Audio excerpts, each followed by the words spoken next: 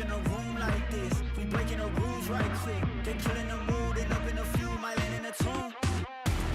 I ain't gonna lose it now. Gotta keep it moving now. Elevate, level up, way to the top, headed to the peak. All the boys when they talk, hit them out of love, but don't got receipts. Elevate, level up, way to the top, headed to the peak. All the boys when they talk, hit them out of love, but don't got receipts.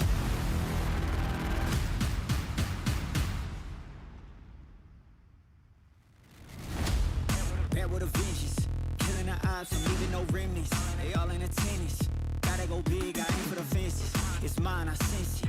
Back in the scene, I'm back to the business. Back on the front line, gotta grind, it's time, let you be the witness. At the top, turn a repeat to a 3P, yeah. Got the franchise on me, you more like G League, yeah. 21st century, you all the way BC, yeah. Old boy been washed up, I'm nashed up in TTA. Came out the womb like this, hit the pedal and room right quick. Gotta get it, we going up, way up, might land on the moon. Who step in a room like this, we breaking the rules right quick. They killing the mood and up in a few, might land in a tomb. I ain't gonna lose it now. Gotta keep it moving now. Elevate, level up, way to the top, headed to the peak. All the boys when they talk, hit them out of love, but don't got receipts. Elevate, level up, way to the top, headed to the peak. All the boys when they talk, hit them out of love, but don't got receipts.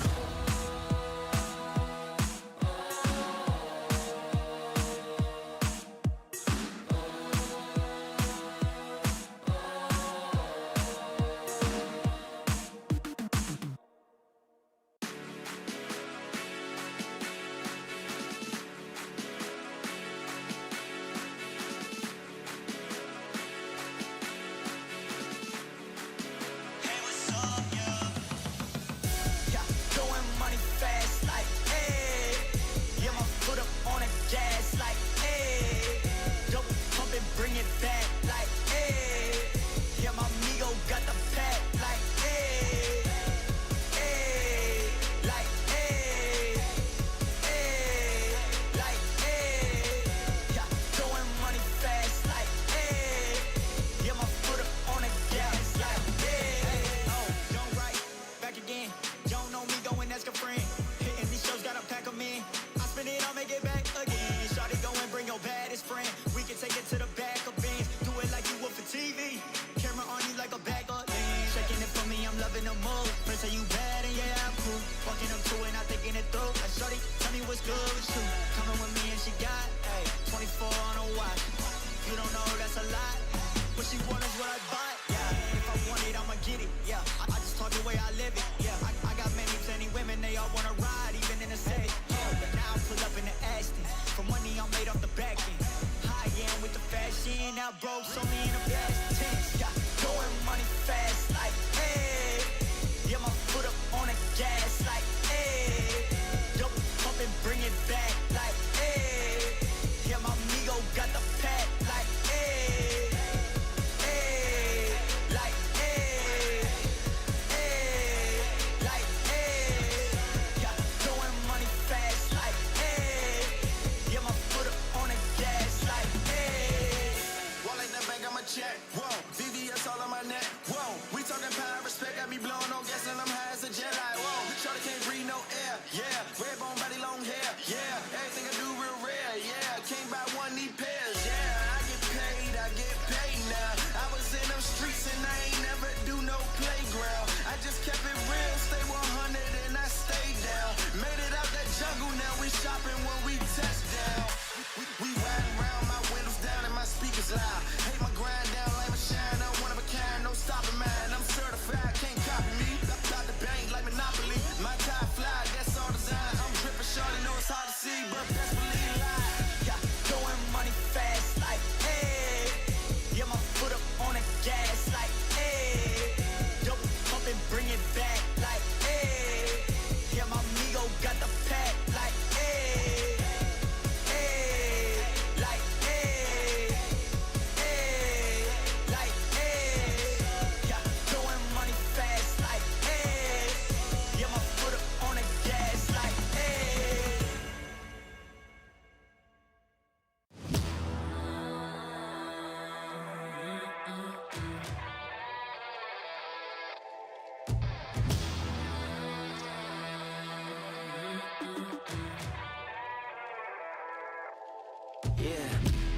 Motivated, I'm focused.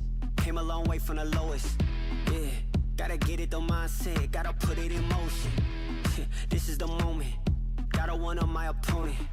Back then they ain't noticed me, now they know it's me, I'm the chosen. It's my time, yeah, I put that on Bible. No excuses, gotta get to the final. Take all of my idols and turn them to rivals. It's all or nothing, man, the trophy is vital. Game time, bet I'm coming in clutch. No hang time, man, they can't keep up. The game's on the line, seconds on the time. Who can't fight? It's gotta be us. Better under pressure, go ahead and let it fall on me.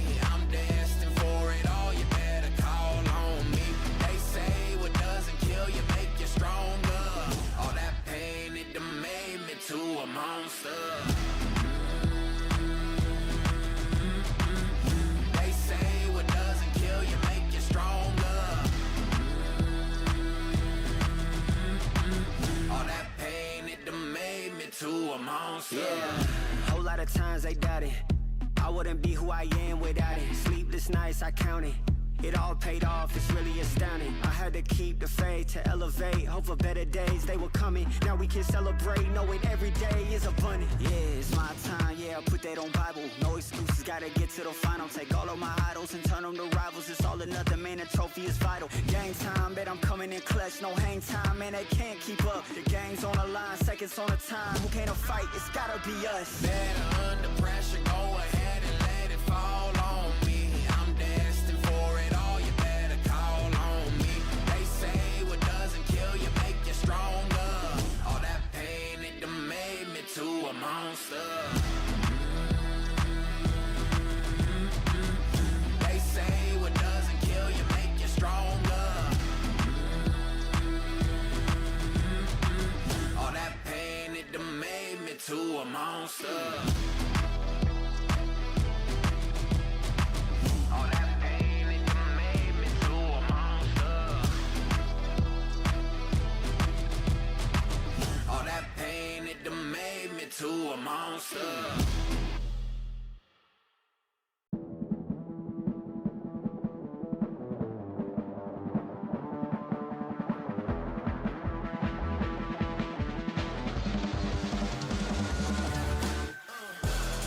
I told my mama I make a couple mistakes, but see I stay in my lane. I keep my feet on the pavement, and don't you ever mistake it. No, this ain't never been a game. Tell me where the competition. Seem like they all been missing. Never made a wrong decision. It's got me walking different. I stay gassed up. Please point the opposition. No scope is no joke. Just know I aim with raw precision. I went and got my bid up quick, 100 figures.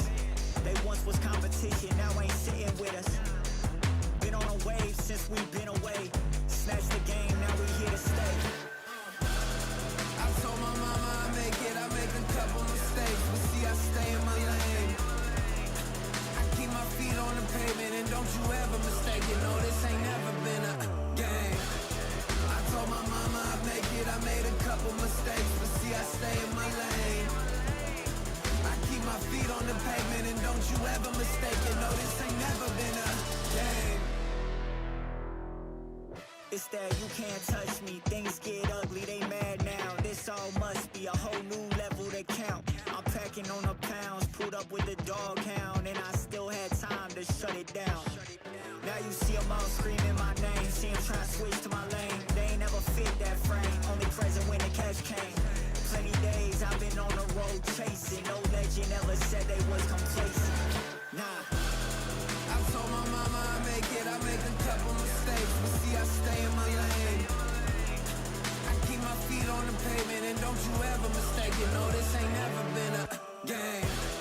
I told my mama I made a couple mistakes, but see I stay in my lane. I keep my feet on the pavement, and don't you ever mistake it. No, this ain't never been a game.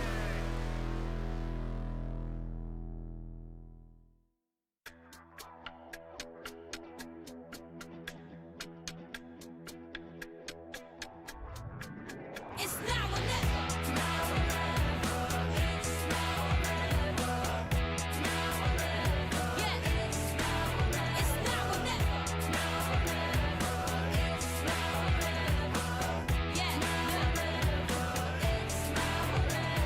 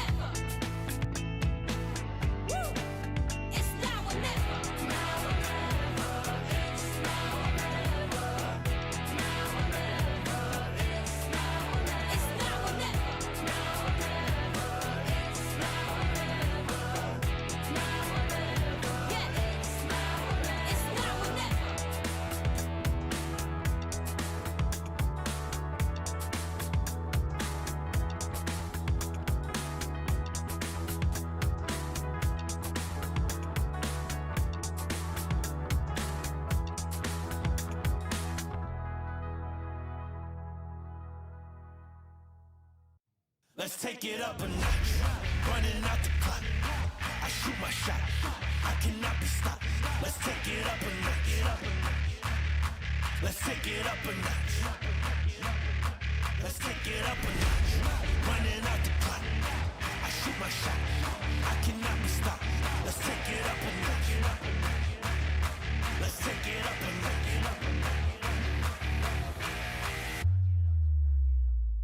Let's take it up a notch.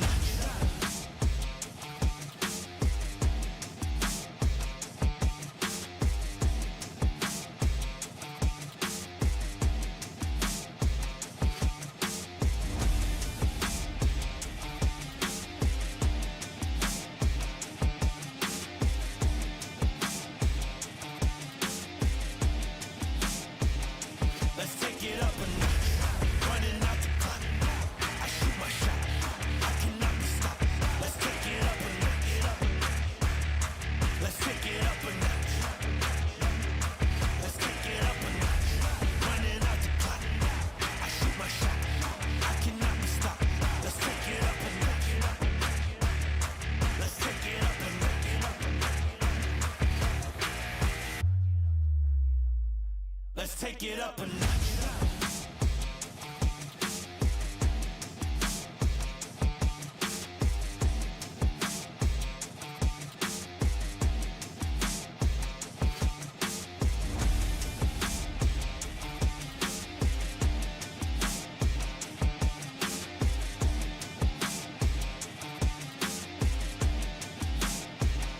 Let's take it up a notch.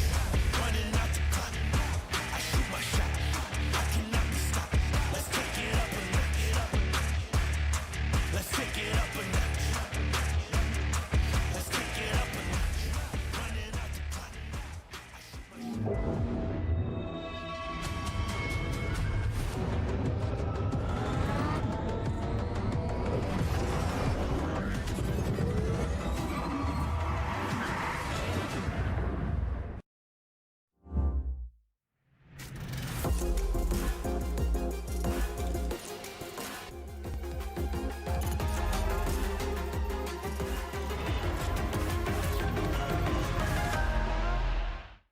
Hey! Hey, Tom.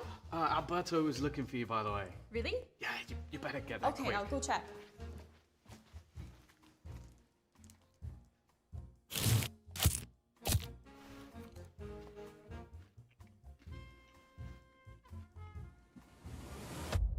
Have a break.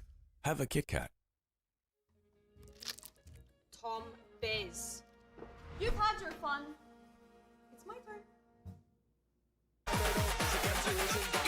At Carmine Corp, we demand the best. This is what backs us up. The Razer Iskor V2 New Gen.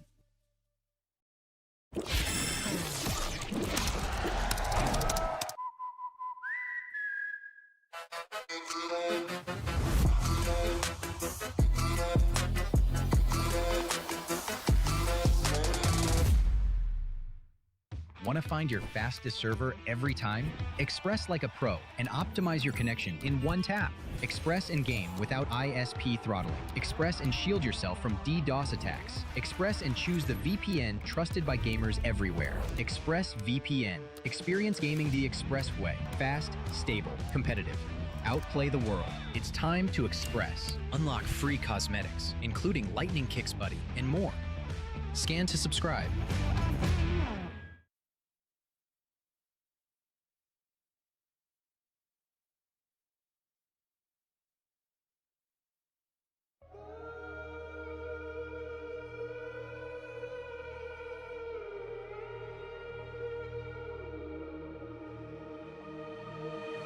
I'm out here in the cold night, running till I barely feel my feet. Wanna see it through my own eyes. There's no going back, and I'm not afraid anymore. Cause I know I'm gonna be the last one standing. Yeah, I'm not afraid anymore. Yeah, I don't wanna wait anymore. I'm ready to fall. I'm ready to rise up.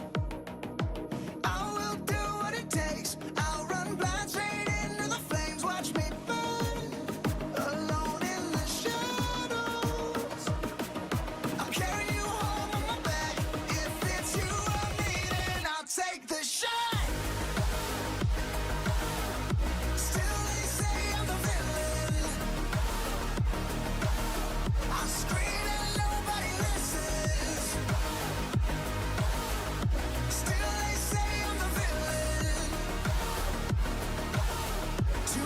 you can't take me down. See that I'm surrounded by predators. It's critical, they got me in my element. It's dirty how you trying to keep it elegant. Keep my eyes open wide when everyone around me is an enemy. See my life cross my eyes. I'm ready to fall. I'm ready to rise up. I will do what it takes. If it's you or me, then I'll take the shot. Still they say I'm the villain. I scream and nobody listens. Still they say I'm the villain. Too bad you can't take me down.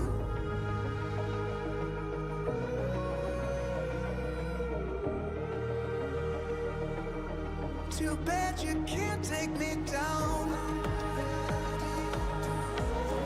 You can't take me down. I'm ready to fall. I'm ready to rise up. I will do what it takes. I'll run blind straight into the flames. Watch me burn, alone in the shadows. I'll carry you home on my back. If it's you or me, then I'll take the shot. Still they say I'm a villain. I scream and nobody listens. Still they say I'm a villain. Too bad you can't take me down. Welcome back to VCT EMEA, where we are coming to the close of our groups, and that means things are getting very exciting indeed. We had to bring back Billy to close out this. You were here for my first day on VCT. You're here for my last day as well, Billy. Can you give a summation of my time here? That's almost poetic, the way that you just put that. I don't know how I'm going to follow up. Kind of what? Describe your time here? That's what you're asking me to do? Yeah, sum it up, one word. Interesting. That could be taken a lot of ways, so why don't we take this straight into the standings, because there's a lot at stake in today's games, and it has to do with the top end of the board. There's a lot undecided for being this deep in the season. We knew coming into this stage of EMEA there was a lot to play for in the champs points. Well, there's a lot to play for in the games here and now, and with these standings you might see a lot of ties, a lot of possible scenarios. I can't make any sense of them, so I had to go to a higher power. We had to take it to Professor Permutations.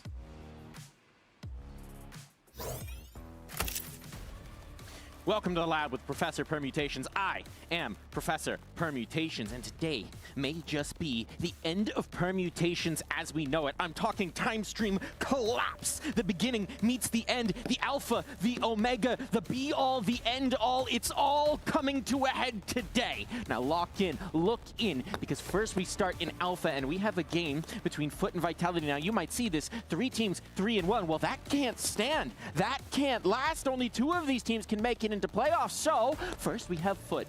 First, we have Vitality, and this one's pretty simple for Vitality. Win, and they're in. They're in those playoff spots. They're in those top 2 seats. If they lose, well, then they can say goodbye to their chances at the playoffs. They'll have to fight through the play-ins. Meanwhile, for Foot, it's not that simple. It's not that simple. If they win, they're in. No problems there. No more concerns for the Foot fans. But if they lose, there's still a chance. But their chance hinges on the fate of BBL, because BBL Esports will have one more game. And that game, it's against Pacific, a team that's never won.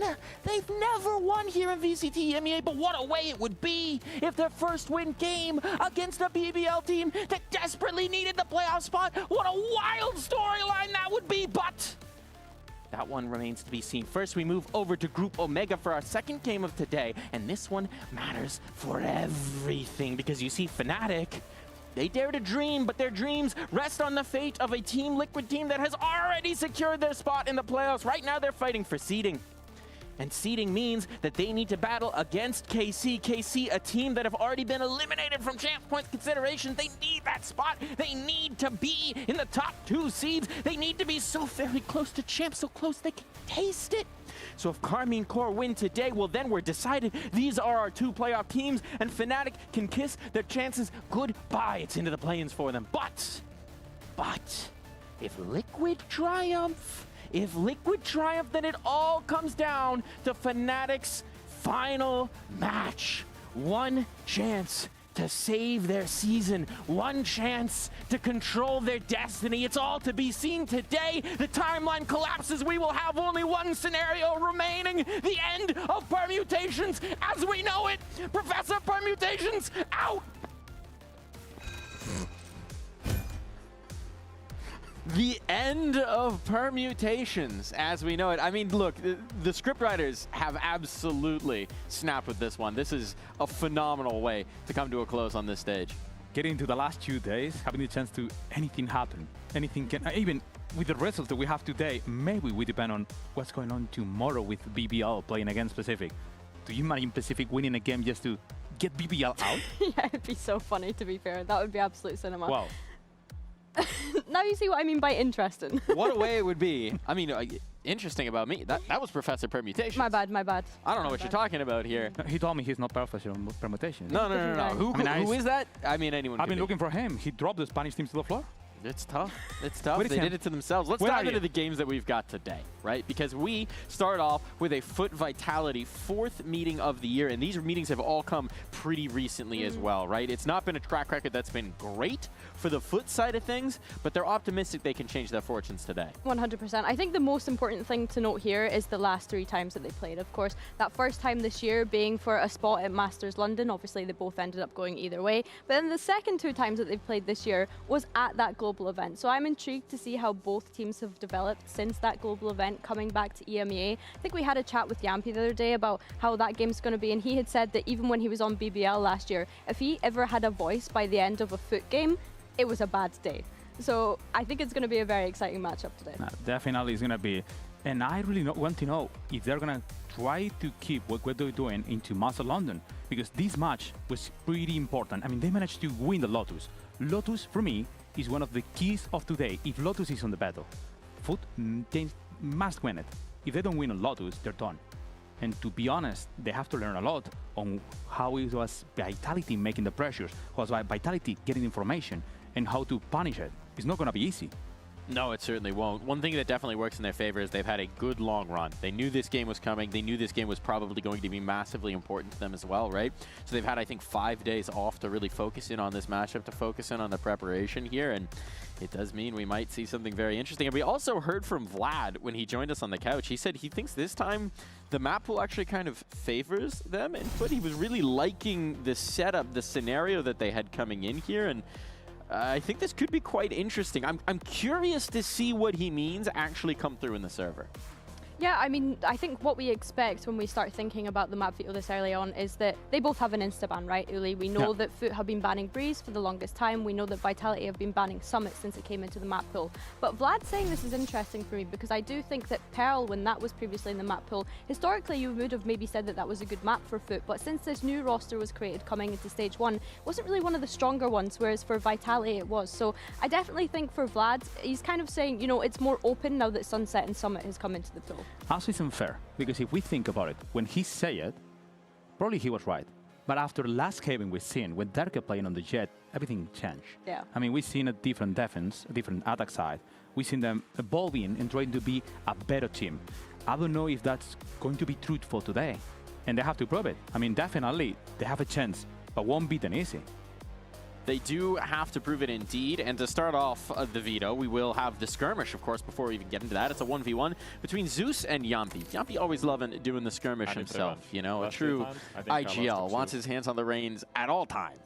Yeah, I think it's nice that he takes that kind of weight off of the rest of the team's shoulder by being able to go into that. But I think just to come back to the map veto and the kind of history between these two teams, really, it's always been so close. Whenever we've had a series, it's always gone to double digits on at least 2 maps. I think the first time that they played this year, there was an overtime in amongst that as well. So although Vitality have been able to come out on top in those 3 times that they've met one another this year, it's been so close every single time, and now you're looking at it with the stakes of today.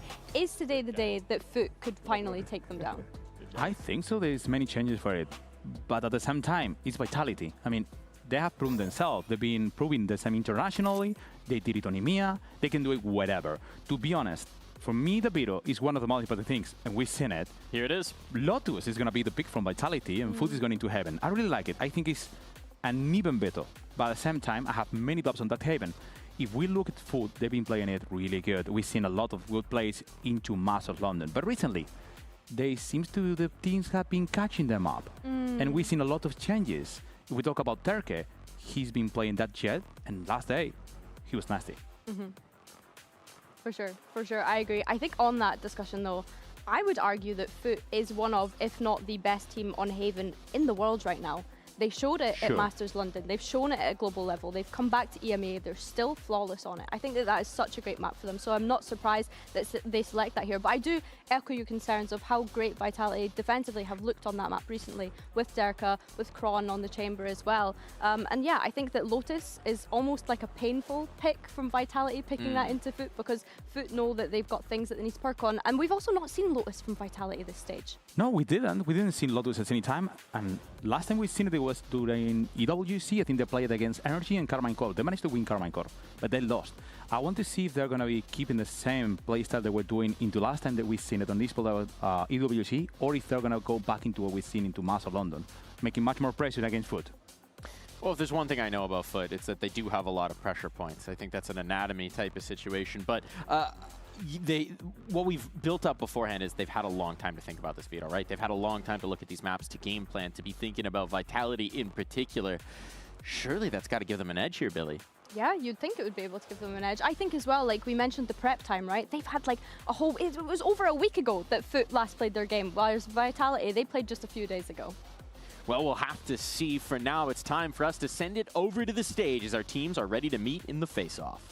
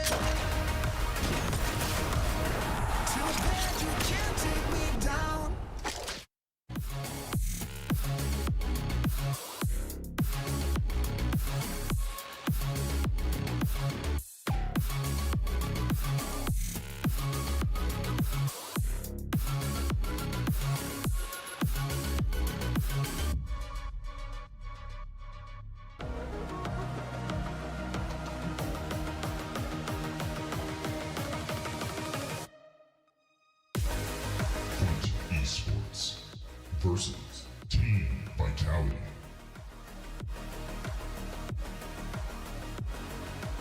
A vital matchup for both these squads. Win and you are into the playoffs. Lose and, well, at least for Foot, you're going to have to wait with bated breath. For Vitality, they would be out indeed, and that means it's pressure on for both these squads here, Uli. And definitely, I have many doubts on the veto, because if we think about it, okay, Billy, we go into Lotus. Last time we seen Derek here, he was playing Race. Great. Heaven, he get back into Jet. Great. But what happens if we're going into Split? He's going to be playing the Neon? That worries me a bit for Vitality at the same time. It's the best spot for Foot, so they should be managing to get into Split. So Lotus and Heaven will be the key for them. They have to get one. Yeah, you think Foot has to 2-0 this then? They have to make 2-1. I think Foot has to get into Split. I mean, if they get into Split with Neon, on hands of Derke, I don't trust it that much. The flip side is, if you're Durka and you're looking at this veto, how motivated are you to not have to play the Neon? You're like, all right, drop him 30 Go for the every now. 2-0. Look for it at any price. No, I think starting with that Lotus, I'm intrigued to see what approach Vitality bring, because as you mentioned, you know, they've not played at this stage just yet. So are we going to see Derka back on that raise? What is that going to look like for them? And were Foot even expecting this Lotus to be picked today? I imagine if you're them, probably so. We saw in that map update as well that obviously the last time that they played this map was in Masters London against one another, where it was a 13-7. So of course we're looking at the development of both teams since then. I think for Lotus, Foot, it's not been a great map for them this stage. They're 0-2 on it at the moment. That is a challenging prospect, but at least they can find comfort in the comfort of their Razor chairs on stage. And the question will be, where do they look to comfort in the Agent Select? We have some ideas of what Vitality is going to bringing in here. Do we think there could be any mix-up coming through from the Foot side with all this time to prep? During the World Year, they played the same composition. I would expect them to be trying to modify it with Raze, Omen, Fate, Viper, and Vice. It should be just the same, and it's going to be the same. They're just going to keep the same plan. They get to win. And on the side from Foot, we're coming with the Neon and Wele. Yeah, Neon and Wele. I'm more intrigued by the Sky though, Uli. I'd like to pick your brain. I'd like to pick your brain on this, because we've seen them play the Sky on Lotus, but like, what value do you think that brings to this map? Do you like it? No? Yes? I don't really like it, but at the same time, it's true that if you have to face up a team that is going to be trying to play with the Viper wall, a Sky has a lot of value. Yeah. When you're making pressure, trying to get into rubble, if you get a flash, you can just, with only one flash, spot if there is someone around, and also try to get a space at the same time. There should be something they should be looking for punishing. I really like it, but it's hard to believe that it's going to be a standard into this map.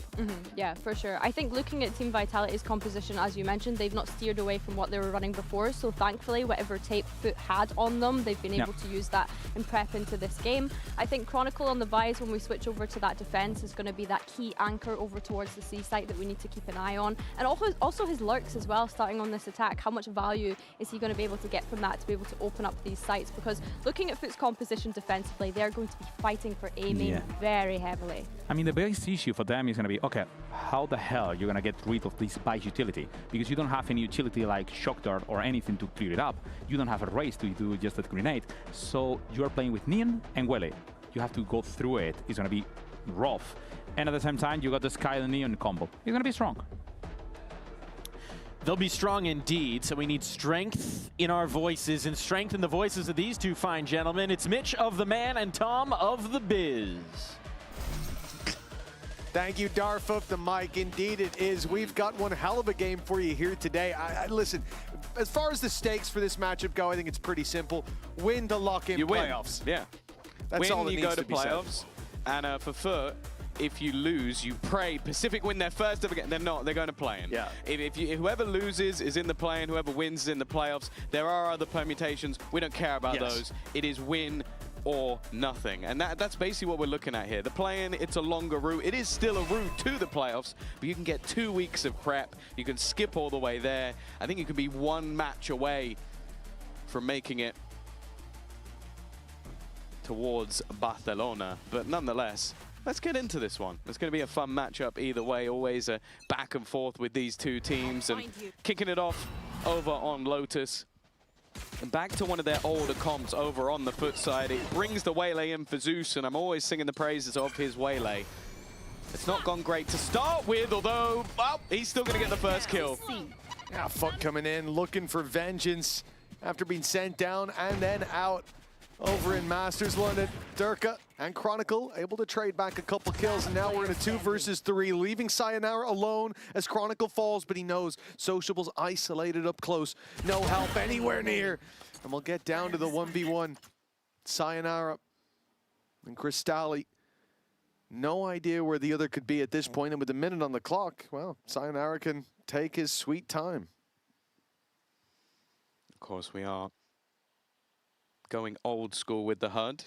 I kind of like it up top. I think I prefer the backup. You like the minimalism? You can't see anything on the sides? No, well, no, that part, you know, a couple notes on that. But yeah, we're on the backup HUD today. I had some issues, so this will be the case for at least this map. We'll do our best to keep you in the loop. Of course, harder to track that economy, track those ultimates, but Tom's a supercomputer, so he'll be calculating in the background. We're going to just do a random check-in. I'll just ask you how many credits does such and such player have at this point, and I'll trust you to make it up. Yeah, cool. Yeah, to make it up. Because you'll never be able to tell. Either way, Sayonara is going to get the plant. 10 seconds Crystalli is in a decent position. He was clutch as hell in the game versus BBL. The man was one of the main reasons that they took that series over the line, and Sayonara now in a bit of an off angle, waiting patiently, and he will close out the pistol round. It's going to be Vitality taking the first round onto the board, and Sayonara getting himself up to 3,900 credits at the beginning of the round. Yeah, a great start from Foot. They got a lot of early battles going their way, but maybe overheated a little bit. Gave Sayonara the opportunity to one-by-one fights. And then, well, Crystalli didn't have much of a choice to group up. It's a gutting round to see lost, but... Hey! Hello, boys! It is the pistol. Sometimes you get a little overeager after those first couple kills. Perhaps a lesson learned for Foot. Not really the ideal time to put those learnings to work, though. They have come in here with somewhat of an investment. Sop's gone for the Sheriff. There's a Bandit in play as well, but that's all we're going to get. A very low buyout of Foot. And, of course, they have stacked, I was going to say the wrong side of the map. I saw Vitality not taking presence here, putting their Vice Wall for the C push, and taking space on Rubble with no contact whatsoever. And now they've seen someone close on Mound. I'm guessing that they're going to go back. This looks like it should be a stack, but they've killed one, heard nothing in return. This might prompt them to explore this C side. It's a bait from Sociable. Is it something that you'll see from him regularly? Trying to be the man making the play, and in this essence he was selling himself down the river. You see a deep smoke, you see a passive position, and one. It's going to be a little bit of additional damage. So bear in mind there's 3 rifles, 1 more kill for Crystalli, and he's made this round costly. Another one, he's made it exceptionally costly. Spoke about this man being clutch, but I mostly meant it in the last round. Instead, with seconds to spare, he will clutch it out. That is insanity from Crystalli. A 4K and what was it, a half a second to live. I don't know if I've ever seen a clutch like that. No, that is sensational work from Crystalli. And for Foot in general, a great idea. Keep in mind, they overheated on the pistol. Look how quickly they put that aside. They come into round 2 with a plan, even with a Sheriff and a Bandit. That's all they had. Classics alongside it. But they plant the seed with Sociable up in that corner.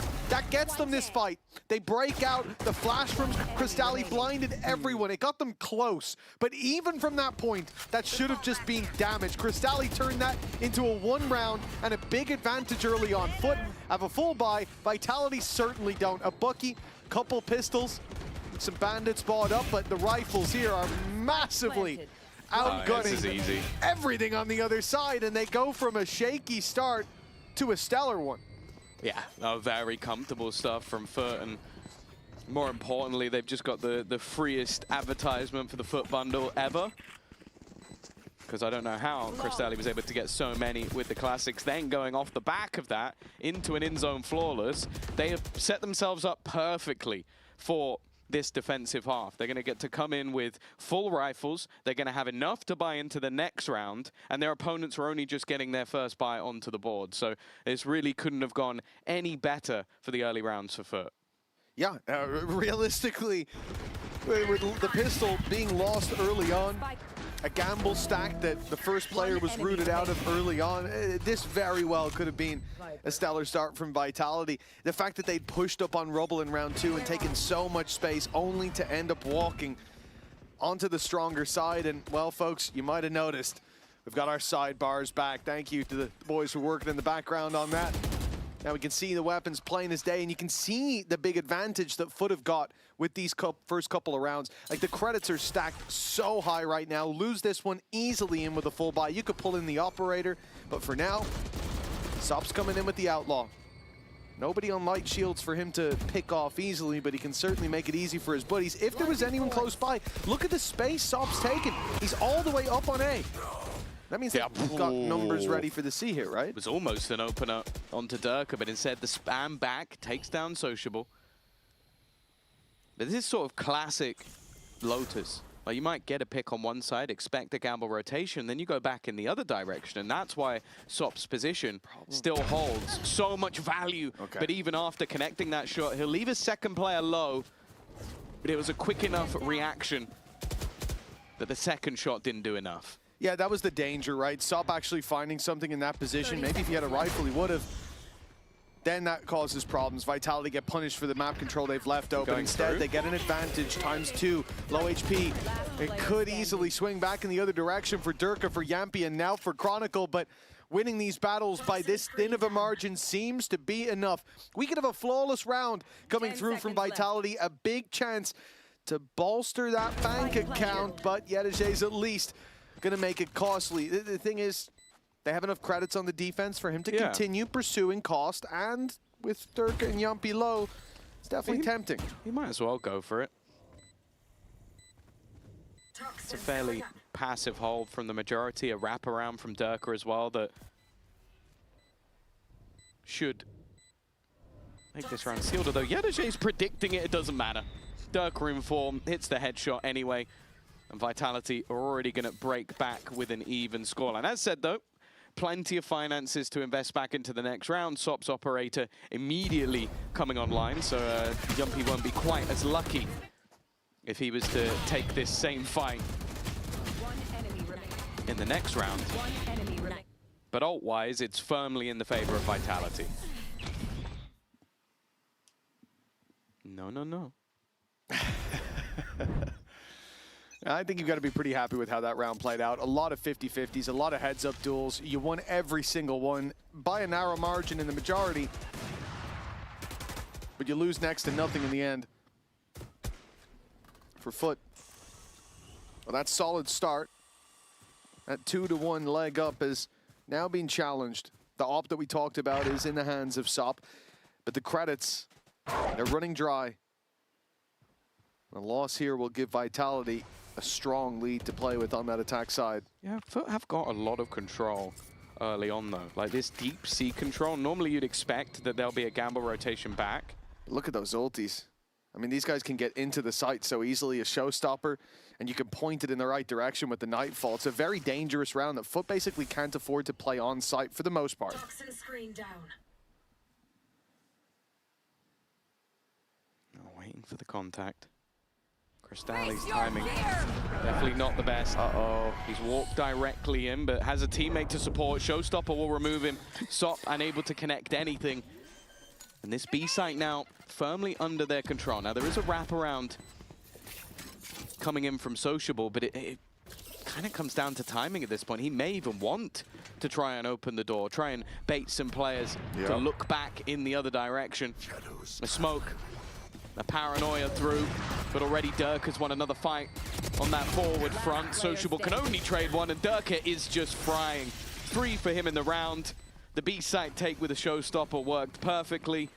And while now there is an issue of credits coming through for Foot. Yeah, I think we saw why Vitality were so keen to give up that space early on. It looks like they're not making enough ground, but Nightfall, showstopper, dangerous combination. That said, Foot were playing perfectly up against this. They were off-site. They were playing outside in that very position that you just saw Sop die from. That's where Crystalli was, but he decided to cross over to play towards the Hobbit. I think maybe the idea was to quickly burst out on A main and try to take some control because the info in the round was a little dry. And the second that he gets out of position, the second that he gets on the site, the danger we talked about is shown to us. Now it's a low buy from Foot. They're left down to pistols. This was the big investment in the previous round. A terrible time to be caught by that trap play from Vitality. And to add to that, also the thorns thrown in by Chronicle made it so that there was no way out for Crystalli. His exit was blocked, and the showstopper was on its way. It was a really nice setup, and that's given them the upper hand. Now the only formality left is to convert up against the pistols to get that 4-2 start. Oh my Where is he goodness! Zeus has lost his mind. But he's given them a chance, and his shot connected there would have been dangerous. Instead, even with that pick from Yedajay, the 2v3. Yeah, the advantage is still stacking up. The flank not quite close enough, and unless maybe there's a catch to be had onto Prophet, but it does seem like, oh, he should be aware. He's playing passive enough that eventually Just going to keep double checking, but it's only going to come down to timing. If there's a slight gap, which maybe this is that moment. There you go. Sop with one, needs a quick correction onto Yumpy though, and it's not going to be enough to turn this round. Decent damage done by Foot, but ultimately another conversion. Those credits still in a very good place for Vitality going forward. And now with 3 in a row on that attack side. I'm looking at the 4 out of 5 ultimates ready for Foot. It should put them in a good place for this one.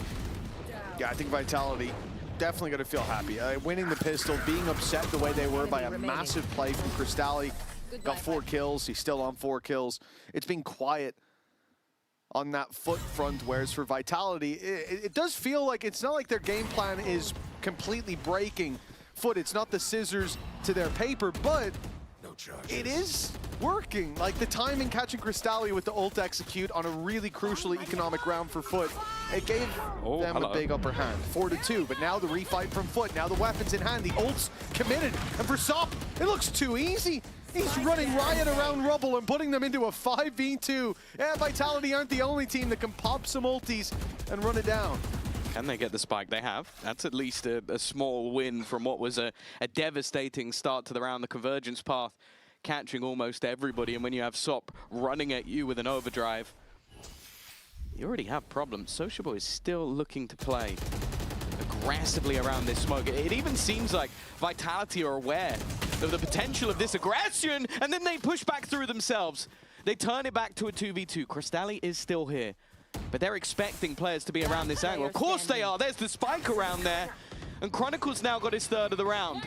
From what was a devastating 2v4, now turns well to a 1v1, a little bit ahead of the curve. And Yetajay will turn it once again. A Red Bull clutch, a back and forth, and Foot, I guess, ending up with 3 as they maybe should have done, but the mana was peculiar. Oh yeah, that was a strange way to close it out.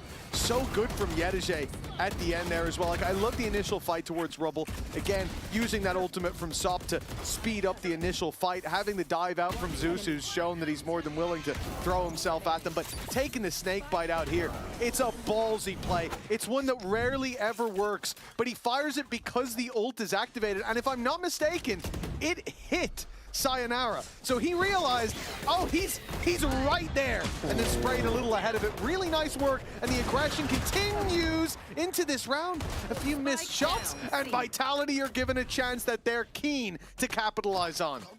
I'm getting flashbacks to when we saw Liquid playing on this map, just running it down in towards the spawn, but Vitality are able to hold out from the onslaught of aggression. Even still, Yetajay in a clutch scenario. Again, Cristalli might have stolen his fire last week, but this is normally the man you'd want in these moments. Toxins going up. Well, he's picked the wrong avenue of approach, and the door not reopening signals to Sayonara that he may be on the wraparound. The angle's watched. 70 HP, now spotted in the op, swinging wide to catch him. No, in fact, posting on the angle. Patience from Durka's too low. A showstopper to work with, not the round 4, but with the op in hand. He's got him locked down and locked in. There should be no chance now. Yetajay needs to land these kills quickly. He's found the first. It's getting dangerous, but Sayonara, still as a mouse, will eventually find the kill and the close for the 5th. It really does feel like there's no easy rounds. Vitality lose every single player in the end to come through with a victory. But it does mainly just feel like if they can survive that initial onslaught of aggression from the defense, that's enough for them to get the round over the line, even versus some impressive clutch moments being attempted. Even still, though, they're going to take themselves a tactical pause. I think it's somewhat necessary. The last couple of times we've seen them play this map versus BBL, only 2 rounds managed on the attack side. Versus Pacific, just 4 rounds managed on that attack side.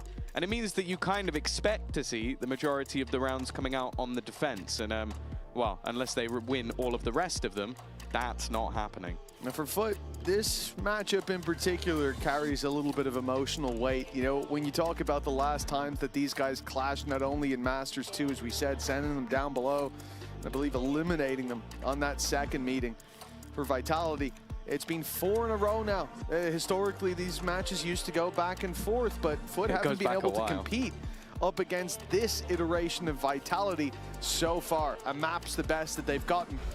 And this is definitely an opportunity, as I think Vitality come in 3-1, but definitely sporting some scars. We've seen some shakier performances at times, and for Foot, and not that that's not true as well, but I do feel like this is their better opportunity to take it. Going into Masters, it felt like Vitality were at the peak of their power. Yeah, I feel like in both group stages is where we've seen Foot like peak in terms of how clean they've been with a lot of their victories. I think a bit of a surprise first match, which got everybody super excited for Na'Vi, and then in classic Na'Vi fashion, that excitement dwindled over time. But for Foot, since that initial defeat, they've seemingly got better and better. The victory versus BBL was a very good showing from them. And this match feels even on paper, excluding that history. But I also think you just look at the two maps that we have. I think Lotus, the pick of Vitality, is favored to them. And I think Haven has been an exceptionally good map for Foot. So I expect this to go to 3 and then split. It really is anyone's game. Got the push through coming up on B. It's being watched by Sayonara for now. It was a nice start from Foot. Marshall alongside the Sheriff. A tag each, and it's a free kill, even up against those full shields. Now, Yedege, the man who's been making it difficult in those clutch scenarios, he's hearing the rotation. He's calling for the stack up towards that A site. Sociable will be ready. The Viper's Pit, not likely to be used, and now the wall tripped. He realized too late that it was that close. At least he'll be the fear in the back of their mind. Vitality forced to pick up the pace to walk into the pistols. Paranoia to delay. Stun does wonderfully for Zeus. Trading back is all they need, and with the pit down on B, there's no chance to go back. Vitality need to pressure this A site. They need to get past. Sociable, the blast pack out, gets the first for Durka. 7 seconds though. Someone needs to defend that plant. Cristalli gets in just in time to take Durka down, to deal damage onto Chronicle. But the shot got in the way, or the wall got in the way of the shot. And Kron survives to tell the tale. A 6-3, but a narrow margin indeed for Vitality. Yeah, I was worried for a second when Yedege trips that wall that maybe he's given them an avenue back towards the B side, but the Viper's Pit was just so smart. Yeah. It forced them into this awkward battle, and again, it almost feels like any other gun, and Cristalli might have been able to deny that plant. It just wasn't quite clean enough. And well, there's some lovely synergy, both hitting the desk. Either way, 6-3, lead extended. It's another costly round, but with Vitality extending their lead further, the cost of the rounds doesn't really matter so much for them. The half win looking very likely at this point. Yeah, it was definitely an impressive performance in the previous round by Foot, but a loss is a loss here. Ultimates coming into this one, they've got 4 on Vitality, and of course the same combo that won them the B site, got these streaks of rounds really going, is used on C. Nobody there this time. Foot do avoid at least the first leg of the push, but Vitality have plenty of ground to stand on here. In goes the Steel Garden. Chronicle swinging with Durka, and it's Yumpy even to find the kill. There were 3 men on that one fight. Zeus sold down the river.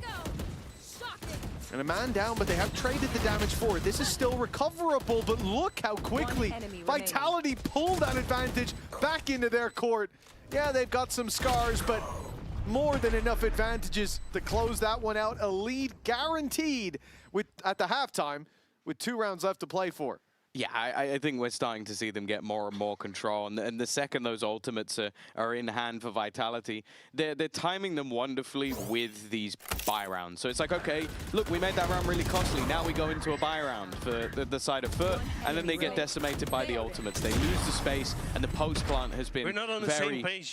He's going on his own. Yeah, that's about Zeus, right? Everyone. He was so far ahead of the play. Completely isolated in that duel. And for Foot, this isn't the moment that you want to see that after such a close competition in the low buy before. Things fall apart here. No pause. We go straight back into things in round 11 for Vitality, a streak of rounds, and it feels like momentum in their court's going to translate to a very convincing map pick for Foot. Well, this is the side that they chose to start on. Let's hope that they have more faith in their attack. They're already going to be on the back foot.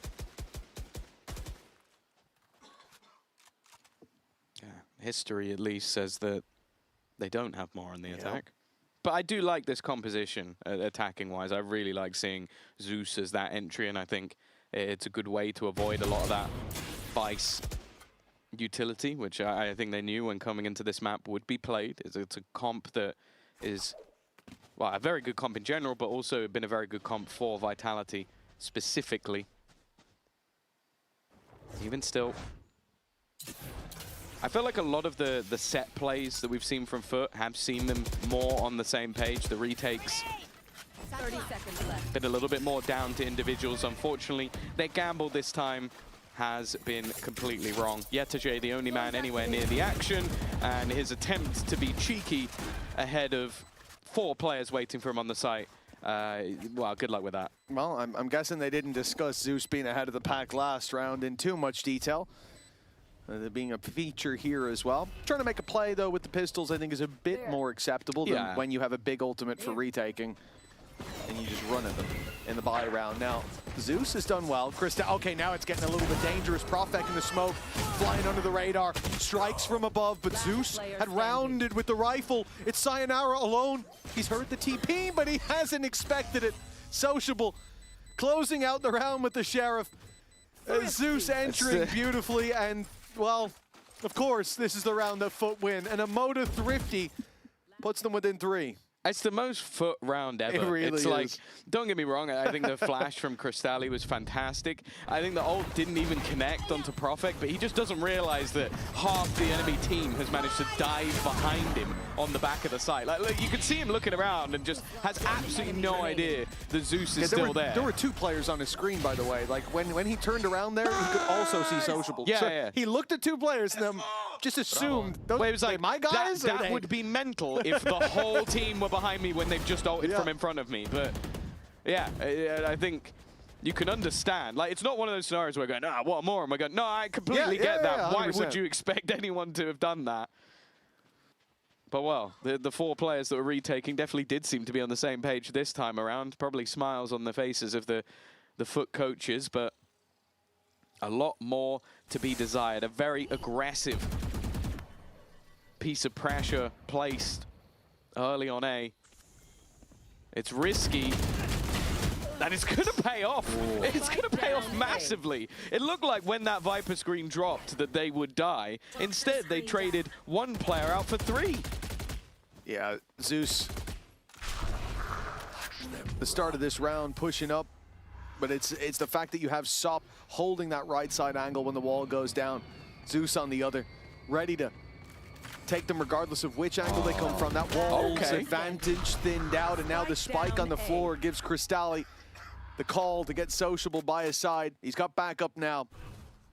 And for Profek, well, smoking it off is about the best that he can do up against the Sky. It might even be an advantage given away. He has to avoid that first flash. There's still another to play with, still a paranoia, and a snake bite on the man that's sat further away. 14 seconds. And even though he's blinded too, 10 seconds actually, he's going to get the plant. I don't think they can deny that, but he's looking for the fight, and the paranoia's made that a very difficult fight to take. Yeah, they still had quite a lot of utility left on the Foot side, and were just sitting pretty. I'll bring it back to a 7-5. Definitely not the end of the world, although, as said, they definitely had some struggles when it came to their attack. For now, at least, a man who definitely wasn't struggling within that first half was Durka, and we spoke to him just before this match began.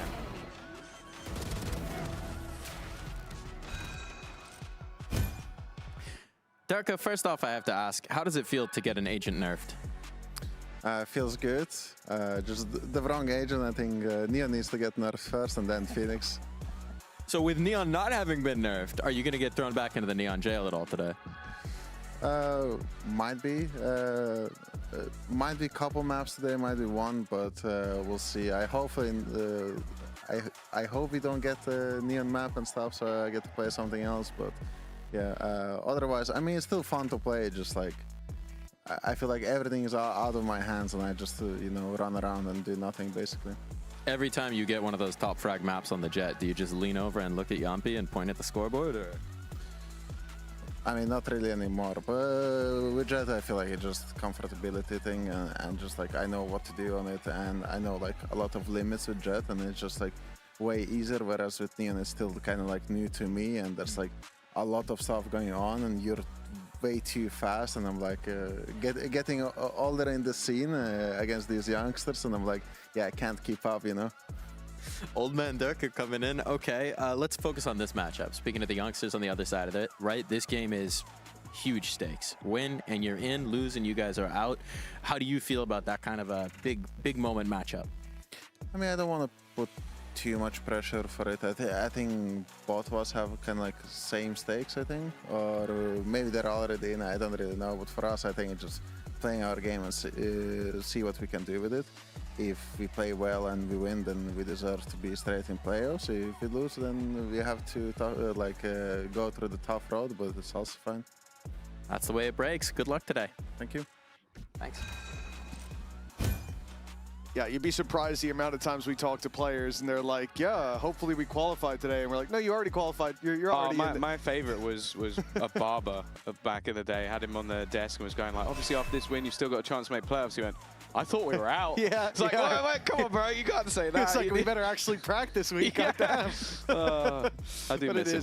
It's what we were talking about at the start of the game as well. Like, yeah, Foot can technically lose this and still make it straight to playoffs. They need a BBL to lose to a team that hasn't won a series so far in VCT. So, you know, from their perspective, they're coming in with the need to win it, as they want to make sure that they can make it all the way to Barcelona for the Stage 2 finals. If you want to get there as well, scan the QR code. Tickets are available now. Make sure you get them before they're gone.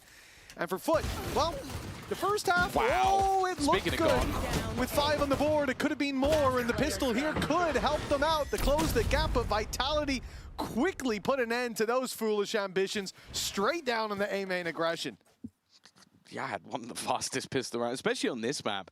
This map, we sort of talk about how you can really play with rotations. You can have that early pressure, move back through the door, any of the doors, and make them. No, just full firefights within the first 3 seconds of the round.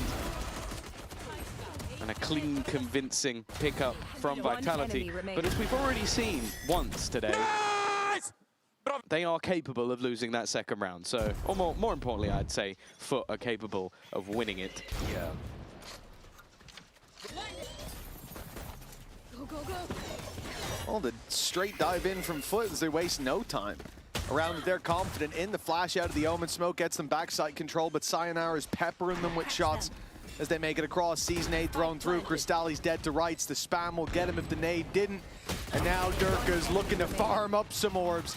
Very successful round for Vitality. They had a pistol here that's going to be converted into a Phantom for Sayonara. They got a lot of orbs towards that showstopper, and keeping the 4 rifles over with Sayonara's pickup is about as good as it could possibly get, considering the awful start they had to the previous map. This is the previous half, excuse me. This is certainly going a lot better. Yeah, they're looking comfortable early on, and I think for Foot. Sorry, I just went for it. Whatever. I don't think he should apologize for that. I think that was the right play. 2 away from a showstopper now, and he got traded. Oh, you know. If he doesn't get a kill there, it's the wrong play, but you know, he hit a shot, so it's fine. I trust him. Exactly. That's what I mean. No, I mean he apologized, so I trust him in the sense that you hit your shot. Never apologize if you hit your shot. Oh, that's it. Don't take that into your ranked games, please. It's already a mess. I don't need people with that level of ego. It. Ranks broke me. I agree. I think someone on the next map should play Reyna. Either way, it is almost a full buy-in for Vitality. They've got a couple of Bulldogs. Sure, they've got some lighter shields.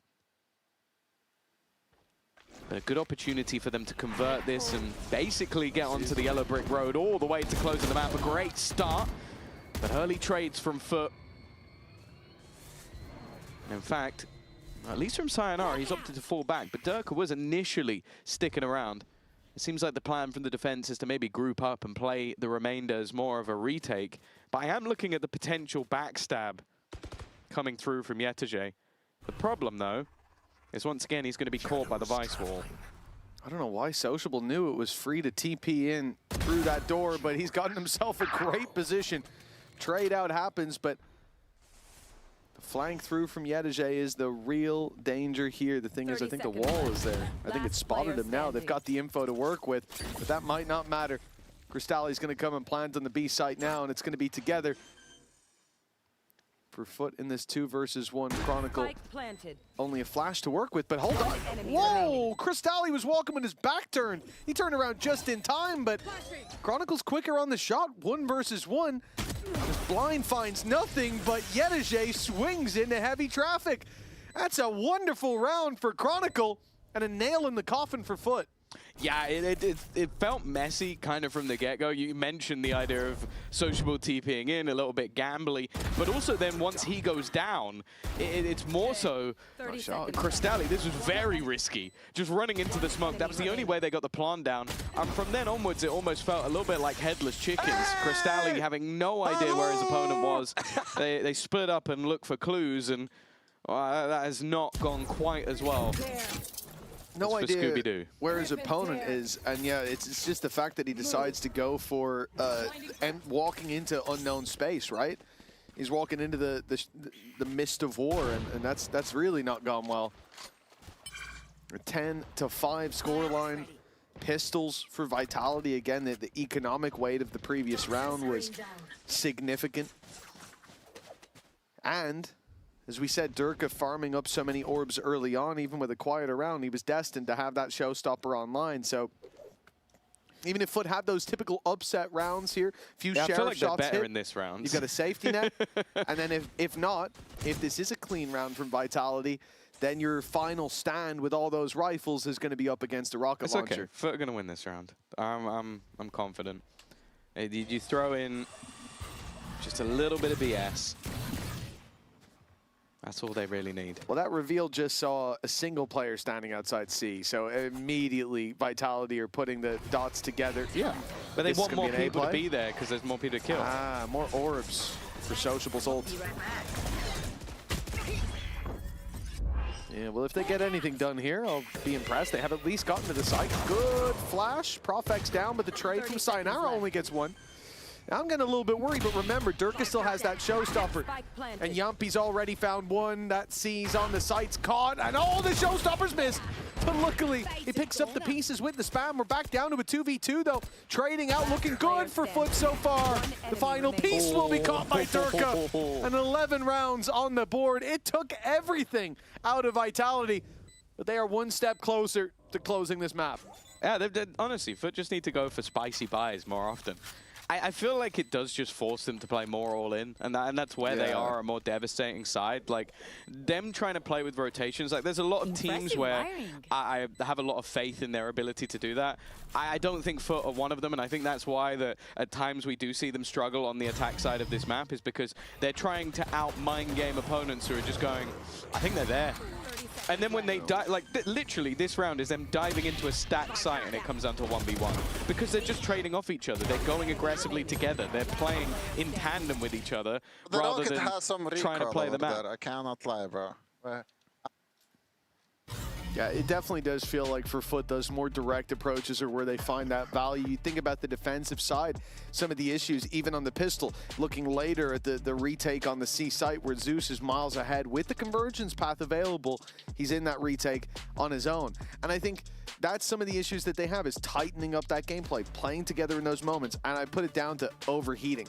As individuals, Foot is a team that can, almost everyone on it can overheat individually, but when they do operate as a unit, it doesn't look like there's any limit to the heat they can put into that equation. It always comes out looking at least competitive. And there's been a couple of rounds here that have been down to the wire. A 2v1 that they should have won, and this one here, that even with the showstopper being put in, was a very narrow margin of success for Vitality. It relied on Durka getting a 3K. It relied on Durka using a showstopper and being halfway to a showstopper. So those aren't good rounds to win for Vitality, but when you're 11-5 up, it doesn't really matter. There's even enough of a buffer. My only counter to that is it's good because the more kills Durka gets, the better Durka plays. When he feels confident, dude is just unreal. Yeah, and I think something that was touched on by the desk by Uli and Billy, the idea that He doesn't want to go to split. He doesn't want to be forced onto that neon. Grow up. Yeah, but he's not going to grow up, is he? He's Durka. He doesn't need to grow up. I'm so bored of this topic. Play the neon, shoot people, whatever. Yeah, I would agree, but he says it every day. Yeah, it seems to be a driving force I also for him. feel like he is asked the question a lot as well. That is true. It's come up too often. Well, an early TP to the back of site, and Sop has just pretty much aim-checked Yumpy. You can't fall asleep at the wheel when you're up against Foot. That's a fact. And this post-plant, unfortunately, now becomes a lot more difficult. No Nightfall available for them to utilize in this round, and unless Chronicle can get a kill, I don't think they'll have any ults to play with. Well, for Foot, the direct approach worked. The gamble TP from Sociable. He's had a few of those old sore shrouded steps, but working out more often than not. Yedige in a bit of a risky spot, but this wall will go down, and Durka's going to be surprised. Unfortunately, his reaction time seems to be a little bit better. That was clean as can be. He's down to 30. And still a 4v4 in the retake. At this point, I think Vitality are definitely just looking to make it costly. And they won't do too well towards the spawn, at least to start. Prop back. Oh, he makes it costly. And Chronicle's there to pick up the final piece. Yeah, certainly not a round win for the defensive side, but they got what they wanted out of that. Yeah, they made it costly. Again, though, these are the sort of more direct, more aggressive rounds that you do like to see out from Foot. This kind of comes down now to more of a momentum builder. A first round coming in on the attack. Even if they don't win this map, I want to see them flying high, ready to go into Haven. And all in all, why don't we just listen to what they're saying? Ben çarpacağım yine. CT. CT'ye one way attım. Sit Doğan'ın yanına git, Doğan'ın yanına git. Water'dan cross'um. Water'dan koru, God kurdum. Arkaya alacağım ben sonra. Sen Water'ı al ya, arka. Tamam. Paranoyası yok beyler. Aldım, sal. Tamam, çok iyi. If she wasn't They again. Okay, nice. They have one. Stefan, I'm gonna recon. Yeah, wait. Ulting them. 3, 2, 1. 2. One more. Go take a gun. Yes, I'm gonna go. I smoke, guys. Close right. Nice. Nice, 2, 1. Enemy remaining. He was talking close. He should be side. He was talking close. Water. Bro, our retake's incredible. Good job, boys. Nice. Nice. Guys, shoot me! Yeah, and a very clean retake from Vitality. Just in the nick of time, they'll be pushing themselves up to 12. And like you said, for Foot, you want to see them build up that confidence, look good coming into Haven. But I don't think we're at that point just yet. We're going to need a big spark to close out this map, or they'll be limping into map 2. Yumpy's utility in that was just perfect. Reveals 3 players up close. Nightfall then just makes it so that the SMG becomes so much more valuable. Gets upgrades for Chronicle, who ends up with a 4K. Guys, shoot me! It's, you know, it's the Yoru when they run into a Viper's pit. Yeah. That's good. I like that. I hope you're proud of that one, Tom. 12-6. 6 chances to close this out for Vitality, and it doesn't look like they'll need too many. They've gone aggressive on C-Long. Up against the low buy, it's a risky play, but they want to end this one with Flare, and they want to help Chronicle, who's all alone. He's taken out his classic, and he's won the fight! Oh my goodness! He's feeling confident, but maybe they should be cautious instead. That spike is recovered. Nice TP by Sociable, gets into the site, gets a plant now for Foot. And a 3v3, remember they started this with lots of pistols, lots of weaknesses. Now 2 of them have rifles. The best rounds are with weaknesses. Give them the pistols and they shall thrive. Which makes me wonder if this retake's gonna go Vitality's way. Done well so far. Happy to let that clock tick back down, but the close range position of the SMG, has it been spotted, is patient from Yumpy. Clever, but he does. Oh, okay! He didn't expect the second player, but it doesn't matter. It's a whip from Sociable, and Yumpy wants a one-man retake. The other two players were just in the backpack, along for the ride. A comfortable result from Team Vitality. Their map choice, well, it belongs to them. Yeah, it looks like the old storyline stays true here. It's been nothing but Vitality victories in recent memory. 4 in a row up against Foot. The days of Foot competing in this matchup seem to be gone. Now they've got to bounce back, reverse sweep, but Foot's map pick is up next. That said, a very strong victory for Vitality here. And I'd like to send it down to the stage where we're going to hear from the IGL of Vitality. We've got Yumpy standing by my leader, Uli. Hello, Jumpy. First of all, you're going 1-0 after your pick. And I got a question up because we jab a lot on you as an IGL. You've been going from completely control to now having some ideas. But today, during the attack, we've seen you sometimes playing out of the pack. How is it for you to manage those situations and as an IGL? Yeah, it's exactly, I said last week that listening more of the information that others give me, because of obviously like when you're IGLing, you want to be in the pack because you usually see what's happening on the map, and we've been doing a lot of VOD reviews and I've been just trying to listen more, and then sometimes I play out of the pack, so I kind of have I would say information of the two sides of the map, and it allows me to make mid-round calls better. That's great. Well, good luck for the next map, and don't go on, because we're going because they're not going. Oh, I like the Spanish. This game as if you want to win it. Okay, that's the only thing I ask. Okay, he's starting. Follow his lead. Doesn't have to be big. Doesn't have to be loud. Do the small stuff. Well, understood? Yes. Loud is not there in VCT America and big is not in VCT. That was a good one, bro, to be honest.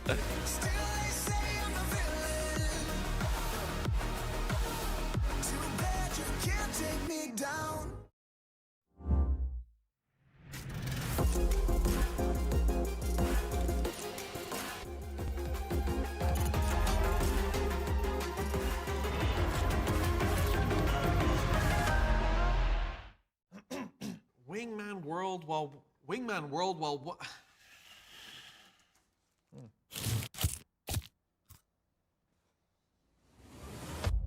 Have a break. Have a Kit Kat. Wingman World while wanting a well-won break. Let's go! At Carmine Corp, we demand the best. This is what backs us up. The Razer Iskor V2 New Gen.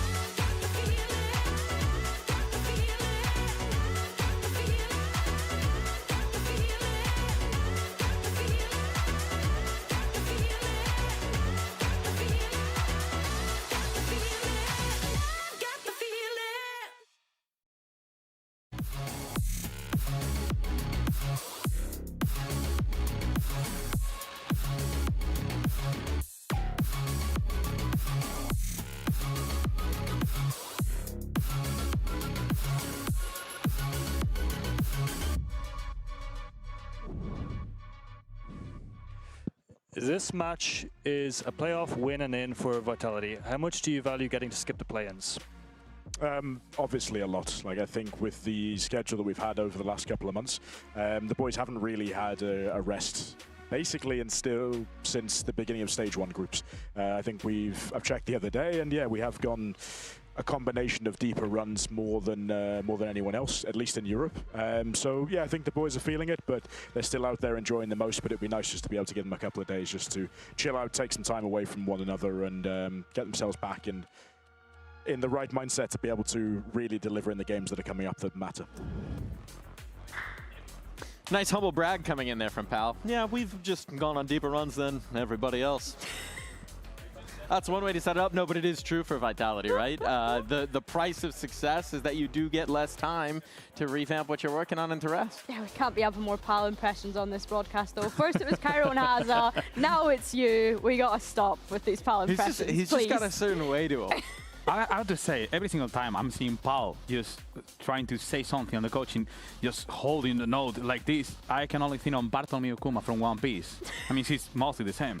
Yeah, sure, guys. You should be trying to do your best. All right, let's dive into the map that we just watched. Stop bullying poor Pal. Let's dive into it, right? We saw some serious aggression coming through from Foot, but it was well handled from Vitality here, Uli. Definitely. I mean, I'm not going to lie. I really like that they decide to play aggressive after the first time out. They have to. If you think about it, having the Bice in front of them is all the package utilities he's having is going to be hard to try to make a flute, retaking, or anything, even if you have a composition with Neon and Wele. That could be just messy for them. So they have to look for this first challenge and try to get an advantage in numbers. I will say though, Uli, that every time, or at least I have a theory, that every time Yampi plays against these aggressive teams, I think back to his time on BBL last year and having to create this chaos environment for the team and roster that he had last year. Every single time Foot is able to do this and then they don't win out the gunfights mechanically, they're just giving Yampi free information and a free reaction to it because they're winning out the gunfights, and now it's just making his life as an IGL easier.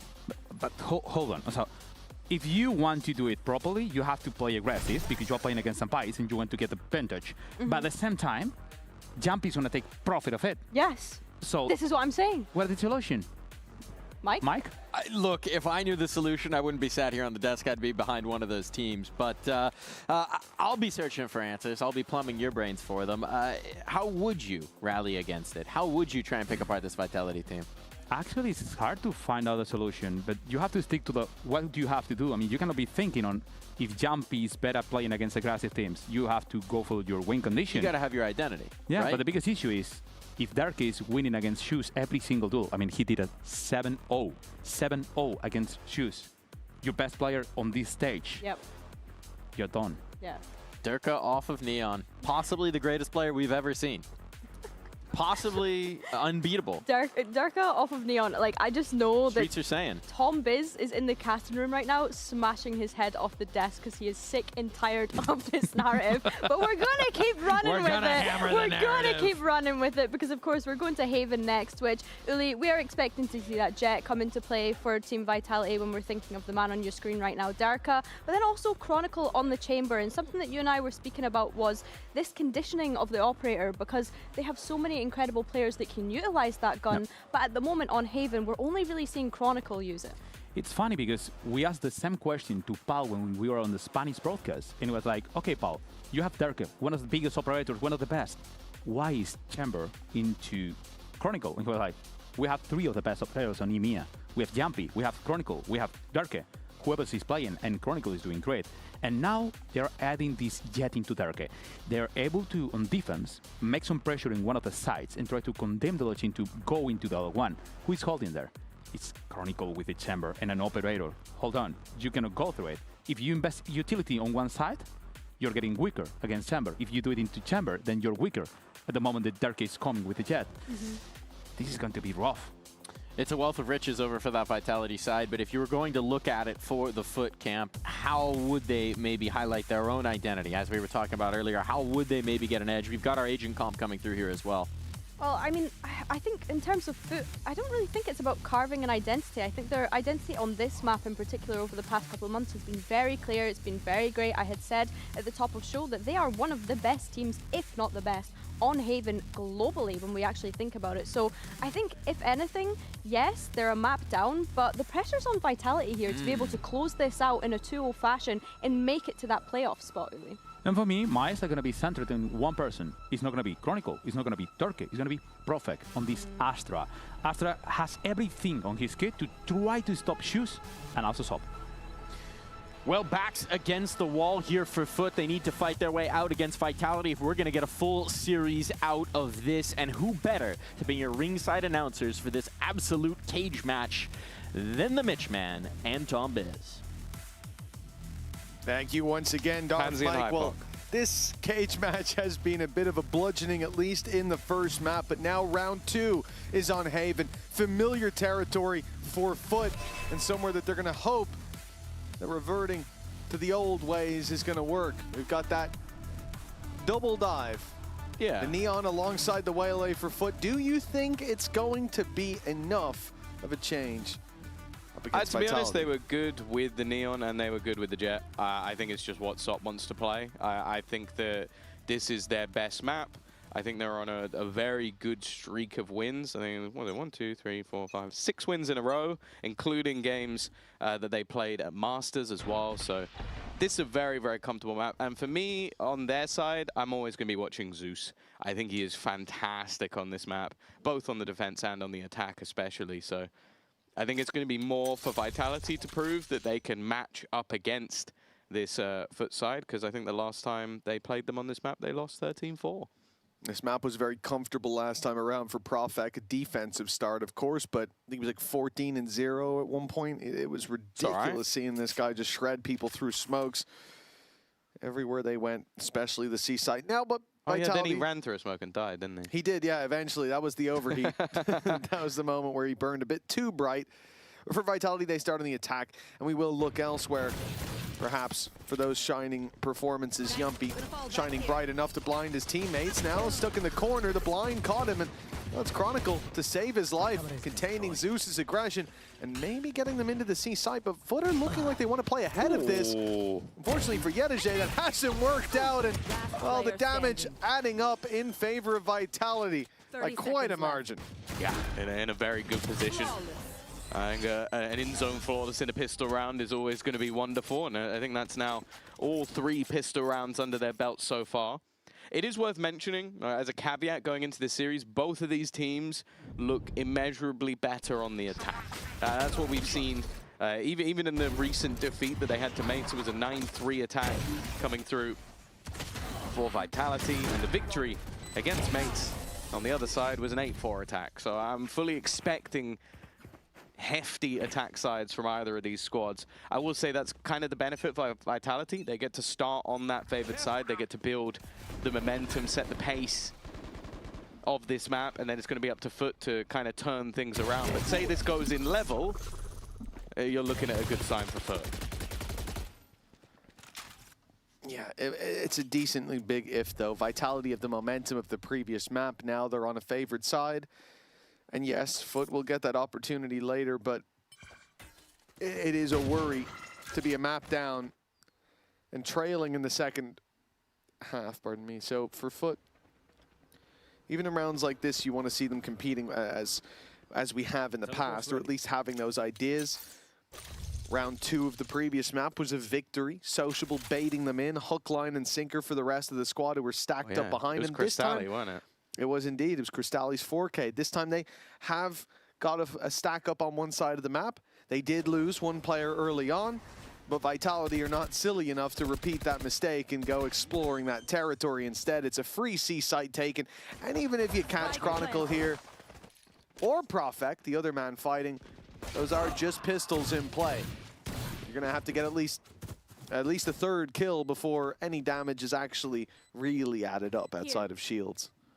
They might be able to box them in if they go back towards the spawn, but that's kind of the problem at this stage. Now, there is a smoke available for Sociable, so he could try and pull some doubt for the players on the other side, maybe bait them back into the spike, but I think that's going to be a lot easier said than done. And well, the smoke that he's thrown down hasn't actually shrouded their vision whatsoever. So it's going to be those pistols going down. Of course, for Yumpy, the extra orb is more than worth its weight in gold. And on the other side, they didn't want to give any more orbs over, so they've opted to die to the spike.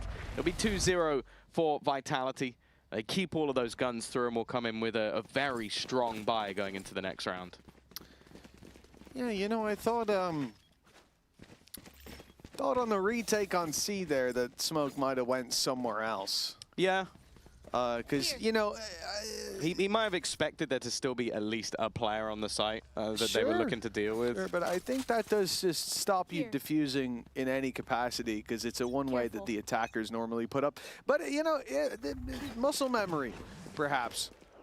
Foot really liked the attack side, so they played as if they were on it just there. A 2-0 start for Vitality, relatively clean. Picking mid. There's nothing on C. He's one garage. He just picked garage, yeah. I don't see. Guys, keep holding. I will come. There's a gun. Yeah, I'll come to I'll be walking short one guy, by the way. So Neon was garage. Guys, I will take your shot. Guys, I think he has a default camera. Yes, guys. What we need to do, Stefan, can you drone mid? Yeah. Let's show ourselves on A, but we go 4C long, okay? 4C long. Wait, let Another window. Yes. He's on top B. He's gonna swing you. Nice, nice. One was top B. But guys, I really think you should contact C long. Contact C long, please. I'm gonna pick front B though. He was on top. Bro. Yeah. Don't see. You should have camera keep top C, walking. so... You want to go maybe through garage then? You're... One more maybe. Wait. I'm holding front B. Okay. Yeah, Omen was B. I think we finish front B here. Okay. No problem. Checking tops. I don't see. I'll check right. I don't see anything. I reveal close. Scanning ahead. Across. He's picking up timing. Spike. Spike down B. Keep the garage window. Okay. Oh, yeah, Kron didn't stand much of a chance there. Sneaky play by Sociable for his third, and a first round for Foot secured. Yeah, a decent round for them in the end. It looked like for a moment it could get very costly, but these are the sort of fights that you kind of expect to see them having. Contact, aggressive plays, and constantly sort of pushing the barrier of what their opponents are going to be ready to face off against. Bonus round! Come on, there you go. Chronicle is even cheering for the opposing team winning round. He's clearly in a very good mood today. And well, with a map up, a run it back now coming into their full buy. Let's see if that same smile will continue, or if Foot are going to be able to wipe it off his face. This can still be a very strong start to the map for Vitality. Damage done in the previous round puts Foot down to a couple credits missing for Sociable, for Sop. And victory here will have its growing pains for the defensive side. Run it back, as you said, online for Vitality, a very big piece of the puzzle. And you can play much more loose in terms of your early map control. You can see not really contesting mid, not looking for that garage control. But when you've got two Yumpies to work with, clearing that space should never really be a problem. Now, they are moving towards C long. This is a big danger for Sociable as the pressure comes on, and he will eliminate the first Yumpy. There's to be no second without that ult pop. That's worth the kill, and look at the rotation already. 3 players within this site. Sop has done damage, he goes for more, but again, it's damage, but it's kills going the other way. Profek able to hold the line. The low HP players do have to be careful though. That's one for Yedage already. And with the trip being broken on the other side, he's going to be there quick, but because there was also the push-up from Profek, Chronicle has now ended up selling this as much more of a fake than he probably ever intended it to be. Yeah. Well, Uli said that Profek was going to be the highlight on the Astra. I think that global utility being a reason, but his presence dialed in on the C site this time. Very nice work to pick up 3, and I don't think Foot did the wrong thing there to re-swing in after the initial fight, looking to catch those or shoot those fish while they're still in the barrel before they burst out onto the C site. But, well, Vitality didn't need to flood out. Instead, they just had Profek staring at them from far away.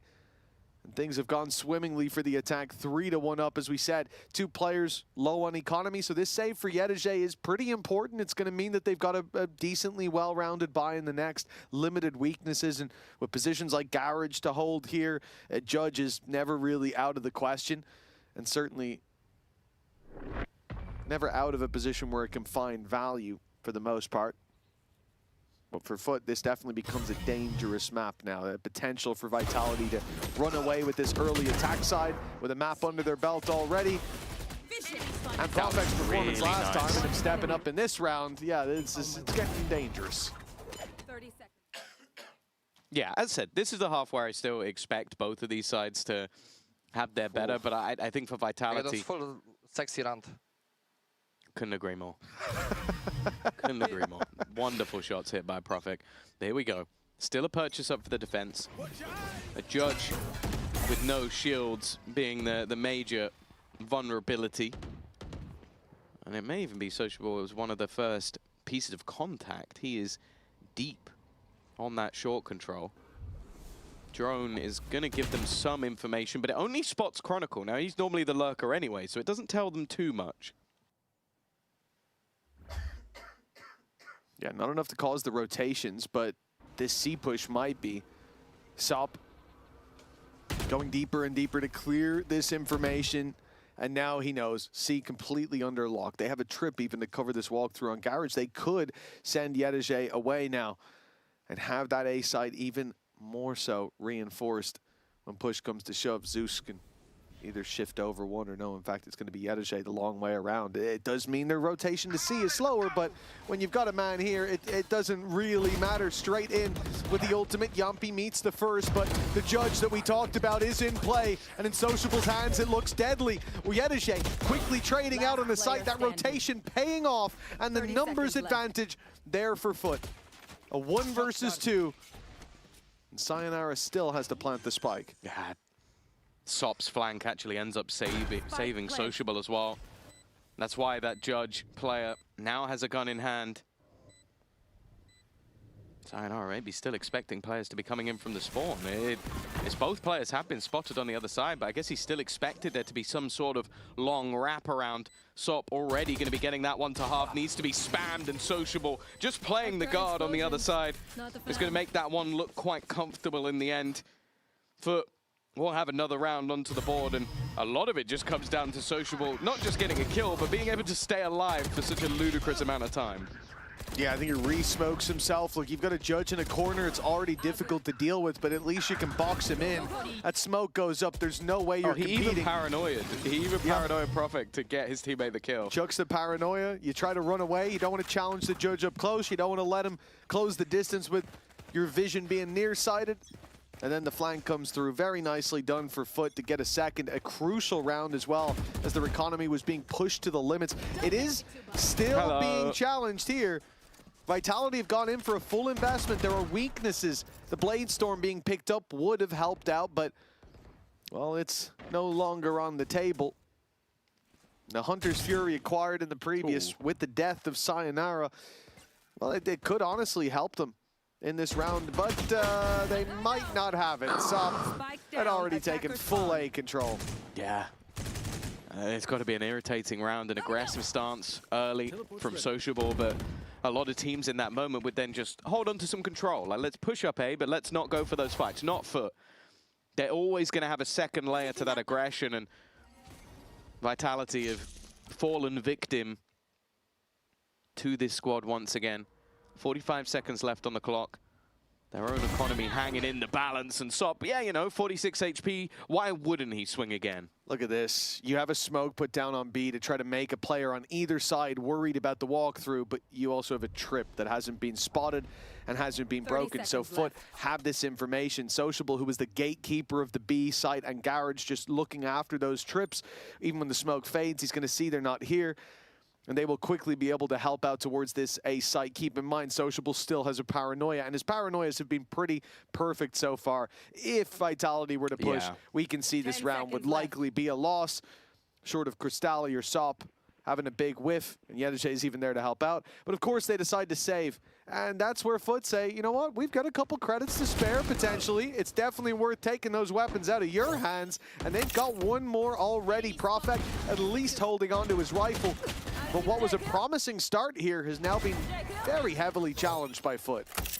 No, this is the thing. They are an all-consuming side when they get into that same sort of form. We saw them attempt this quite a lot on Lotus, but you can see on Haven, they've just got it down to a T. The confidence of those swings. Sociable currently 7-2 at the top of the board on the Omen, and then Sop just decided, right, I'm winning this round.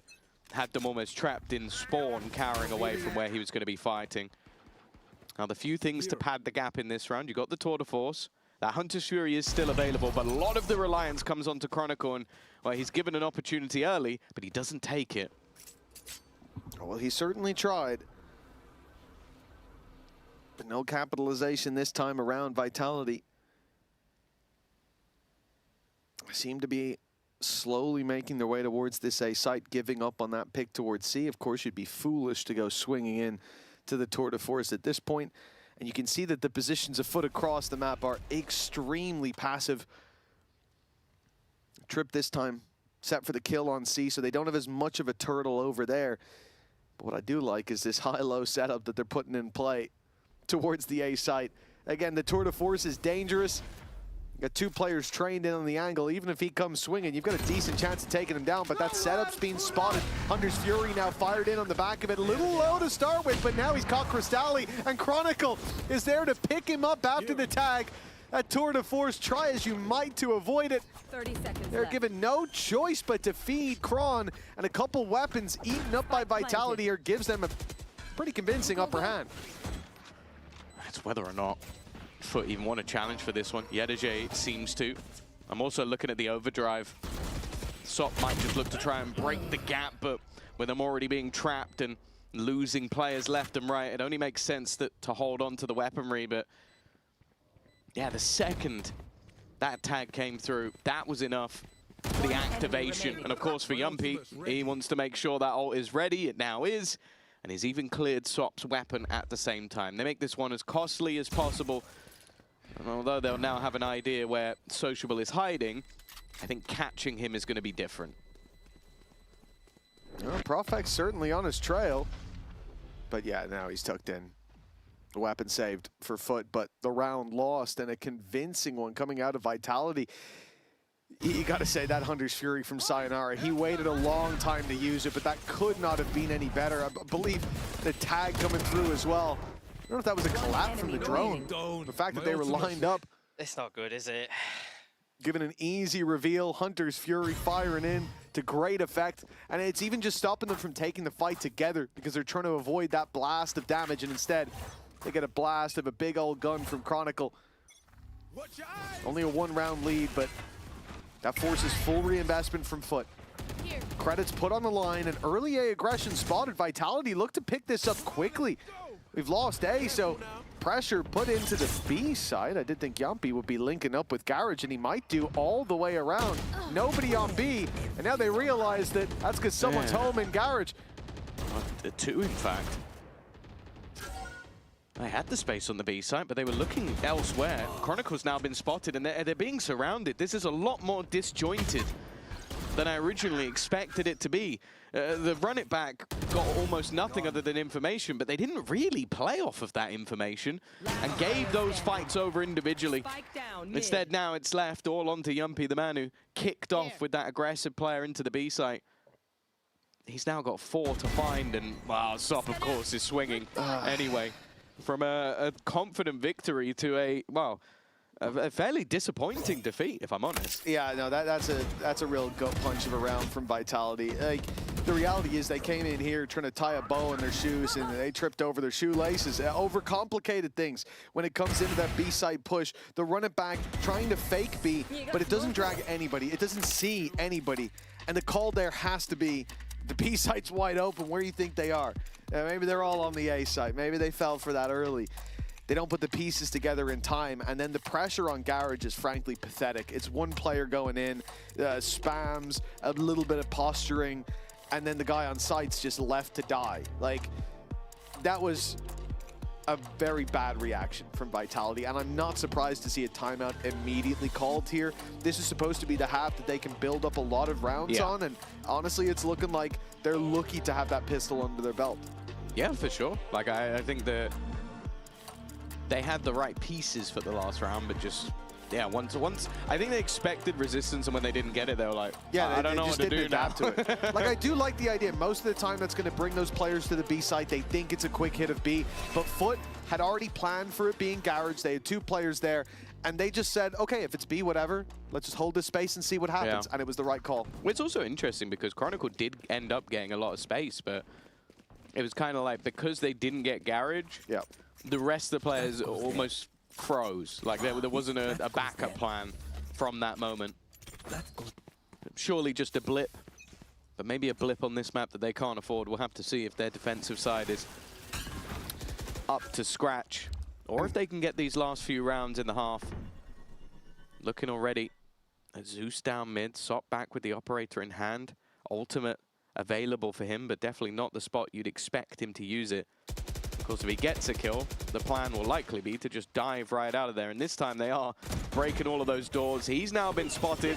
Can he get out? Yes, he can. Oh, he's going back out. I love this re-aggression. Yeah. Can't get out this time.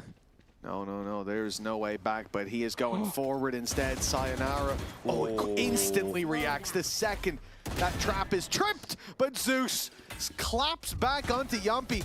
Losing the Phoenix is tough there, but the trade at least makes it worthwhile. Yeah, it looked like pretty much everything that could have gone wrong for Zeus did go wrong, but he still comes out in a 1-for-1 trade. The walk up as well from Sop. We said this throughout. There's always a second layer, and he normally is the man to continue that aggression. Trip's going to be broken, but this is Chronicle attempting to sell a fake. This time they want to try and challenge further in towards that B site.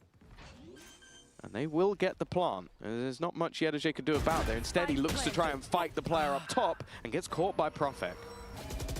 A good timing on the deep site push. Look at what's happening down on mid, though. Sop and Chronicle. It's all going to be about the timing of this one.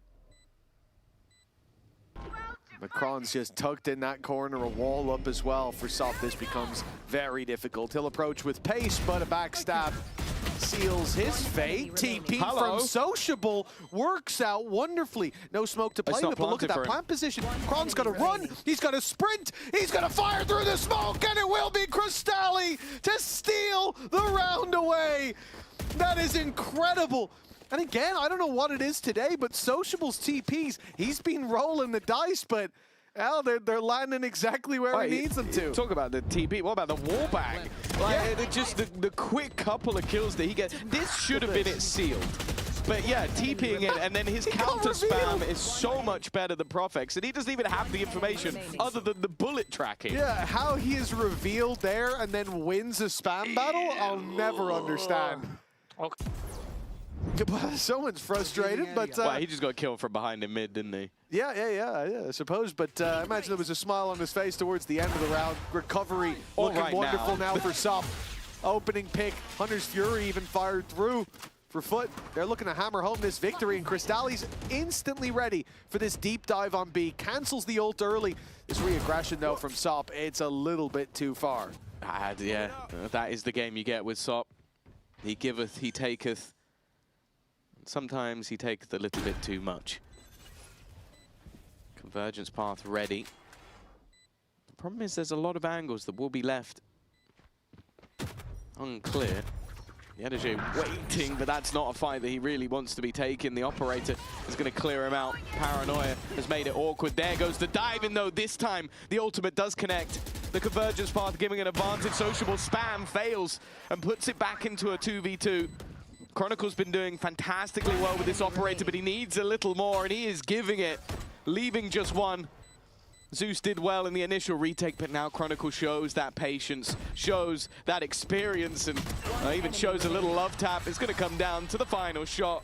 But that man with the operator, 4 kills to his name, and 5 rounds for Vitality. Yeah, 5-5 on the attack side for Vitality. You might think this is a tough break for them, but it doesn't look like Chronicle's all too stressed. 12-5 now, a sensational performance from him. A great round that really puts him leagues above the rest here in the first half at least, and a crucial one as well.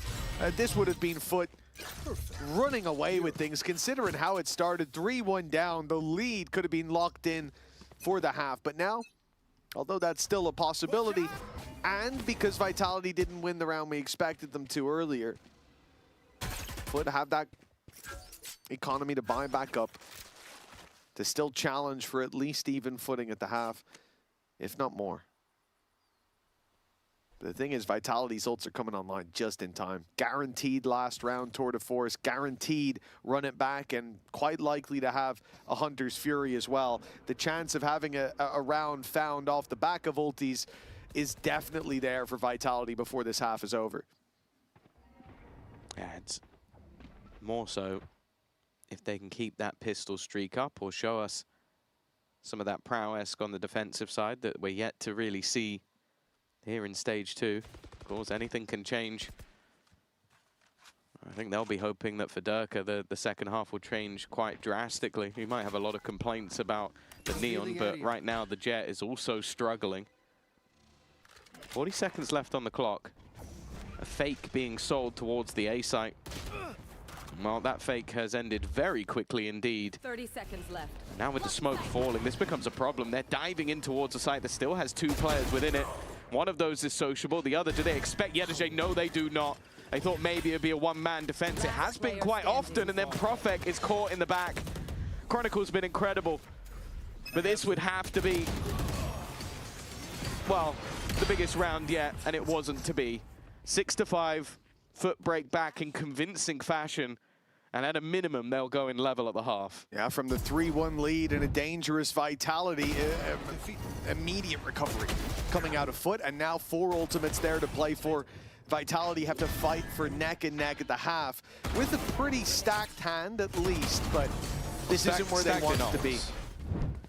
Yeah, the weaponry, it's going to be padded by the fact that they have. Tour de Force, yeah. It's still not perfect, but we've seen them do it with just a Hunter's Fury and a Tour de Force, so it's definitely possible.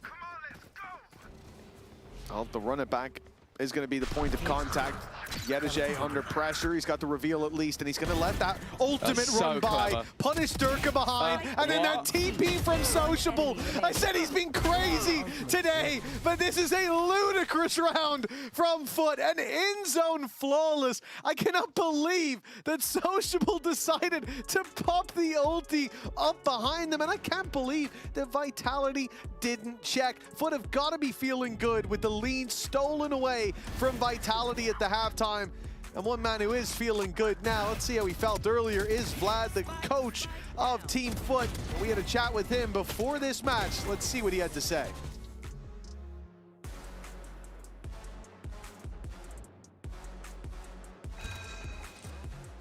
Vlad, big game today.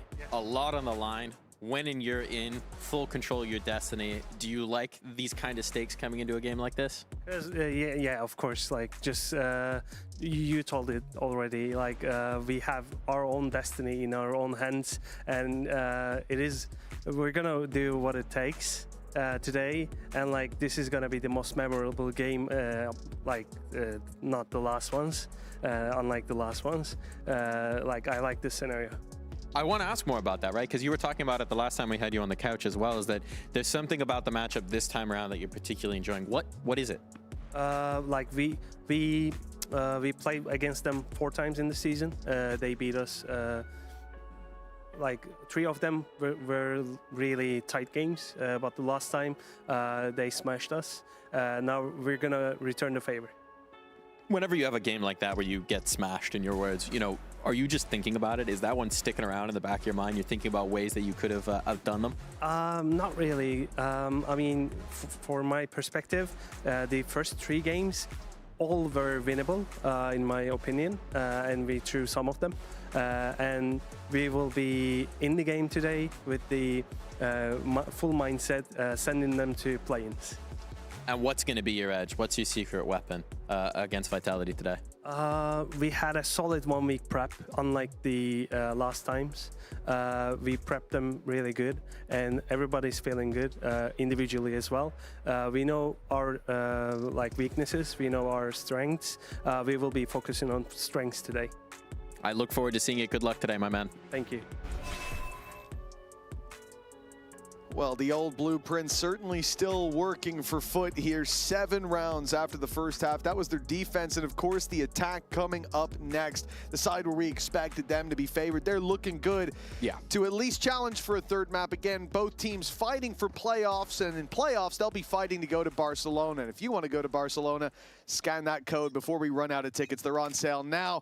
We'll see you there in a couple weeks. Let's see if we'll see either of these teams in playoffs. Let's also have a little listen in with the boys for the pistol. Back in a flat. Smoke longta biri. TT bakıyorum ben. Ölmedim, CT'ye gitsene de beraber. CT'ye alın, backside alın. Kanka şu an gerek yok gibi ya. Double door öldü. Gerek yok. TT sendeyim. Gel Altuş gel. Daha. Sendeyim. Nerede oğlum? Long'da adam mı var? Çıkmış, longa çıkmış evet. Aa solumda. TT geldi. Piklemiyorum. Tamam, Pikleme gerek yok. TT geldi. Kontağıma çıkın aynen. CT'ye de siz double cross, Okan da double'a bakıyor. Çok iyi. Ben de şu an. Tamam kontağım açık ya, kaldım burada. Hakem vurdum Chamber'a. One enemy.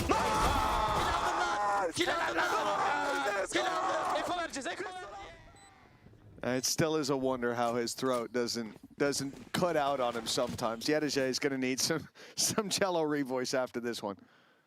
Yeah, you know, maybe it's just natural. You know, he's talented in many ways, and for getting their first pistol of the series so far, it's not what you want to see if you're, well, hoping for a Vitality 2-0, because Foot going into their favorite side of the map, they have an advantage, they have the pistol under their belts, and now it's going to be mainly up to Vitality to kind of prove that they're still in this one.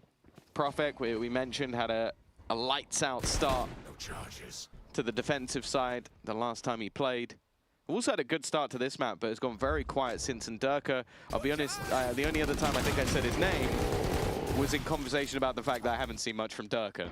That's in the conversation for one of the worst Phoenix flashes I've seen. Bounced off the bottom frame, blinded his buddy behind him, and just let everyone know, hey, I'm about to come through the smoke in a second if you want. But it is the best round to make that mistake. It is, yes, very much so. That's the one silver lining. Yeah, if that was a buy round, I think we'd have a lot to discuss in terms of the approach. But trying to make the best of the pistols. Of course, classics for Vitality. Stack up on B, hoping to punish the push in, but Foot are going for an extremity. Teleport's ready. Taking their time in doing so as well. They don't want to throw too many risks into the mix here. It's an opportunity, even with one player going down, to have a very strong start. A lot of credits built up on that attack side, and that's not an opportunity that Foot want to squander here. No, it's going to be an attempt to maybe get a few ultimate orbs, but other than that, this should be fairly comfortable. And I wouldn't even be surprised to just see Vitality now just sit and die to the spike. The only player that you might consider sending in would be Yumpy, but he's already died, so they don't really have to worry about that. The rest of the ultimates are not quite coming online quick enough. Of course, this is still the 6-orb Phoenix. No changes made just yet. And for Sop, of course, only having a Marshal. An opportunity for maybe an orb, and well, he does get one, but not quite in the manner that he would have hoped for. In the end, Vitality get a couple more of their own, and then we'll go down to the spike. It's 9-5, Foot firmly in the lead, and now this is where we look to see if Vitality have a response. Yeah, this is definitely going to be where they're tested. We've had a pretty tough first half coming out of Durka. Yumpy on the Phoenix, not delivering. Profek, who, like you said, had a strong start, it's gone silent, and was definitely the shining light of this defensive side last time. Right now, it looks like the beating heart of Haven for Vitality is the pistol round that they started out with. It's been a flash in the pan here or there, but nothing to really worry Foot so far. Looking to be map 3 on the horizon, looking to be that neon for Durka. Woo! We love to see it. It's actually his favorite agent. Oh, really? Yeah, he was telling me. I've actually heard the opposite, but... Ah, you misheard. Oh, my bad. What I say is final. Anyway, here is Durka on his favorite agent of Jet, and at the moment he's just watching. His teammates have managed to start this round off with a bang. Yumpy and Sayonara combining. Durka goes down. He really was just a spectator in that round, as Yumpy's there to clean up, gets himself one away from a run it back, and what was a very fast-paced take from Foot is shut down early. Of course, testing the waters a little bit in these early rounds, especially when it was a bonus. Yeah, it doesn't really matter who's getting the kills as long as they're going into Vitality's favor, but it is important for Yumpy to find that little bit of a spark here. Man, who, like we said, has been quiet. We'll expect to see the same from Durka as the rounds go on. And if they can find themselves back in form, this map isn't too far gone. The worry is that so far it's been around here or there. Aggressive stance from Vitality. They look for the mid-fight off rip, and they get some damage out of it. But for Foot, that looked like it was going to be a lot worse. Sociable just doesn't care about who's on the other side of the server, who's meant to be the guy that you shy away from a fight on. He's just swinging it. And while he's 14-6 right now, the man proving the unks can still do it. You know, there's that baby Bay guy as well. He's okay, I guess, but in Sociable we trust. And now into the 4v4, they've just paused, basically making it so the Vitality are the ones who have to make a move. What they don't realize is that C site is very much open, and the longer that they take, the closer their opponents are eventually going to get. But they are waiting for that mistake, waiting for someone to make a move. And I imagine if this trip is broken, that might be the trigger point. But because Durka got round it, they've heard everything, though. Yedeje is so well placed. This probably gives them the realization, but never mind. He got baited by the steps instead. Now, where's Sociable going? You know you've lost that control. And for what was looking like a free plum with all the info, sure, they got some info, but they lost half their team. Yeah, that's a big fumble from Foot, and now Zeus and Crystalli are the men left to pick up the pieces. What's left of Zeus, I should say. He's not looking too healthy. He can take a shot, but that's about it. Last player standing. And he's going to have to weather a big storm. A jump shot from Chronicle will close out the round. And 7 on the board now. Chronicle challenging for the top of the scoreboard as well, finding his form, finding his footing, and giving Vitality a fighting chance. But that's the thing, he's been great. He's won them rounds individually. He's been a big piece to the puzzle on this chamber. Durka at least climbing up the board a little bit, but I'm perplexed as to what went through the Foot players' minds. I can see how Yedeje got baited by the steps running the other way, just expecting not 3 players to go through the spawn. But Sociable not realizing that somebody could be there, that was what confused me. He's normally very much on the money in terms of the way he gambles, the way he predicts motion. And in this case, he was most certainly wrong. And now, while you look at the buy, I think the best thing that can come out of this round is if Sop gets the overdrive. What is he doing? What is he doing? Sop has the overdrive. Kron's way too confident. He's running up with the Outlaw Wall revealed, but his boys have got his back.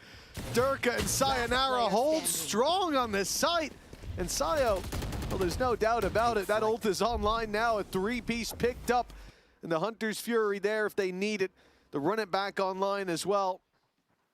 It's been a great round for Vitality, farming up those orbs, and an in-zone flawless means the credits will flow as well. Yeah, no, fantastic round from them. I think it was the second that Sop got that overdrive and dived into the site. Sayonara shut things down, and he's been doing fantastically well on A. That's a cut to focus on either Zeus, who's going to dive over your defenses, or Sop, who's going to slide in moments later. But he seems to be waiting for Zeus to go, running out of smokes, and then catching the next player, which is actually really smart, because that's always the biggest difference is I feel like players fail to choose the target selection. You can go for one, you can't go for both. But then he's coming out with a multi-frag anyway, so he's being able to sort of split the seas of Foot. And because of that, we're now going to see a Foot timeout coming through to try and stem the bleeding a little bit, because 3 rounds in a row, that is the most rounds in a row we've seen so far from Vitality, and it is on that defensive side. Yeah, indeed. The reality is, at 9-5, it felt like pretty much a sure thing that we were going to split. Like, Vitality needed a miracle to turn this around, and if we were to expect a Vitality miracle, it was probably in the first half. So, yeah, it was a miraculous fumble instead, and from a flash in the pan being about the best report we had now, Vitality are looking hot to the touch, and for Foot, this becomes, instead of a very easily winnable or an already won map, this could be you repeating history. 2-0 down to Vitality, playoffs life out of your hands, and quite likely out of possibility, the realms of possibility. Durka's pushed up Molly for the close corner, but what they don't know is Yedajay is was waiting. He's given the game away though, and Durka won't let that opportunity slip. And now Foot have to move. You've lost all of your flank control, you've lost all map control. Your opponent's going to be breathing down your neck in a second, so you have to get into that site, and they do. And they catch Chronicle before he's able to escape. They're still looking for a little bit more, though. Maybe knowing that the ult was coming, they try and get aggressive, and, well, the trade out is more than worthwhile. Sayonara has also done a little bit of additional damage, giving them that man advantage. Durka, he thinks he's got the drop on them, but he's completely wrong. Crystalli was still watching. Sociables also caught Profek. This goes even once again from a position that looks so favorable. It's quickly diminished. And they're still hunting for where Sociable is, but he's wrapped all the way around. Crystalli now going to be used as bait. He's going to swing, and there's Sociable straight off the back of it. And that time getting desperately low. So much still for Sayonara to do, and will he even get the final kill? He will not. It is Foot to convert. Double digits will be theirs. And Vitality so close to stealing this round for them, but for some, well, I guess, unchecked angles and some good individual plays. Yeah, Zeus did really well to punish that walk back through, but I think it's Crystalli holding the flank, being so patient even when that pressure's being applied to the backside. That's what gives them a leg up.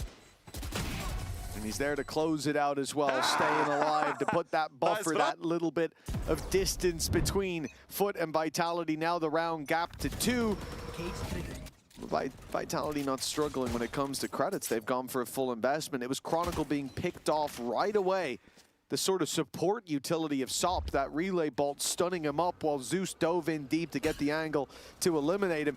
That's what got them the previous round. Now, we're about to see what happens when Kron's still alive. When push comes to shove and he gets ahead of the issue, finding one, looking for more! And Sop, no chance to stun. It's Chronicle with the stunner this time. There's been a lot of talk about whether or not Durka should be on this chamber, and I think Chronicle has had enough of the noise. He's had enough of the talk that maybe people should be giving that weapon over to him, because he is thriving. Has been all the way through this game so far. Site going to be given up. But knowing that they can play this retake. Now bear in mind, Zeus is going to get his ultimate from this. Convergence path in a post plant is incredibly irritating to play against. It can slow you to a halt. Make things incredibly awkward. Vitality did well initially to force them back with the angles. They're trying to bait that ult out, but they are waiting for contact to be made. There is the contact, but it's sold one down the river. Zeus needs to go ham, and he gets absolutely nothing for it. And the patient Yumpy, who is out of range of that ultimate, dodged it completely, is the one to swing back in ahead of his teammates. That's just smart stuff from Vitality. They knew what was coming. Yeah, well, they even tried to bait it out earlier than that. You see the flashes, you see them making noise, telling them, hey, look, we're starting the retake. Drone and all, but then the worry was that they would have waited too long. They would have thought, okay, the ult's not coming, and that's when they actually decide to exec. But no, there was a second fake. Durka standing out wide. Durka taking the fight because he's got a dash. Kill. He even got a kill. And that's the patience of Foot normally would be rewarded, but Vitality were so sure that ult was coming through. He was the only man there. He dashes out. You swing in, you go, oh, there's no one here anymore. And then the third and final actual retake starts. Really nicely done by Vitality. And now they're up against Pistols. This is their chance to equalize and close that distance once and for all. We saw it in the last map, though. Low buys from Foot. Better than most. Vitality did well in most cases to weather the storm, and well, that seems to be the case again. Yumpy on fire in more ways than one. He's back up to a run it back once again. One enemy remaining. And while the rest is all too easy for Vitality. A map where defensively they had struggled all the way through stage 2, only winning it versus Pacific, and even that was a 7-5. But this time, 5 rounds already on the defense, 3 more needed to convert this map, go 2-0. And basically, what we were hinting at earlier, in case you weren't here, if this is a loss for Vitality, yes, there is no way in which they can finish above Play-in's BBL. guaranteed. It's guaranteed. If Foot lose, the only way they can finish above BBL is if BBL lose to Pacific. So it's almost guaranteed. Yeah, literally, I'd always say, you know, there's always a chance, but they have not won a single game. And if you as a player say, it's okay, we can lose today, because hopefully that team that hasn't won a game wins a game. Yeah, probably not the safest of bets. And against BBL, I think there's a whole different world of concerns there as well. Not the kind of team to take the foot off the pedal. I think they know where Chronicle is. Kron has not been afraid with that TP in the back of his mind, but now that trip destroyed, he can't TP anymore. Now he's stuck. What does he do now? Gets stunned, gets pressured, and doesn't get away with anything. That is a big punish until Sayonara steps in with 2. Yumpy fills in the space on the site. They're so aggressive with that ultimate in play, of course, but it won't find much. Still, the advantage is there for Vitality. Sayonara. A-site has been insane, but there's a wrapper. How does Durka get nothing? That looked like a surefire kill. Look at the HP. He's made it easy, at least for the remaining players. Sayonara with his 3rd of the round, jumping down though, caught by Sociable. He's still healthy. He hasn't taken anywhere near as much of a tag. And now deals Profik the same amount of damage, almost even into this final fight. A 1v1 that determines who is going to take the lead, and it seems like Profik has no idea where Sociable has gone. A Red Bull clutch will give 11 to Foot again, desperately close in the manner they're winning these rounds, but they are winning the rounds. Sociable facing those former teammates, the coaching staff on the other side, and well, showing them that maybe they shouldn't have let him go. Should have fought to keep him around 18 and 11. He's been making aggressive plays. Don't forget, he's the one calling on that side. A lot of adjustments for Sociable over the last year. But this would be the icing on the cake to take this victory. Still a 3rd map needed, but he's putting in the work to get them there. 1 round in the lead now for the attack. The defense comes in still with a bye. Tour de Force, a paranoia not ideal, but Sop won't be punished. Tour de Force online for Kron. And they've already pushed up on A. Look at Yedache. He's got a good position, but Durka has picked him off anyways. They found the snake in the grass. Yeah, he's been caught a lot. Vitality has done well to deal with the lurk of Yedache throughout this game. Not been able to hold ground, and it gives a lot in terms of this retake. Tour de Force already online, but it's that Hunter's Fury. Can clear so many angles, almost a timing pick, but there goes the Hunter's Fury. One player just trying to survive and dive back. Now the Hunter's Fury on the other side. They leveled things up for a moment, and Durka's getting tagged desperately low, but he still stands. The remaining players just looking to play the time. Sociable, looking to play ahead of it. He doesn't care about the clock. He wants to deal death, but instead, he falls to Durka as well.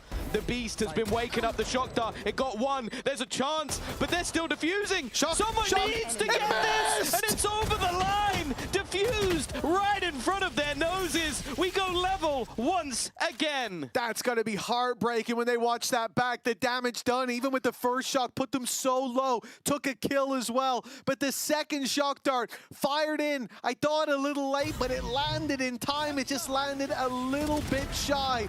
Half a meter in the distance, but it is enough of a margin for Vitality to walk out with the round. Look at how close it is. Yeah. A sliver of health left on the other side as well. He just had to clip him. But Foot falls short at what seems like the final hurdle. And now Vitality still in with a chance. A good chance with Foot so low on economy. And of course, look at the position of Kron with that TP to fall back to. The problem has been losing short control, losing that trap, and then being left alone. This time he'll TP back, and he's got support, but he doesn't even need it. That was a jump scare and a half. They're still trying to hunt this man down, but now he has Sayonara to watch his back. Vitality, a climb back in this second half, showing that their defensive prowess is still there. The Durka rise back to form has definitely been part of it. Of course, only getting 3 kills in the first half, but it has been Sayonara and Chronicle, especially. I think going towards the A site has almost been a death sentence because of how well Sayonara has been playing. Yeah, this was supposed to be the safe haven for Foot, and after that first half, it looked unlikely that Vitality could get a pulse back on the radar. Look at them now. 12 rounds on the board and a defensive side that's showing a lot of improvements. They've already got 7 under their belt. It's already been a success, and now just one more push to lock in that 2-0 and to make that final refuge fall for Foot. Repeat history all over again, and it always does seem like Vitality are the final boss in this recent Foot's story. Yeah, I was going to say, we showed at the halftime the conversation with Vlad, the fact that he said that obviously before the match they were coming in very confident. I'm sure he wouldn't have said that directly after the 13-6 map loss, but he spoke about strengths and weaknesses, and today they were focusing on strengths, which I would hope so. If you're focusing on your weaknesses, that's an interesting choice to make. But yeah, right now, it seems like they're crumbling. A very similar half to what we saw from Vitality. Unable to get a streak of rounds together. Only the first and second round. And now the double operator. If Chronicles Op wasn't enough for you, now you get Durka's operator as well, because he has the Blade Storm to fall back on. Now it looks like full challenge on the Profek on C. His spams have been sensational, at least in the last match. That would have been a triple kill. But he doesn't find much this time. A little bit of a tag. Convergence Path already sent him out. They knew what was coming, and Vitality are simply allowing that space to be taken. Blade Storm for Durka to fight back in, and they're ready to pounce on Garage. But Foot have taken this in a one-dimensional approach. There is no second layer to it. There is no lurk through mid, as Vitality are finding out. But with this Cosmic Divide, Foot have no chance to go back. If you play on long, you've lost the round. Instead, they fight forward. They try to keep Vitality in those choke points, and at least for now, it's working. Well. Yeah, they threw a stun in from Zeus. It slowed them ever further, and Crostali now with the Judge up close. It's all falling apart. It was left down to just Durka in the end, and he could not do enough. We will be heading to overtime.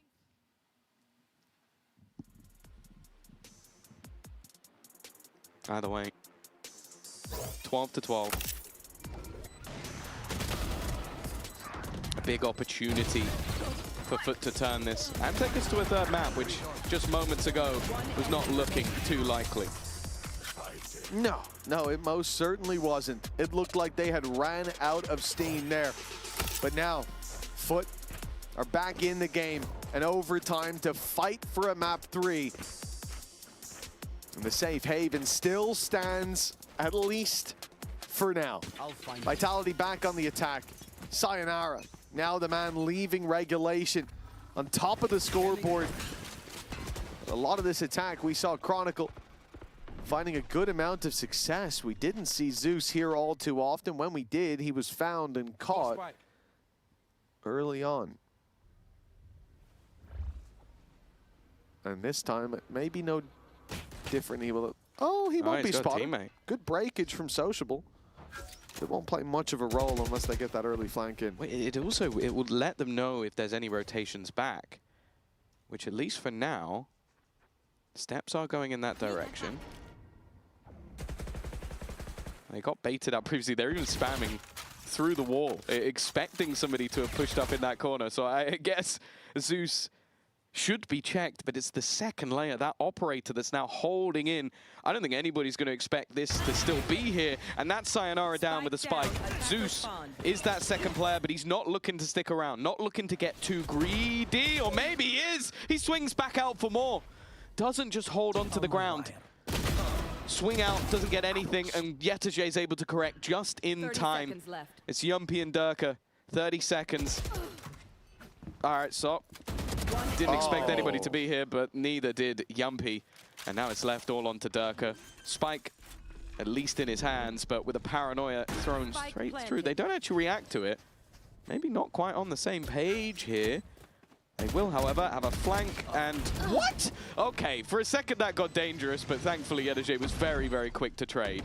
Oh, that did get very dangerous. Now, coming into this series, would have said that this sets Foot up with a chance to close it out, a likelihood to do so, moving on to their favorite side. But the solutions were few and far between when it came to this attack side for Foot.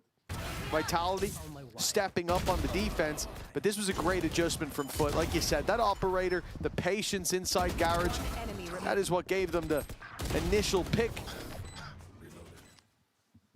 And taking Sayonara down is obviously limiting your ability to get any information on those pushes into the site. Yeah. The drone was already gone, but you'd kill for a reveal at that point. 13-12, Foot. They do have a chance. But remember, this is where Vitality put up the majority of the rounds. I was going to ask, will Chronicle play that operator, but he's answered the question. It leaves him without any shields, but you can say the same for Sop. That's very interesting on the Neon on the attack. No shields operator, clearly feeling like a counter is there. A spam wallbang after spotting out Chronicle was enough to clear him. That is a big piece taken off the table early on, and you can see that the rest of the players on Vitality are thinking, how do we react to this? A swing out from Yumpy will get one, but he needs more, and unfortunately they are losing players elsewhere at the same time. It leaves a 2v4 to try and keep them in the map, otherwise we go to split. Sayonara, the one that gets to decide their fate. Profek will, by the looks of things, be left in a clutch. Has a star, but can even get it down on time. Will be towards short. Sayonara under pressure, uses the smoke for cover. But Profek going down means that the Wonder Child's got to do it all alone. They're trying to bait him out, suspecting that he stepped in that smoke. They've got the right read on it, and they will just block him out. They've maybe given up on this, though. No one's watching for now, at least. Okay, well, now that game has been given up. No way out for Sayonara. The spam battle, his best chance, and it's not looking too good.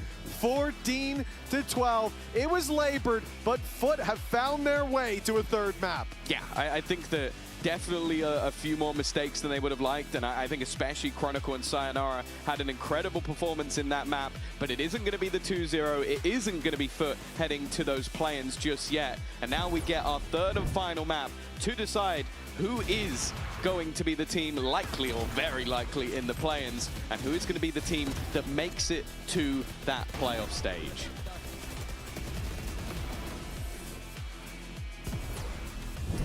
I have Sop here. Sop, that one was an absolute battle. What are your thoughts after Haven? I mean, it was okay. I don't think we played like really good, but it was nice to win. Yeah. And with so much on the line, you had to take it the distance. We go to Split. How are you feeling about Split? How's the confidence? I'm feeling good. I think I'll abuse Op so much. Ready for the Op abuse? We'll see all of that on the other side of this break. Come on. Fast. Come on.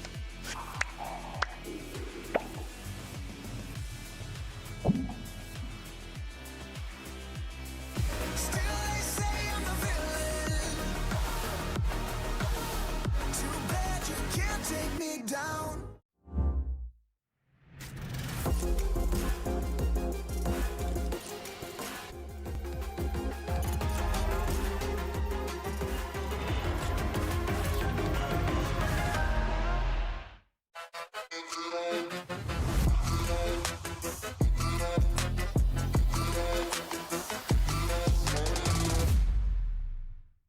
Want to find your fastest server every time? Express like a pro and optimize your connection in one tap. Express and game without ISP throttling. Express and shield yourself from DDoS attacks. Express and choose the VPN trusted by gamers everywhere. Express VPN. Experience gaming the Express way. Fast, stable, competitive. Outplay the world. It's time to Express. Unlock free cosmetics, including Lightning Kicks Buddy and more. Scan to subscribe.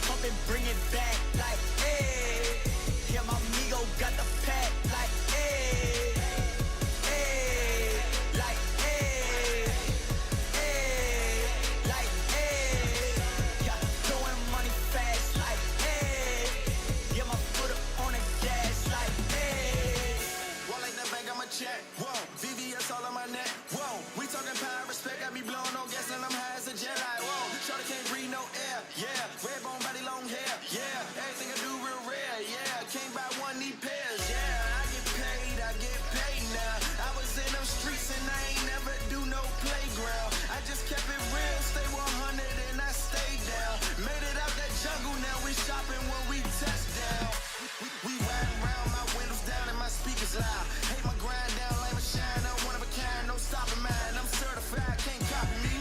Got the bank like Monopoly. My tie fly, that's all design. I'm dripping shorty, know it's hard to see, but best believe lie. Yeah, throwing money fast like, hey. Yeah, my foot up on the gas like, hey. Double pump and bring it back like, hey. Yeah, my amigo got the pack like, hey. Hey, like, hey. Hey, like, hey. Yeah, throwing money fast like, hey. Yeah, my foot up on the gas like, hey.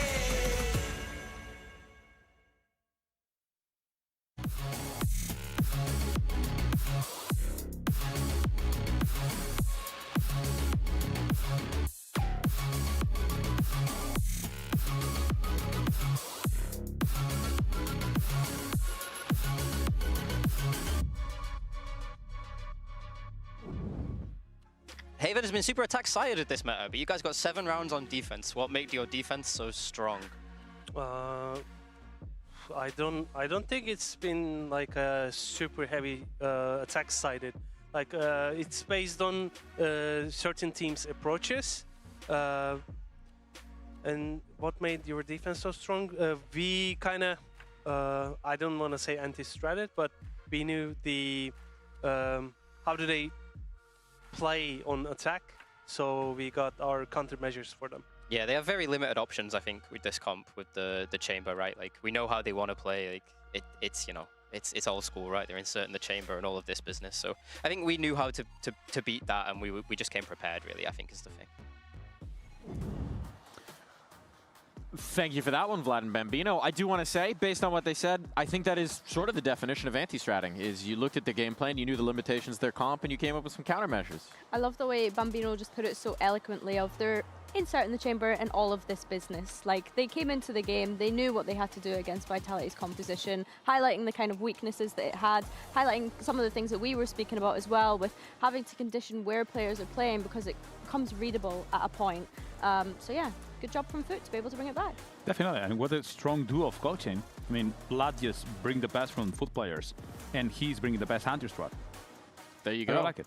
I do also have to say, all that being said, if the setup's readable, if you have the anti-strat, that was still a pretty dang close game for having all those things that should be going for you.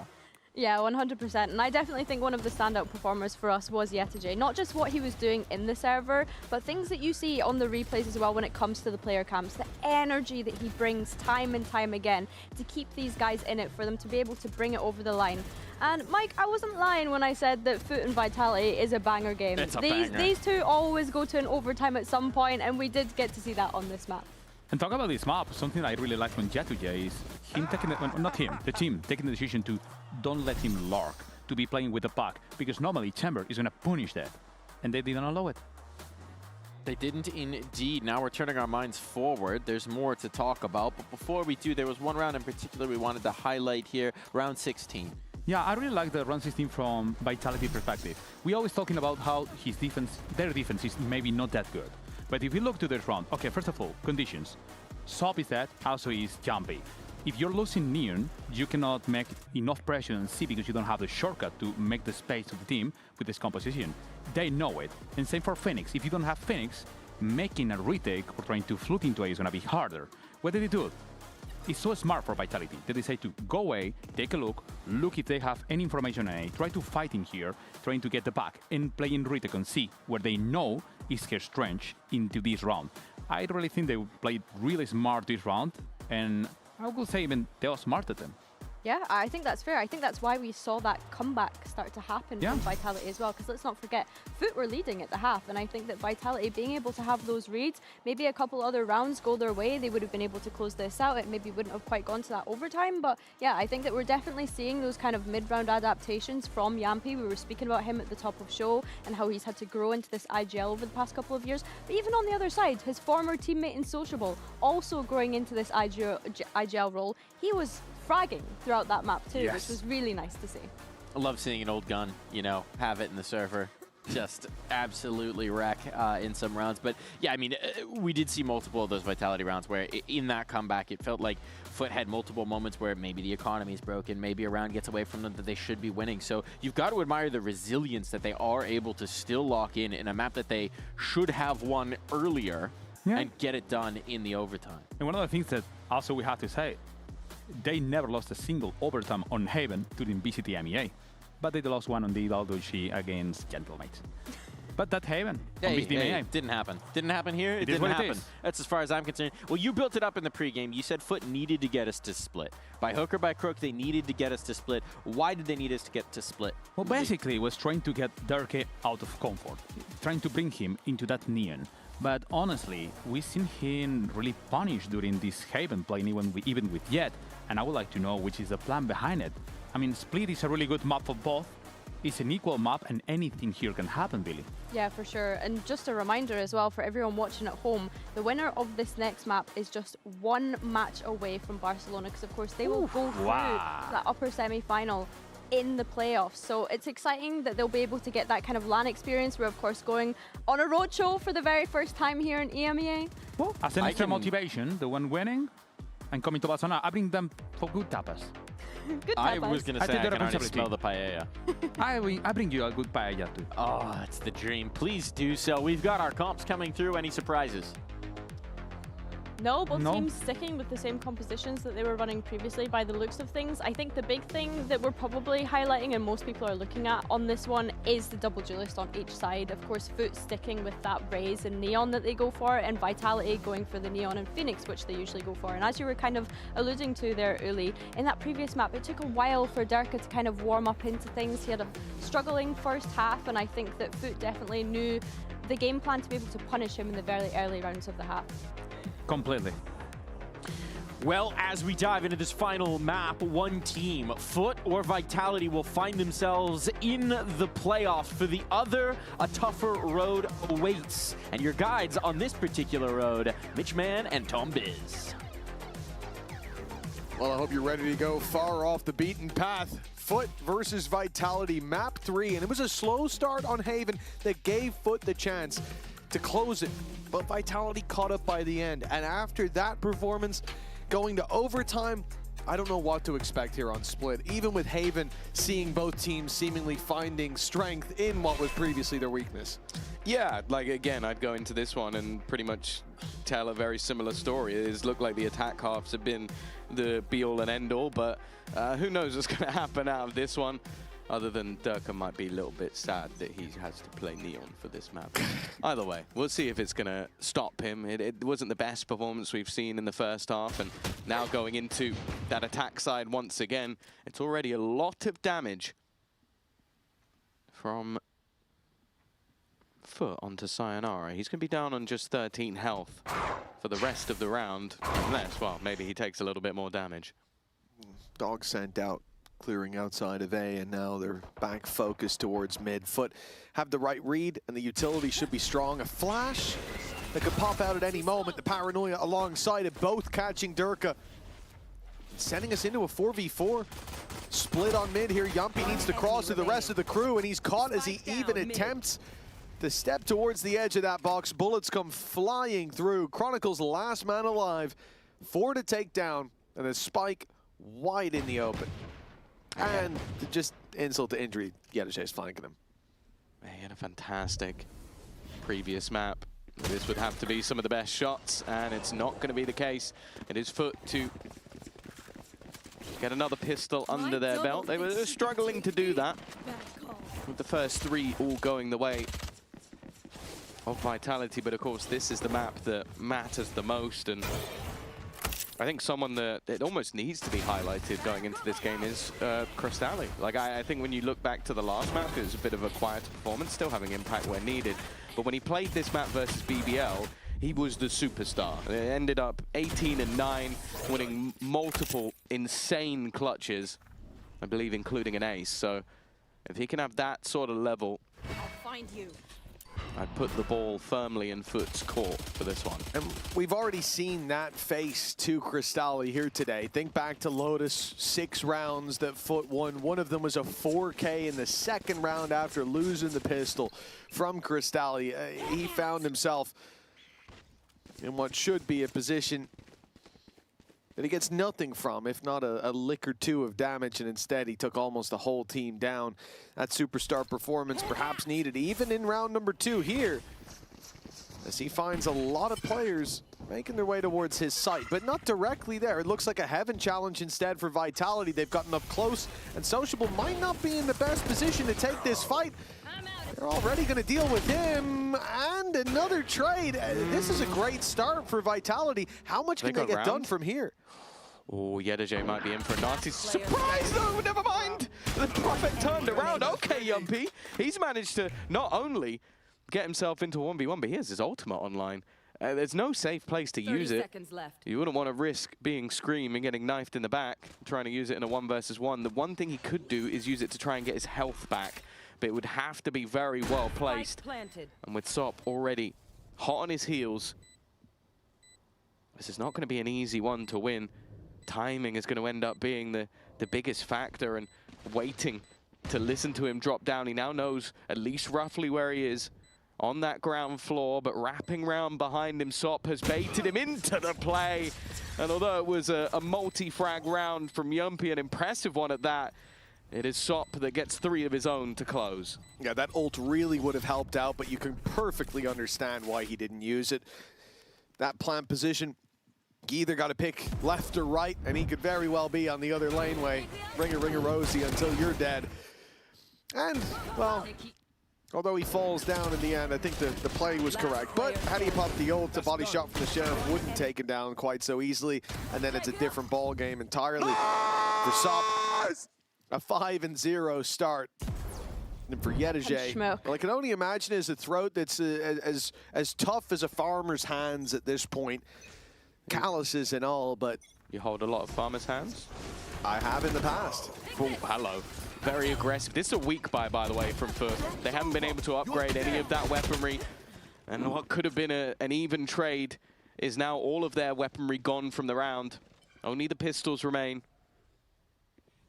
Chronicle's locked in on the angle. The SJ tried to bait his shots, but failed in doing so. And now a 1 HP Durka. And 3 healthy members of the Vitality core are just waiting in towards B main. They're not wanting to give anything away. Eventually their opponents will likely have to move. Yeah, the flash could be popped in their face. It's going to be the one, but it needs to be so much more from Crystalli.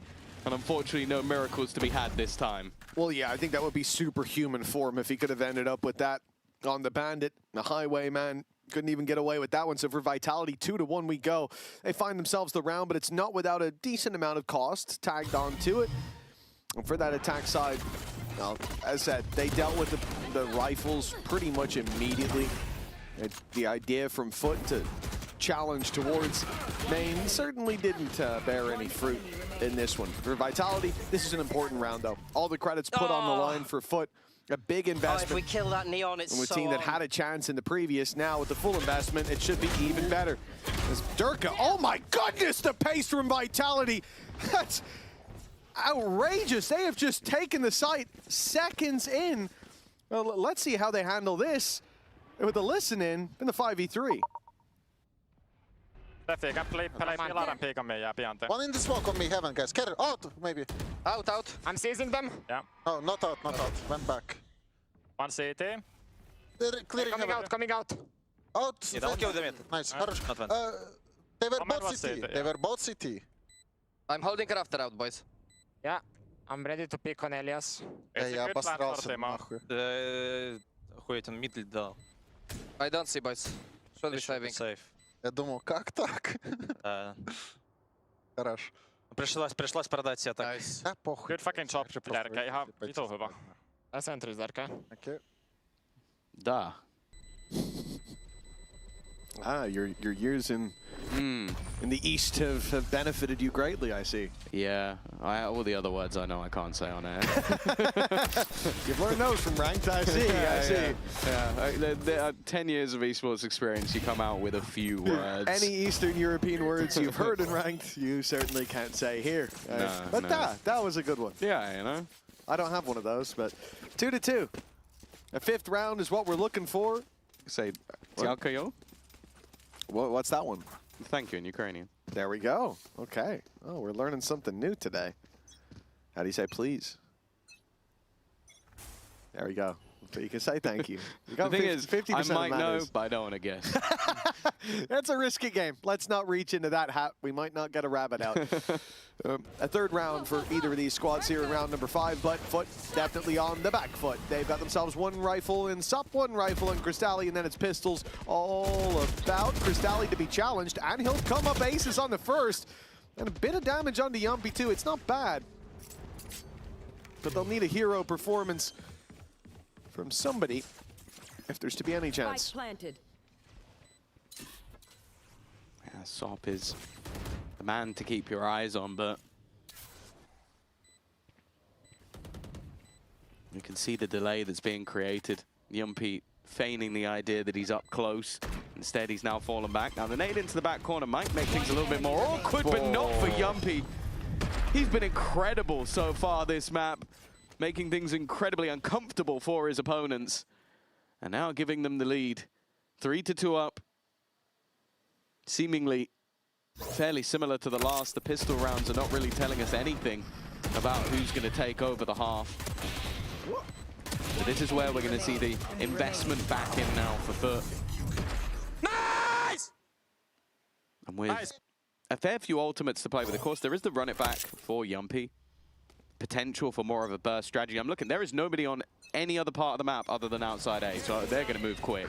Yeah, burst indeed. It's all out aggression from Vitality. The run it back, clearing the A side up close. Crystalli standing his ground, but the spams come through, and they are quickly converting an ultimate for a two-man advantage. And any thought of using that showstopper might now be leaving the minds of Foot, Zeus. Well, hold on. Hello. It depends. Now the odds look in their favor. Yedishe slows down with the snakebite showstopper on call, and it's fired onto Sayonara. Down goes the fade, down goes the spike, and down go the chances for Vitality in this round. What a recovery. Profek now to pick up the pieces and not even one to be found. Ah, what a round from Yedishe. But really impressive stuff from him, being able to turn back around that was looking dead to rights. I have to say, where Sop died there is manic. Like, the fact that he's tried to push them, obviously the run it back has gone through the smoke for Crystalli, but I can't believe he's just like, right, this is where I win the round for my team. But luckily, when you have players like Yedishe that can turn that on its head, give Zeus an opportunity with the ult, it doesn't matter that one of your players is an absolute lunatic. And it looks like we might get the same again. Hyper-aggression, but this time Sociable's managed to TP past. But again, the first 2 kills are not the defining factor of the round. Oh, Chronicle seems to be taking this on his own back, but he's taking that straight to his front. Sop firing his laser through the walls, and the finger guns are deadly this time. 4th round for Foot, seemingly just around the corner. They've already got the foundations laid thick. Look at the damage onto Sayonara and Profek.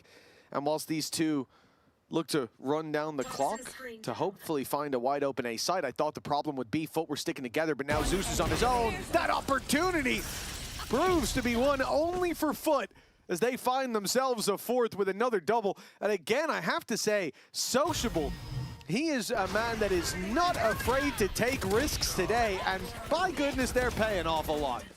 Yeah, it seems to be he is just the most all-or-nothing player.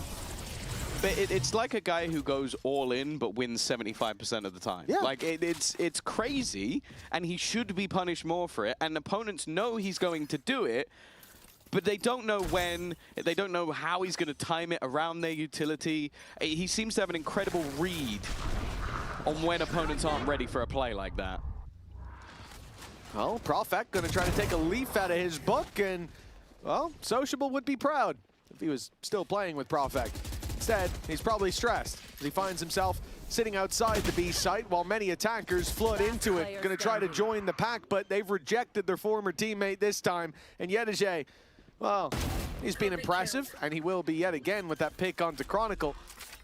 Only one orb towards an ultimate, so that's not much of a conversation for him, and risking the weapon under these circumstances just doesn't seem worth it. I'm sure Cristali's more than happy to take his hand-me-downs in the next. So we're tied up early on, and this third map certainly proving to be a middle ground so far. Yeah, it's weird that the back and forths in a lot of cases are also fairly dominant. True. But that is the way that the defensive side of Foot always feels. It's basically, do we win our all-in risk? And if we don't, what happens from then onwards? And unfortunately, in this round, it doesn't work out for them at all.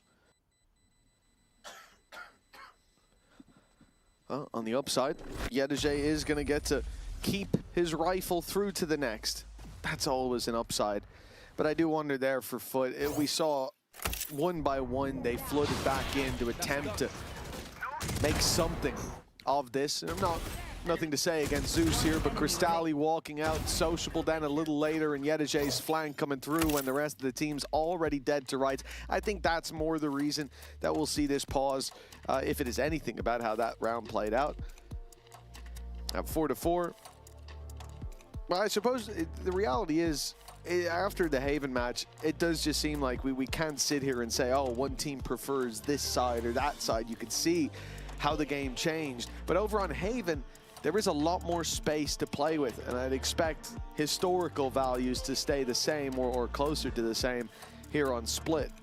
With that in mind, I guess, where would you put Foot's goalposts? I think they're already at the minimum. Like, obviously they are a very momentum-based team, so it's kind of, if they just get blown out for the rest of the half, it doesn't really fill me with the same confidence. But if they end up with, say, 5 rounds, I think they're fine. Like, you go back to that BBL game, I think it was a 10-2 attack side. Versus Pacific, it was 9-3, but no offense to Pacific, I would expect Foot to beat them on whatever side of the map it was, although Split is one of their best maps. But the same can be said for Vitality. They had an 11-1 attack side. Did a little bit better on the defense versus BBL, and in their victory versus Na'Vi, they did fine on both. So I would say for Vitality, if this is an even half, it's not too bad. Whereas for Foot, if it's an even half, I think they've done well. Oh, Paranoia thrown through there. I wasn't expecting to see that from Foot. An attempt to slow down this play towards the B site.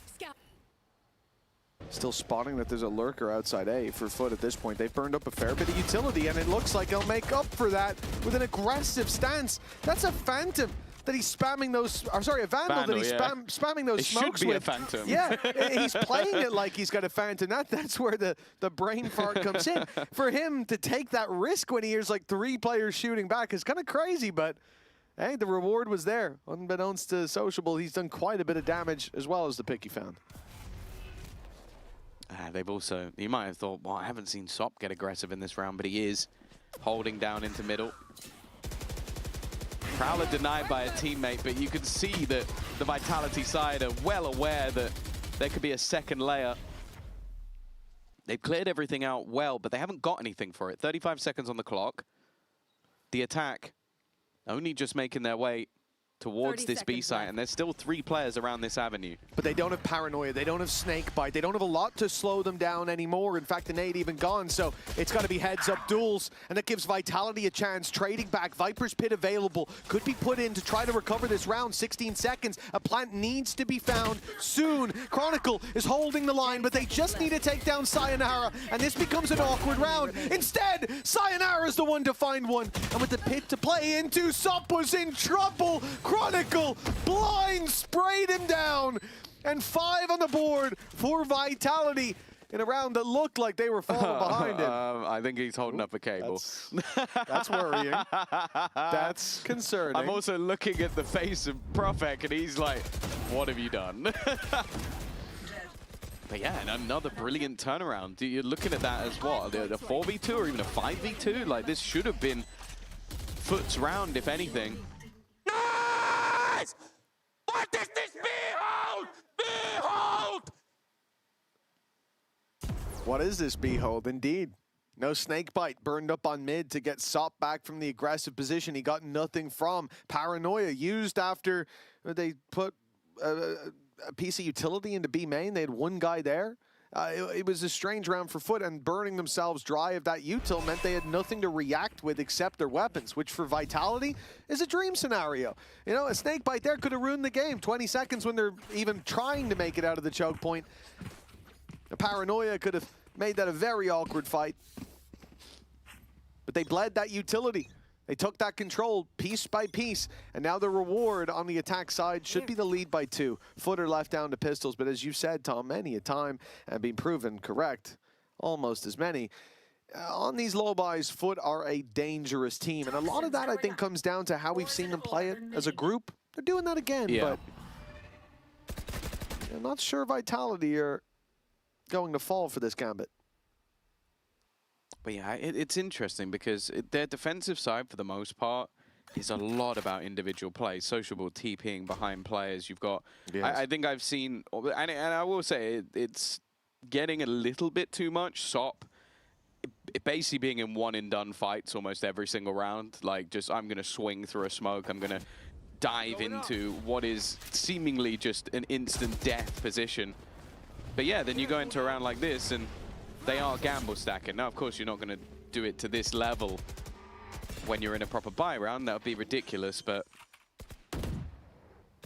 I'd like to see him play a little bit more together with the team, because it is very much a sink or swim. Like, when those plays work, you go, oh, he's brilliant. But then when he gets immediately shot in the face, you go, I don't know about that one, champ. Yeah, feast or famine, success. That's what defines whether it is insanity or brilliance. Yumpy flashing, he goes to go up the rope. We're against pistols here.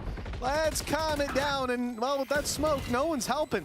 Yumpy's alone, and well, he dies alone. A weapon to be recovered, and Foot start to pick up the pace. This round is far from over just yet. Sayonara and Chronicle have their piece to say, and trades look good, leaving it down to Cristalli with barely a lick of time left, and now just a lick of HP. Even saving that weapon, I think, is impossible. He's going to be caught indeed. 6-4 for Vitality. It is a costly round, but at this stage, I think they just care about one step closer to locking in a win at the half. Yeah, especially with some of the back and forth in those early rounds, and with the way that Foot have been playing, even them having some of the clutch moments over the last couple of rounds. Like, I think they can be quite happy with every time. It's how so this half has frustrating to gone. watch. Well, frustration creeping in for the coaching staff as well. It leaves Vitality with still an advantage in this round. Ultimate-wise, the run it back and a Nightfall set them up and knock them down.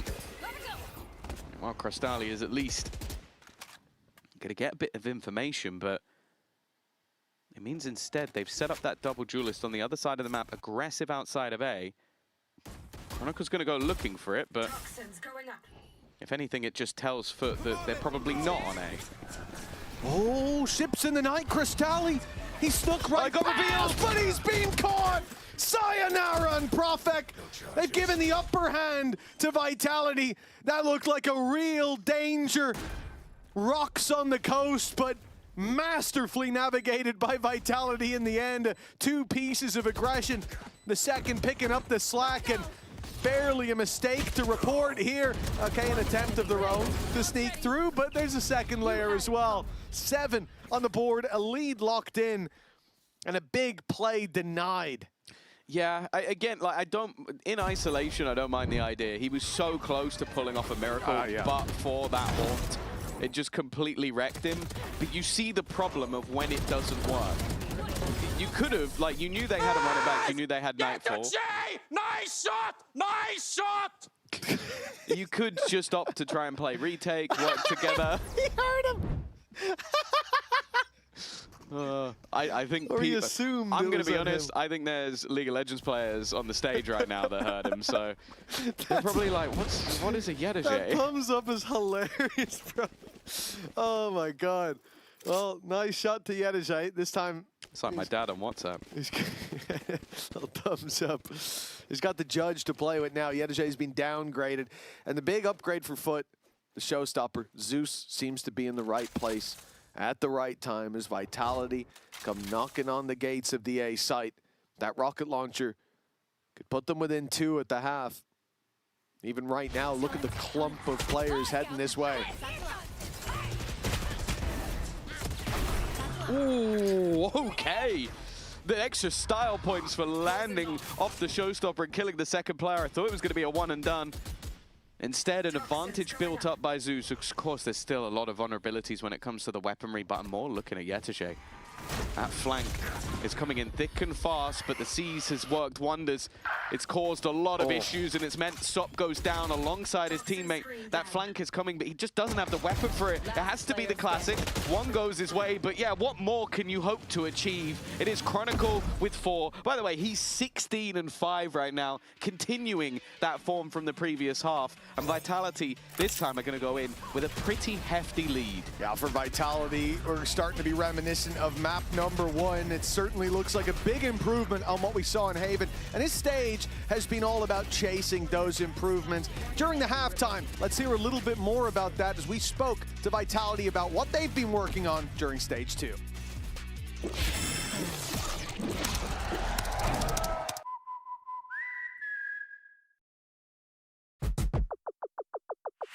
The vitality that we're going to show in stage 2 is going to be more composed, more calm. We're going to dictate the game more and control the pace of it, and also more focusing on ourselves than the enemy. Nothing in particular motivated me from stage 1 or Masters, because I think I'm always really eager to win no matter what. I really want to showcase my skill and what I can do, so no matter what, I think I'm always at peak motivation to just play my game.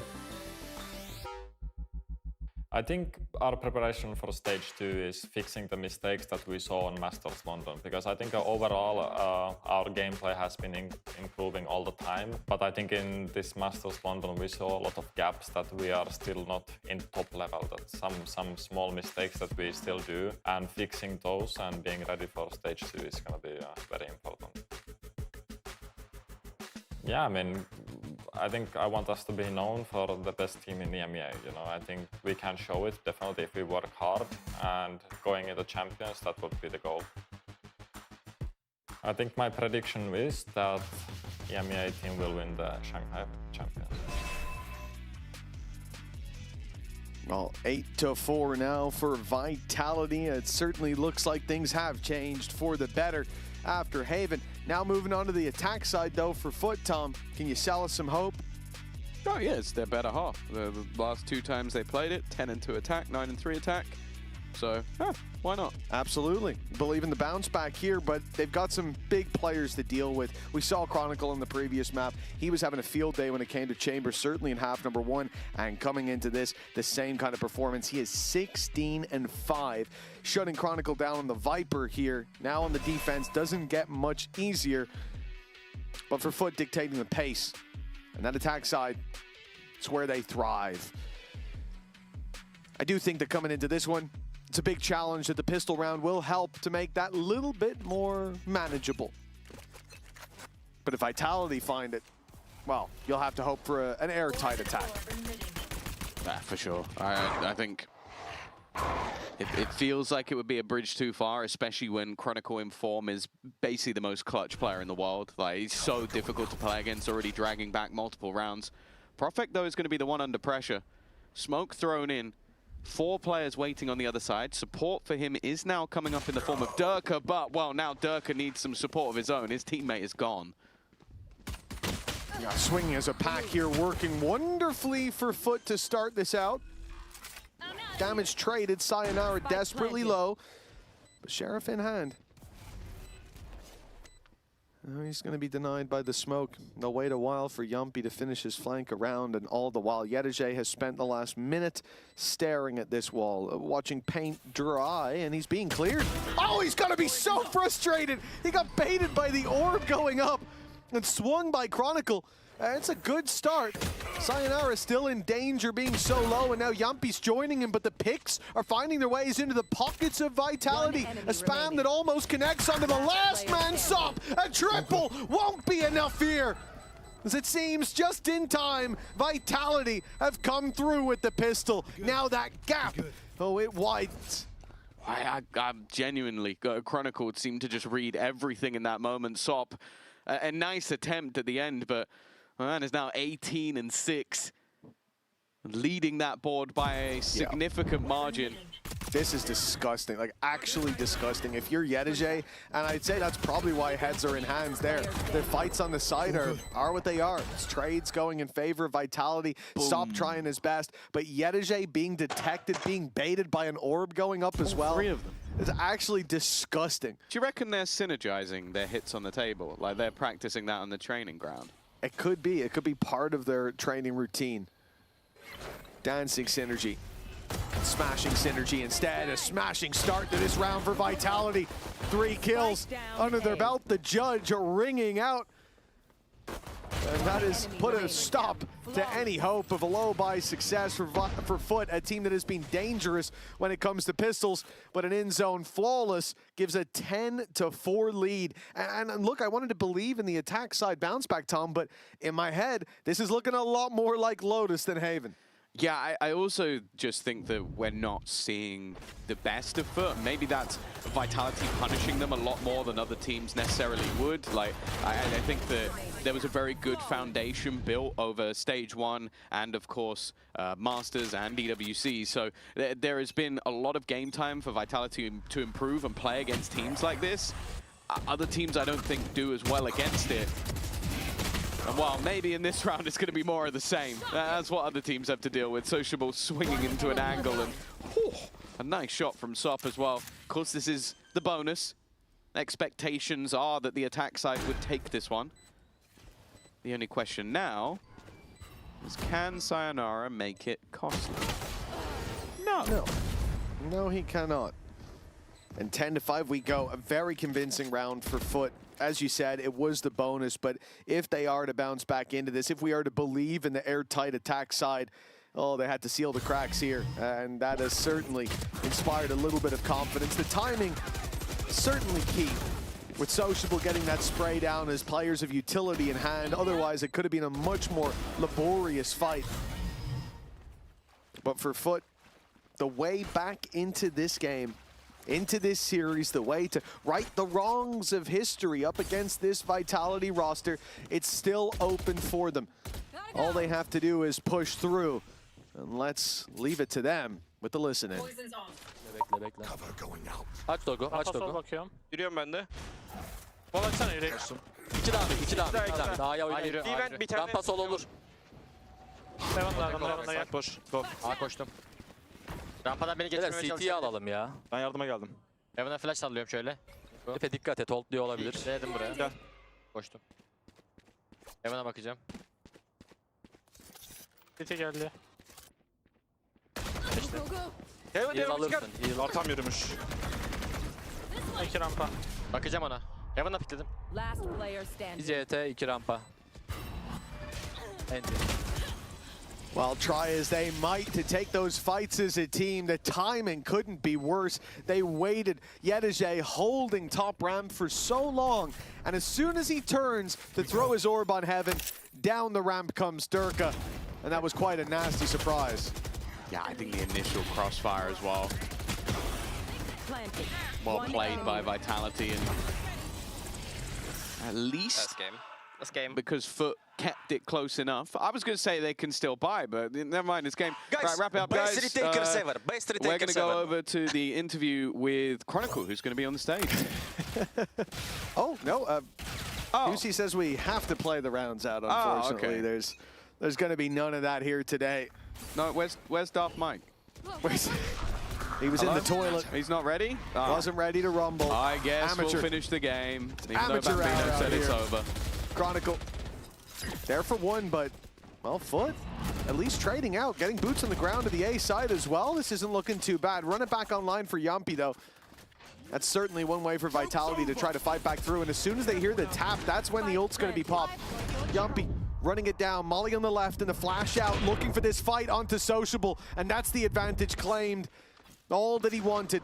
They can now group up and look to leverage the numbers in their favor. Instead, Foot will play this high-low inside the elbow. It's not a bad idea, and there's a gap in that Phoenix wall. Spams could cause them issues though. And the second player reveals his hand a little bit too soon. The spacing from Vitality has honestly been perfect. Like, there is a millisecond of reaction time for Yedege to try and not just get the first kill, but then snap onto Chronicle, who, if you haven't been paying attention, is still having an incredible game. Dirka's also having a pretty good game on the Neon. Just gonna throw that out there. Yeah. We go down to that stage now and say, actually, had a good time today. I'm gonna lose. I've actually been lying the whole time. I really like Neon. It's gonna be 30 seconds, and then you'll see me slide tackle him on the stage. Don't worry. It's too far away. Don't be no yellow card. You're not getting there in 30 seconds. Maybe in like 10 minutes. Oh, well, many opportunities here for Vitality to close it out. 7 in a row needed for Foot to fight their way back in. They can't even get the dog up mid, and the spams have canceled their utility. No pressure applied there, and that's very quickly felt out by Vitality, sending Durka right up into heaven, sending Chronicle as well. This A side is now off the table, really, but Foot haven't got that read. They're gonna go walking in. And Durka with that ultimate, I expect him to have a round. If it's needed. I'm looking more so at SOP, because it really is needed in this round. It's necessary. Plant will be in. Rotation in thick and fast. SOP basically just playing the backline, but nobody is coming from that direction. Maybe not wanting to give over the isolated fight. Zeus a couple away from that showstopper, but there needs to be a lot happening before he can put that into play. And they've already got rid of SOP. Dealt with him immediately. Zeus on the corner, flashed up Yumpy's utility, catching everybody, but the trade's back thick and fast. Instead, it's the same hero as last time out. Kristali steps up to the plate, leaves it down to just Profek. His opponent low on HP, but Kristali doesn't give a damn. A Sheriff 3K to keep them in the map. After that flurry of frags, I was wondering, where is Profek? And I looked up, he's still outside heaven, miles away from the play, and Foot, well, they're able to isolate every duel. This started out terribly. I thought SOP's ultimate as a backstab was the only hope that they had. And, well, I was very wrong. Kristali, we'd been waiting for him to have his hero round, a slower, quieter performance, but he picks up 3 in a round to keep Foot alive. The Sheriff laying down the law, but 6 more. No room for errors. The Viper's Pit's activated. It's a big error. They've challenged Chronicle. And they have not come up with anything. Look at this as well. Durka's just seen the barrel. Did he realize? Well, if he didn't realize, he certainly knows now. Yeah. And the other player's still within the pit. They don't really need to fight Yetege at all. They have such a hefty advantage. Sociable on top of the box. Yeah, he is. It's a great position. From the top rope. I kind of want him to jump down, but it would be very silly. Against the judge. I would be angry silly if he does. But if anyone was going to make that work, it would be Sociable. He's been taking so many risks. Yetege will get Viper's Pit from this. That's the one danger in this round, but they're going to try and get him fast. They're going to move in on it. Vitality been so aware of those ultimates, but the spam not working out. Kristali, the bodyguard, bought some time, but not enough time. And speaking of time, it has to be the sprint, and it isn't going to be enough. Final boss, Chronicle, the man who kicked off the round, the man who's ending this with 24 kills and 9 deaths, will be the one to send Vitality to the playoff stage. For Foot, the potential of them making it without the play-ins incredibly unlikely. They're going to be Pacific's biggest supporters from this point onwards. But for Vitality, they needed a win. They got the job done. Playoffs is theirs. It always seems to be Vitality that end that run of Foot. Luckily, play-ins are still there. And if Pacific can pick up their first ever win, playoffs as well for Foot. They're not out of the runnings just yet, but it is now out of their hands. Destiny seized today by Vitality, and the writing was on the wall. It's gone from 4 to 5 wins in a row. And as I said, they pick up steam. Foot look better and better game on game, and then they meet their final boss. And this time, it's back to the drawing board. Hey, on the silver lining, if you're one of the Foot watch party, you get more stuff to watch party. If you're a Vitality fan, well, they've got a couple of weeks off, so you're not going to see them throughout the play-in, but you will see them in the playoffs, getting ever closer to making it to Barcelona, and more importantly, making it to champs, which is the goal for all of the teams here on this run all the way through. Of course, for Foot, the journey most certainly isn't over. It just added an extra step or two that they're going to have to go through. And well, we are now ready to at least end this match. But first, let's go down to an interview with Profek. Thank you, Tom. Profek, congratulations. You are through to the playoffs. Nice. How good does that feel to hear? Yeah, I mean, it feels amazing, you know, like one more step to champs, you know, so... How many birthdays are you gonna have? So lately I'm having everyday birthday. Every day is birthday? Yeah, because Yampi is singing happy birthday to me every day, so yeah. How old are you now then? 35. Well, okay, might be in danger of getting washed at this rate, but you are in the playoffs, so unwashed for the moment here. I'm not sure, because this game, for me, was maybe I'm washed, you know. Hey man, a maybe win it's is a time win. to call it a day, you know. Well, hey, maybe when you hit 39. Yeah, maybe. 4 more wins. 4 more wins. That'll get you through, because you're only a couple of wins guaranteed away from making it through to Barcelona. What would it mean for you to be able to bring it to Barca? Yeah, I mean, I would love to play in front of Spanish crowd, because I know that they are like just insane fans, especially like Movistar Koi fans. When I saw them back in the days, it's just amazing, you know. So, I mean, I'm looking forward to it, you know. And we're looking forward to seeing it. Congratulations on the playoff spot, and we'll send it on back over to the couch. Thank you very much. I'm joined on the desk with Chronicle and Sayonara, and of course Uli as well. Congratulations, guys, you've made it to playoffs. What are you going to do with all of this time off now? Oh, I'm gonna play some other games now, finally. The time has come. I literally say to my guys, I mean, we prepared one co-op game. I said to the guys, if you're gonna win today, we're just grinding it so hard right now. And I just try to deliver as much as possible. What about yourself, Sayonara? Any plans for the time off? I play ranked. Play ranked? That's all I do. Love to hear it. And this feels like a good achievement for you guys, because of course when we think back to stage 1, you just missed out on lifting that trophy in the grand final, which meant that you had to go through Swiss in London. Do you feel like that was a good thing for you guys, or are you kind of comparing it to that this time around? I mean, I do believe, yeah. It was a great experience for us to go straight from Swiss. More experience on internationals is always better. It's also easier for us to find more mistakes, maybe. Like, obviously, with losing in grand finals, plus also playing more games on international stage. But yeah, I mean, for him, I also believe it's the same kind of. Sayonara, I've seen you growing up from the time you were competing on the Rising, competing in Spain. And naturally, the people is going to focus always on your mechanics. But during this stage, thank you to the comms, we can hear your mid-run calling. So which are your strong assets for the team? What are you bringing extra, apart from mechanics? I mean, I think I'm in EMEA, I'm the most complete initiator player. I think I bring a lot of good comms. My util is always on point, and I always want to have maximum efficiency with my util, just because that's how I view the role. And also, ideas is always good on the role, so I think it's everything that a role can bring that has info and support. I think I try to maximize that, and the mechanics just come along the way. So I think that's it. That's really great. I would like to ask something to both of you. So both of you are from kind of different eras from VALORANT, even though you're competing together. Chronicle, what have you learned from Sayonara? And Sayonara, what have you learned from Chronicle? I think from Sayonara overall, I think the way how you kind of play the clutches overall. I think he's one of the best clutchers as well. Wow. And like it's something more like, you know, getting more experience from him as well. Like how he plays there, how he moves, what he's trying to do there. Like it's always good to see. Nice.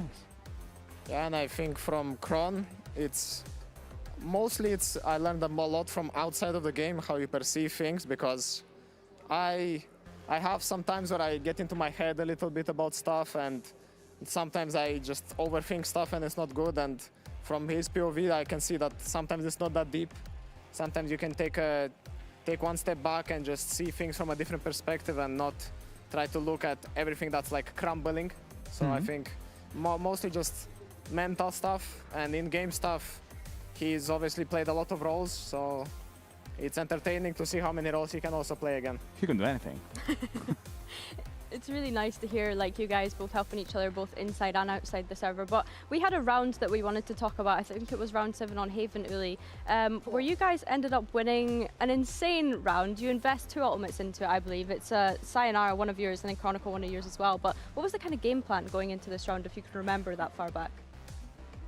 I mean, I always explain from my perspective. I'm not really sure why we started at C, but in my opinion, it's just like a good place where I could actually exploit and get one frag. I remember in the previous rounds, at least, they were like quite aggressive on that lane, and they were trying to get some aggressive picks. So I felt like if they are that crazy to do it against top, then it might be a chance to try. But after that, we had a super great call about just finishing on A and letting me from the team just to actually try to surge. And after that, Saya did one of the best util. Like, it's even more than perfect. He marked 2 people and actually got me like a full info of like how I can swing and against who.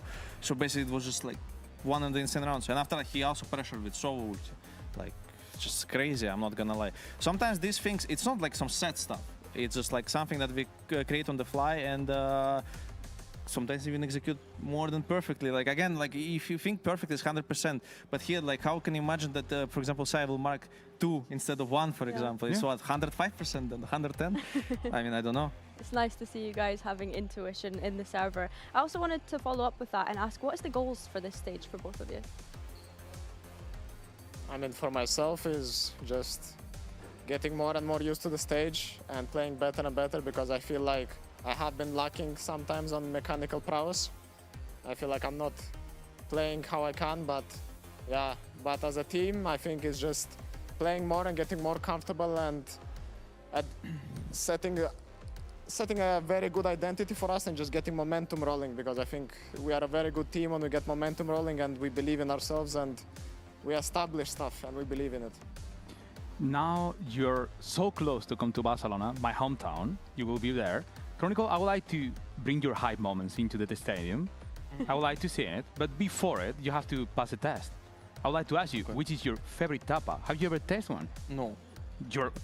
Okay, then you have to come. Anyways, Sayonara, have you tasted any tapa? You say that right now, I'm not gonna come.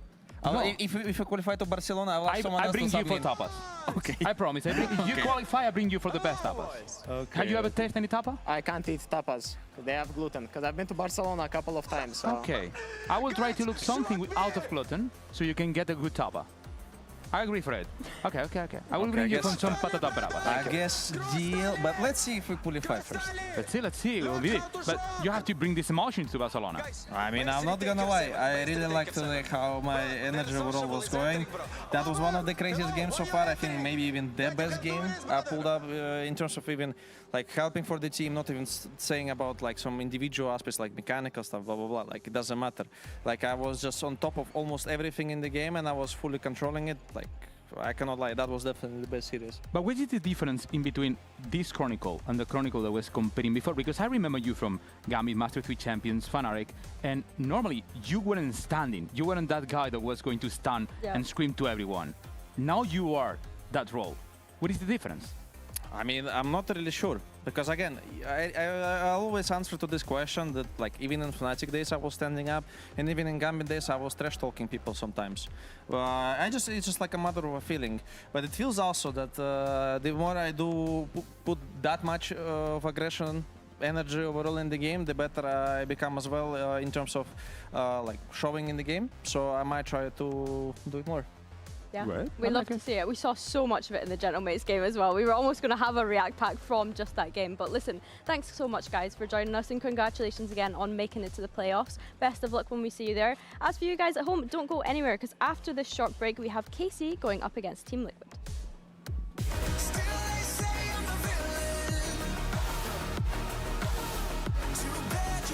Take me down.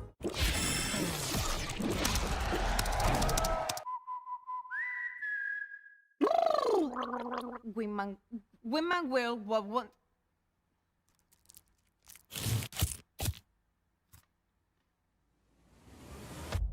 Have a break. Have a Kit Kat. Wingman World while wanting a well-worn break. Vamos!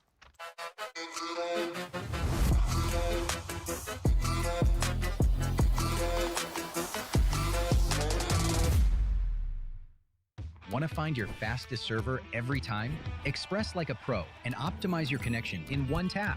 Express and game without ISP throttling. Express and shield yourself from DDoS attacks. Express and choose the VPN trusted by gamers everywhere. Express VPN. Experience gaming the Express way. Fast, stable, competitive. Outplay the world. It's time to Express. Unlock free cosmetics, including Lightning Kicks Buddy and more. Scan to subscribe.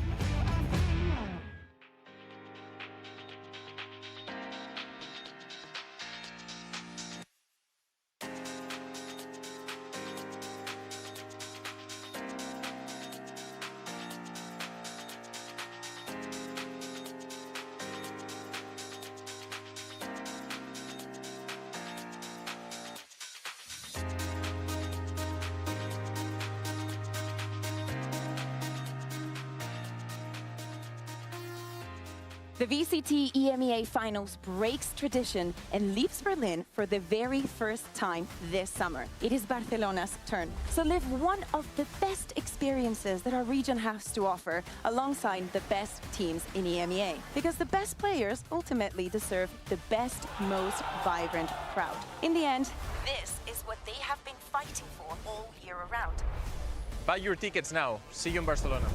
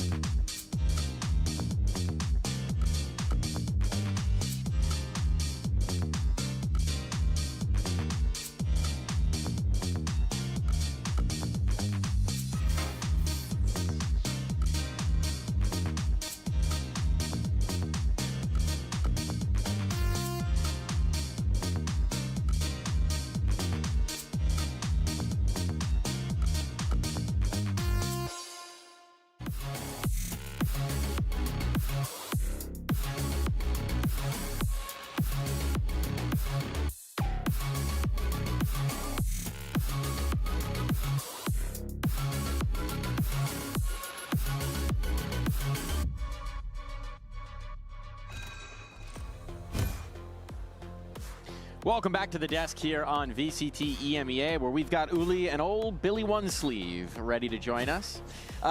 We've got a second game going on with huge implications once more. It's all permutations, it's all implications all day long here. It's a figurative sleeve. It's a figurative sleeve, you know? But we've got our standings here, and there's a whole lot of stakes going on for KC and Team Liquid. KC, most critically, we know cannot make it through on championship points, so they need to go top 2 if they want to go to champs. And what better way to do that, to set themselves up for that run, than to take a win over Liquid and secure their spot in the playoffs right here, right now. It's kind of crazy. Could you imagine saying that to KC fans earlier in the year, No. even last year? No, it was just like something that would be out of your mind. I think we had the players on the sofa at one point, and I was like, guys, you're just one match away from making it to playoffs, only a couple of matches away from Barcelona. How does it even feel to hear that out loud? And I think the whole thing is just crazy, but it's also been such a nice turnaround from KC. That's nice. I really like it. I mean, they deserve also to have this kind of chance and to prove themselves. I remember being casting on the Spanish streaming, and we know there's always this rivalry between Spain and France. And there was a moment I was like, makes no sense to make any joke about it because I feel bad from them. I mean, I won't like to be on the spot, to be always losing and not having the chance to go international. It's been a long time from Masters Madrid. They kind of deserve it. They have to keep proving, but they can do it. And critically for Team Liquid, they are already locked into playoffs, but if they get the win here, they go straight to the 1 seed, which means they get to skip a round of those playoffs, and they'll just be 1 game away from Barcelona, 2 games away from champs. That makes life a lot easier. You gotta love that if you're a Liquid fan. 100%, and I think for Team Liquid, they're maybe one of the teams that went under the radar this split, I think is fair to say. You look back at the results that they've had so far, and yes, they had Lohan sub in for that very first game, which they ended up losing, but ever since then, they've gone on to have 2-0s right across the board, have been able to take down titans of our region once upon a time, and are now in such a good spot to hopefully make a chance at a run at champs. And it's true that even winning 2-0, 2-0, 2-0, every single one, this game, for me, is the most important one because they won against Fnatic, Heretics, and GX, 3 teams that sometimes are not in his best shape. Yeah, recently. So maybe this game is the one showing us the truth. It does feel like there's kind of a parallel narrative between these two teams, that both of them have been really pleasant surprises, as much as some other teams have maybe had some shockers. These two teams have been like, oh, it just keeps getting better for them as we see them go down the stretch, right? The reintegration of Trex into the system here for Liquid's been huge. For KC, that rejuvenation, that rebuilt identity around a looser calling style, empowering Aves, having him play better as an individual as well with that new style.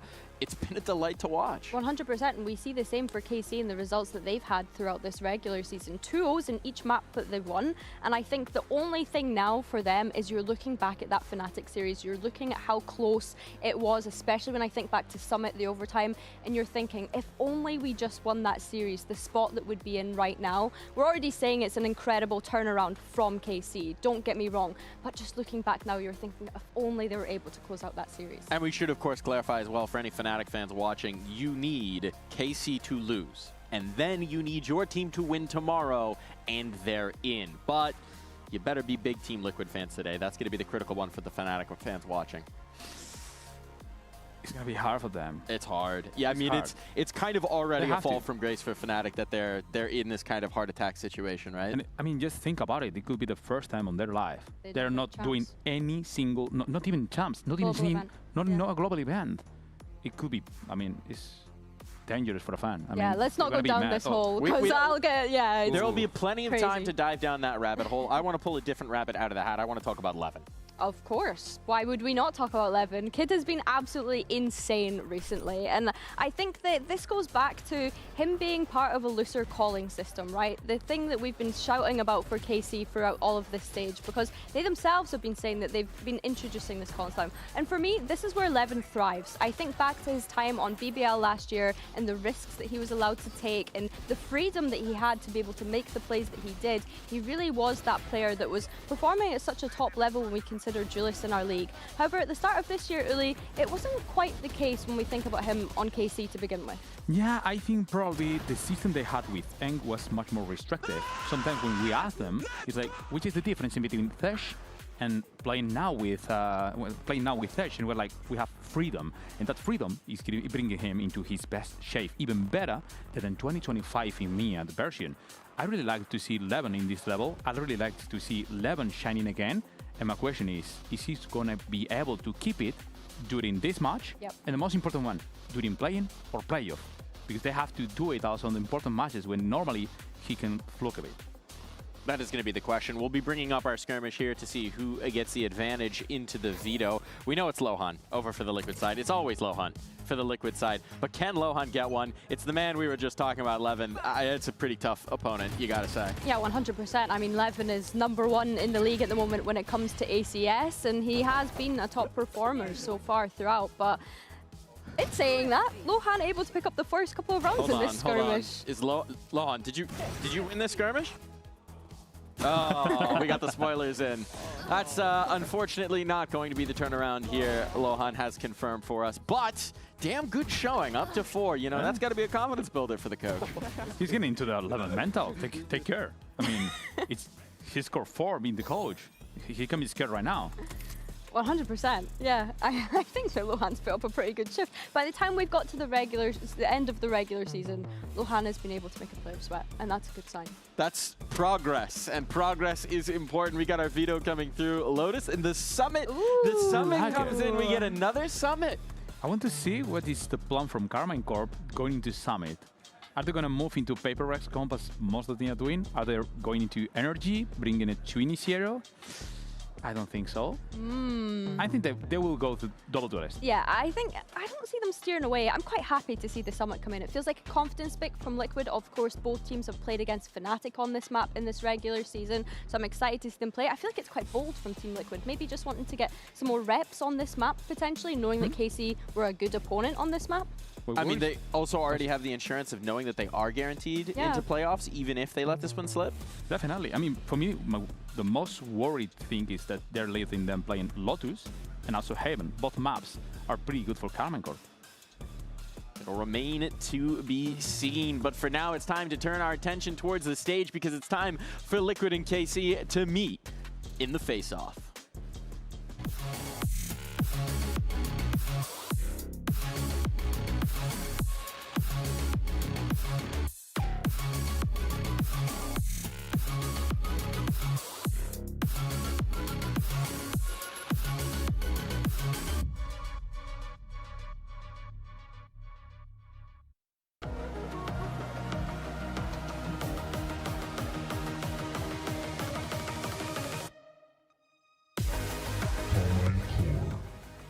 Versus Team Liquid.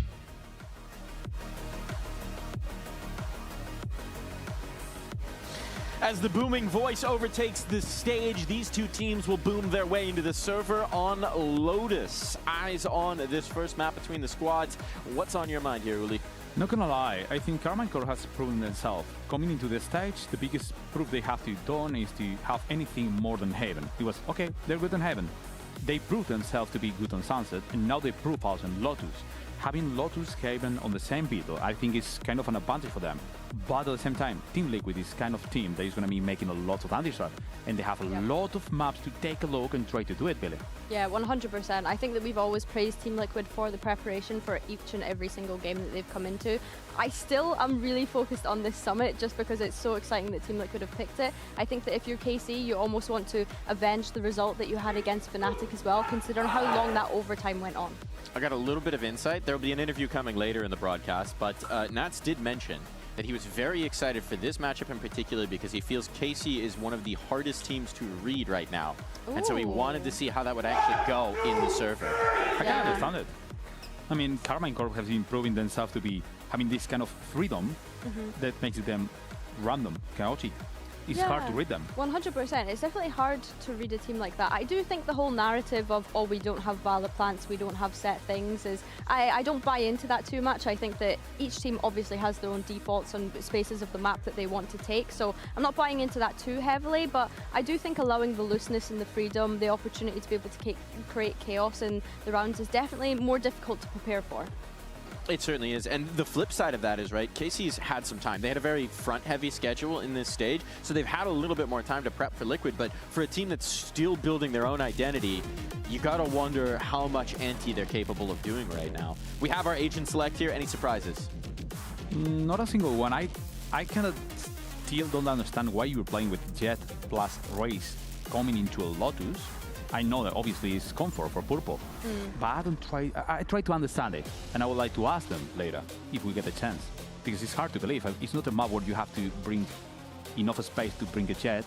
It's okay to have a Jet, but I don't think it's really something that matters. Yeah, I think that's a fair comment. I think that when we spoke to Camo on the desk, we were asking about the kind of double duelist relationship that Camo and Purple have been able to build, and he himself had said that early days when they decided to make this role change, sometimes they would whisper at each other in prac to figure out things that they wanted to do on the map. Of course, they don't really need to do that so much now because they've been able to build up that synergy. I wonder if it is a question on who's utilising the operator here, Uli, because I feel like also on that comment about the Jet, we don't really see Purple use it as much as Camo.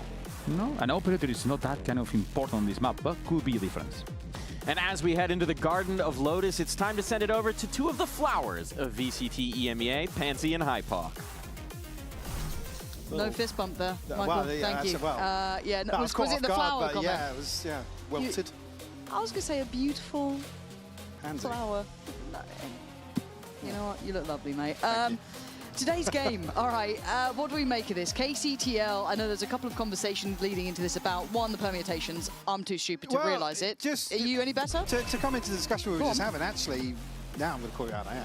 Oh. But this is sort of well, agree with you to an extent as well. Okay, this is sort of a litmus test, because for me here it's about kind of Liquid solidifying the improvements we've seen and getting to this is a good test actually between these two, because you would argue the same for KC. For me here, the bigger test is for Liquid to stabilize that. I think KC have probably bumbled through a few series and sitting in a fantastic position overall, 3-1, but I'm not sold just yet. Yeah, I get what you're saying, that we need a bit more, and I'm fine to be on board with that. Into the pistol, it will be KC trying to take back the site itself. And Sugetsu is primed with a couple more, but it's Purpo in prime position to get this 3v3. A messy brawl in the end, leaving Nats a mile away and rather adrift. But I think what I was alluding to with KC is that by all rights, they're sat at the same kind of position in the groups, right? 3 wins, 1 loss.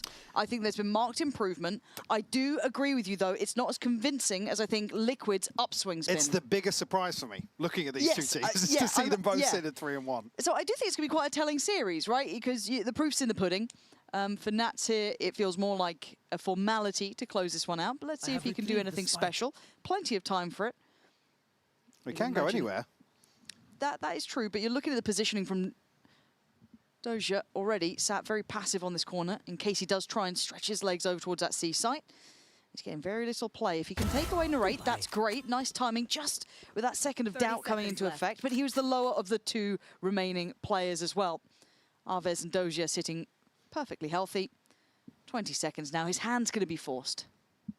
Still probably has figured out the lay of the land here and still split if Arvez falls here, and he's not even looking this way. Nats has found it. He's got plenty of time left. Going to get a cam down for security as well. There's no world that this should happen. He's going to get the plant. How much can you... Oh, the cam's good as well. Yeah. We've been talking about his cam work recently, genuinely being really solid. Don't look at me like that. But Doja's got a tough scenario to play into. Nats is going to actively... Oh! He landed the headshot as well. Bloody hell. Dosia just a little quicker for the follow-up. Well, that's a start and a half, isn't it? First round to KC. That was nearly a 1v3. No spike, no teammates. I mean, it feels bad when you sort of almost just like respect checking Nats at the pistol round.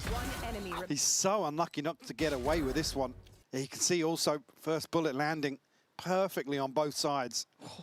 A sigh of relief from Zeish. Nice, that's done! The one thing I do want to highlight as well, because I think the desk was kind of talking about the Purpo side of it. I'm sure we'll talk about Camo throughout this series, considering his high points. I'm looking at Narrate as well. Such a high potential player. I want to see him activate it here. I think we're seeing more and more of it, but I just want to see that solidify. I think this is a really telling series. Let's see if he can be present in the action. He's got plenty of chances here too. Certainly it's just outside the TP though, so... Ooh, I was going to say, certainly an attempt here for Purpo to work a pick. He's actually fairly deep on this angle already. Look at the investment. Heavy shield, Outlaw. Actually better equipped technically than Narrate, you'd argue. So he does have a full shield, so... Caught off guard here, Purpo down to 10 HP. Now, I guess, giving the game away a little bit. I mean, it's drawn a rotation, or at least forced KC to consider it. Here. We'll leave just the one site anchor here with Sugetsu to try and offset that a little bit. It's Arvez with a Prowler, a Haunt, and a Seize still, if he starts feeling it. And there is commitment behind that switch press. Gonna need some help pretty soon. They're not really reacting to this much. They're very I think this is almost a fake. You've seen the rate's gone all the way towards C. It's like, how many contact pieces of utility can Arvez put down if he just shot in that smoke? My lord. Well, he's gonna need to. There we are. Very well controlled. Does fall to Nats. I don't think that's particularly recoverable, though, that weapon. Need something to force Narrate back here, but I mean, he's kept in check because of his HP right now. 11, though. Stop it. A wild swing. And it's played in Nats on 30. Still. Headshot again. Still down to doing 20. work. Narrate 10, Sugetsu 20. It's Doja again going to be asked a big question here to keep this one secure. Drek's trying to be a little slippery. Paranoia is good, but he tries to play into it. Doja's found him. Purpo now, the man who started this round, looking threatening. And whoa, that did not look that didn't close. look even close. That didn't look close. You know, sometimes the Riot gods are on your side. Sometimes they aren't. But today for KC, they get out of danger. I don't want to say unscathed, though, down to 2. I want to see Nats on a pistol for the rest of this half. He's very good, isn't he? Trading this one out here. Beautifully done onto Arvez. And he even gets the follow-up here, I believe, onto Sugetsu. And really bailed out by a teammate here. It's going to costly round. Oh, my right click doesn't kill that. No. Yeah, I mean, he's right, yeah. Yeah, I guess. His pistol is solid, so you might as well put some faith in it. Now, this round on the buy coming through here, Liquid, we are going to be having a little listen into them, so we're going to have to see how things kind of feel, if they can identify where maybe Sugetsu is, or perhaps Narrate. There's a couple of key things that they're going to have to work out, and, well, Purpo's already got that one started brilliantly. Where is everyone hiding? Go, Closer, go, reveal, Satchel, go through. 3, 2, 1, go. Can we box back? I need back. Yeah, go. I need back. I'll smoke. I'm gonna be there. And I'm gonna blind right. One, go. Blinding right now. Backside. That. I'm tipping too. Big right. One. One back. Guys, do turns. I'm coming. Wait, after the wall. Effect up, okay? One. Wait. One more. Stay alive. Water, right side. In front of me. Viper is I'm far away. I'm seeing some. You can walk right, Oscar. Yeah, you can walk right. I has your right now. I think we should come here. Go, what? Player standing. Good job, guys. Good job. Nice hits. Thank you. Yeah, if they're gonna face like that, I think it's free. Well, it certainly wasn't without threat that round. You can see him getting under the skin a little bit, but Liquid going to pass it. It's Purpo actually putting up numbers, someone that you were looking at quite early into this to have impact like that. Yeah, I think we're back in a position where we're talking about Purpo being probably one of the driving forces of this, alongside Camo for sure. I think especially with these roster changes allowed Purpo in particular to probably stabilize in terms of his role within the team, and certainly on a round-by-round basis. Certainly delivering here. Sitting at 6 and 3, an early Blade Storm in hand, which will allow this to be a little closer to a full buy, but there's still a Guardian in the mix here. Narrate, though, on a wide angle outside. Doesn't actually catch on the other side of that. Looked good after, well, before the TP, sorry. Unlucky not to get away with one. It feels like they should have been one up, yeah. But I'm concerned if they identify how isolated Arvez has been. So at the start of these rounds, Narrate's made it there in time brilliantly. Look at the minimap, though. Yeah, Prowler going to be close enough to Doja, can't really deal with it himself. He has to respect this. Falls away towards site. Rotation's not too far for Narrate either, but he is going to be behind the curve on this. Can't make it too... Actually, I guess no, the stall's there. It's worked out. Is Purpo calling them back right now? He's trying to bait something in. Going to deal with the trip here. Arvez actually does shoulder the angle. A little spam. Oh, the double fake. Oh, I mean, I don't know if Liquid quite know where they want to go yet. They're keeping the options open, aren't they? No, because Purpo's not had somebody fully challenge him. Yeah. I think he's not calling for a full rotation here, but they're actually going to be in a solid position to find maybe a plant on B here. But I like the reaction from KC sitting quite deep towards that CT side of A and kind of back B, just making sure that they're not going to get walked up on. They're going to give up the space. I mean, I'd rather them go forward and clear in this situation. I think it leaves them in a very precarious position now. But Purpo's going to be able to get up into heaven. They've got to be cognizant of that, though, right? They have to be aware of it. They can't be surprised that he's pushed forward a bit further. And you can see the awareness hit. Oh, the timing. They have two lurks on either side of the map. Yeah, Camo's done exceptionally well.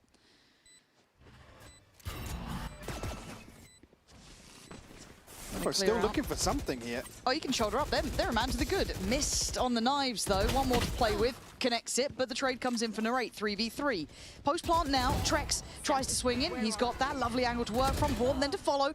Dealt with by Sugetsu. Back and forth we go. The HP is getting low, but so is the time. Equal problems on either side, but I think Narrate can just tuck his head down. Oh, fantastic from Narrate. Sugetsu, head down. All the things you were talking about, the double lurks coming in, the space that they had to work with, I was nervous for KC. I mean, KC had 3 committed towards Seaside there, and they're not doing anything with that presence. At the point at which nobody follows up and pushes onto site here, you expect some sort of clearance towards Mound, something to at least confirm something that's going on. I mean, it's lucky, really, that Purpo doesn't run away with that space in towards the spawn area. It's a great recovery from KC. And the satchel's just a little short in terms of disrupting that initial defuse. Again, maybe buys them half a second here or there, but Narrate does so well to find those headshots. Nice to see him back in a driving seat sort of position. Sugetsu, I think, missed a little bit of understanding on that wall almost. Drifting out on it and just being in no man's land, overwhelmed and out of time. Site clear. Liquid have pretty much what they wanted. Rifle recovered, but obviously the buy not really going to support this. Oh. And Arvez, yeah, okay. Take them all day. Yeah, that's 3. Just not going to have the knowledge on Nats, which is a threat in itself. That sentence alone can strike fear into the hearts, but Narrate is on a heater. Taking away Camo, the close contact. Attention now towards Tree as Nats begins to work. Can he thread the needle? It looks like he certainly can. Stunning shots from him. Now another swing. This is beautiful from Liquid. Arvez can't suffer through it. Very well prioritized by Liquid then. Great push and pull as well. As soon as Nats falls here, the backstab onto that second player, I believe, V11. Liquid do so well. Get themselves into position again. Sugetsu a little overzealous, but maybe just on initially an info peak, but it's a full commitment to it. Maybe just trying to get the lay of the land in terms of the early round, but that's almost actually transferred onto that, by the way. It looked very close, didn't it? That third, I'm like, no shield, by the way. No. Just pure aim. And you can see how fragile the money is, though. That's instantly put these positions back into the hands of KC, where they're on the back foot. Down on pistols, ult came in there from Narrate, so at least going to try and have some firepower. He's taking the space by C, but it's a very direct look from Liquid. See the commitment initially behind us, though. Purple will find the opener. Camo to double down as well. Levin goes for it here, but quickly traded out. Nats will find another. It's just Narrate left now. 1v3 with a tour de force to hand. And Purple's already making moves, though. Look at the mini-map. Yeah, he's so active on this, and his timing's going to be really nice. It kind of secures the passive angle if he wants to here. He can hold that if he fancies. Could just take a little step out if he feels there's some pressure. Narrate's obviously keeping switched on, but Purpo's timing is just sublime. Liquid's showing off a bit here. He's fragging today. Purple already had an explosive opening 6 rounds, sitting at 10 and 5. Narrate halfway back to a Blade Storm as well. I love seeing the parity between the two of these players. If they keep pushing like this, you've got Purpo absolutely farming up. These rounds, obviously, a lighter investment, but still key kills to get them on the site out of any sort of stress. And then Narrate on the other side, 9 to 5-2. Only 1 off from being at the top of the board with Purpo. So really lovely seeing the back and forth. But Liquid look like they've got, I don't want to say a solution yet, but they've got an idea. They want to be pumping that A site. They're going straight towards it. Looking pretty layered up. Good reveal. That's quite a large amount of info to work off. Yeah, I'm curious now if Narrate's going to opt to go forwards ahead of this wall. Just wait here, Camo. Showstopper, though. No mistake, he's going forwards, but won't land it. But Narrate could be kept in tree here. He could be, but he's got help here. It's just whether the timing's right, and that's going to be good for 1. Trades out for kicks. Purple starts to clear, and now Doja left alone by Tree. He's got problems, but really good intuition to turn on a dime and check on Nats. They get overwhelmed on CT, though. So Liquid have space. Another key kill for someone like Purple, but it's Doja on for the ace. Trex now trying to backpedal away, and he's done well. He's done that cleanly. Doja needs to start building on site here. The Prowler goes in.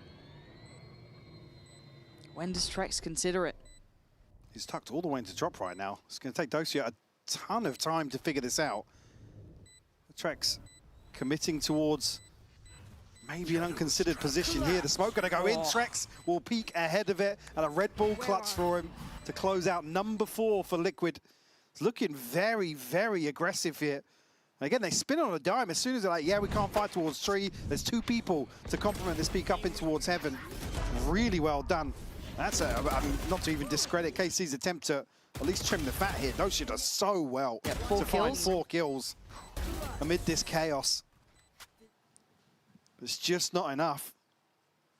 That's a tough round. You can't, again, if you're KC, you can't even be that mad about it. You almost got to cross the line down to a 1v1, but for Liquid, it's building blocks, right? The second we've got into these buys, they've really started to have some validity here. Doja, spot a bother. Gonna play it forward, though, and maintain space. Cam might be the checkmate. He's going to clear that, but by now, Liquid, as you said, aggression seems to be the name of the game. It's pacey. Both duelists here going to try and find entry towards B. Camo actually just caught off guard a little bit by the smoke timing. Nice paranoia. Paranoia's perfect. Really nice, and I don't even think Kix was affected by it, but the rest were. But Purpo makes it out of it in time to get 2, but it's still going to be a bloodbath. 2v2, and it's not over yet. They're going to lose track of Doja, who's just going to ensure they can't slip back towards the A site. Plant's going to be coming in, though, and this post-plant gets very difficult. I think, well, Nats is going to backfill the space anyway, but curious whether or not Dosia was going to get close enough to a weapon, but it's actually inside the site. It's now just upgraded pistols to try and do something here. Sugetsu yet to show his hand. Nats will have another camera coming soon, and a reveal for Trex. Yeah, the wind of time is... Oh my god, the positioning on the smoke is wild. Trex now. Oh, what a catch! He wants to transfer right to him! Time. He's got it. He's absolutely 100%. Got it. Bloody hell, it took a lot of ults there. It took a lot of investment. Trex is so unlucky not to connect with that, It was a blind shot, right? He snapped onto Sugetsu. Did he see him before the pit went up, or was just... I mean, he knows where the pit's come from, but still, that was so close. I think that was pure intuition from Trex. Was that the damage to bring him down to 6 as well? I mean, just a crazy exchange back and forth here. That's maybe a little further ahead than you'd expect. There was no vision at all. Purely blind, as you said, intuition at play. Nice! Magic from Sugetsu then, though. Nice. It's his 4th kill. The bandit and the sheriff. Yeah, yeah. But this A approach has been very hard for KC to deal with. Narrate getting ahead of it. 11 on the trade, but Kix beats him to the punch. Beats him there on the timing. 11 should be dead. I'm surprised if he gets out of here alive. Bloody hell, the boombot could have been a problem, but now he's tucked in the corner. They've got to know. They absolutely should know, and they do. They're unrelenting in this approach. Look how fast they're going forwards as soon as they spot numbers. Sugetsu will be here early enough to contest, but I think he's going to make an attempt. There's still a bit of a gap between him and Dosia. Spam coming through. Trex is holding it. It's all on Sugetsu once more. He would have to double his score if he fancies a go at this, so the bar's high. And I think he's been pretty much played out of this round, yeah. But I've got to say, I'm loving the fact that Liquid are showing this gear shift that they have. I haven't seen it too much. I'm not saying they're a super passive team, but seeing that they can shift up a gear like this is really good to watch. Leaning into that front line a little bit. You've got some heavy hitters having a great game. Let Purpo off the leash. Let him play into it. It's stunning. He's already sitting at 15 kills. Certainly the one to open up plenty of these rounds for Liquid. Against some of these, I guess, more chaotic moments around, like previously on that attempt to get the plant down on A and they're aggressing towards heaven when there's still somebody in tree. Really impressed with how cohesive they are today. And I'm a bit concerned that KC haven't found an answer yet for this A approach. Because we haven't really seen... I'll come back to like particularly on round 4 where if they're preemptively rotating, I mean, again, very, very different situation here where Liquid are running away with the early round, but capitalize on the side of the map that you have 3 players. If it's your strong side, they're being dictated to a couple of times now. Yeah. Again, the scoreline, not a massive concern, but it certainly feels like Liquid are in control of the tempo here. And these rounds are close. Which on Lotus, I feel like you just have to contest. Yeah. So it's one of those where it's like, look, the way these rounds have come down, the amount of 1v1s, that 4K from Doja that just slipped away at the end to Trex, or again, that 2v2 with the pistols just going towards KC's favor. These are very, very close, but I think the overall thing that my concern lies with is that stronghold of an A approach that Liquid's doing against the 3-play stack. Now, obviously, Liquid's starting to get a little bit cheeky, right? They're starting to explore the rest of the map. They know that KC will be probably thinking about that A site hit. The benefit of the conditioning now is they can go elsewhere. Doja's been good, though, but I don't know if he's this good. Did get caught out a couple of times earlier on in terms of positioning, but won't actually connect on the spam here. Purpo will fall. He's about done the hard work. Needs to not die here. Yeah, Liquid don't shy away from it, so they will brute force their way into the site. Actually, good read on the situation. They know they're ahead of this rotation as well, and Trex can actually keep them in check even further. He's the one planted though, so we can't invest that ult just yet. Spike planted. No, but expect that to be pretty much kind of pulled if they do start feeling any sort of strain here. There we go, there it is. Nice offset of the timing. Doesn't get what he wanted on the initial try, but good damage done. Nats was sitting a little bit lower than he'd like. He gets cleared. Good retake so far from KC, and Kicks cops a boatload of damage. I don't think he was even seen. Maybe just a pixel out of place. But KC showing some real heads-up work on that playback through. I mean, it's just so heads up to actually confirm presence here. Prioritize towards Waterfall. The trade-off of both, I think, Trex's ultimate and others at exactly the same time, it probably favors KC a little more so. They have that pressure here. You can see Levin sliding in. And that's as good for the trade, but at that point, he's just out in no man's land. Great presence of mind here from KC to approach this systematically. And ult-wise, it's only the neural theft available for Liquid. The TP here for Dosia as well. And KC reading into the fact that now they've shown presence towards C, they're obviously going to resort back towards this A hit. So Dosia will be tasked once more. Yeah, he doesn't get the freebie this time, though. So 5v5, and they'll take over Mound. We do have, was it Trex sitting a little bit disconnected from the others. This time, though, Doja stands on side, doesn't back away, equals out to a 1v1 trade. No one able to deny Purpo on the scale through. So Sugetsu trying to play towards site. Cross being managed, but certainly not contained. Liquid starting to get their feet towards getting the plant, but they're taking so much damage here. And really, KC being stubborn. They don't want to give up site. They're not playing behind it. They're not playing for a retake. Liquid losing out on the way in. Especially considering they trade out Dosia here. Levin's landed a third. Oh, he's on an absolute heater. And the confidence certainly not stopping, flying in. They're ready to claim it, but KC taking the lead. Yeah, a little bit confused here at Liquid's. It just total contrast to the approach in the previous round. Again, they're so eager to overwhelm that site player and get deep control of the site. Here they just get caught in really awkward engagements. Levin just picking these apart happily. Pretty work. Third onto Nats. Beautiful work. One more time.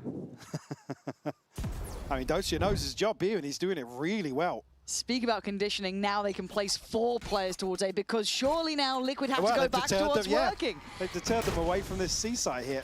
Okay, good little start with the Cs. This is what you wanted to see, a bit more of a fight on it, a bit more of a commitment, and they've won out by rubble. That's the correct read from KC as well. They're here to greet Nats on the way into B. 2 players, actually, yeah. Wow. That's just caught on a glance upwards. KC have done really well to flip this back in their favor the last few rounds. Purpo will find the C site anchor, though. Sugetsu will fall to get himself onto the site comfortably.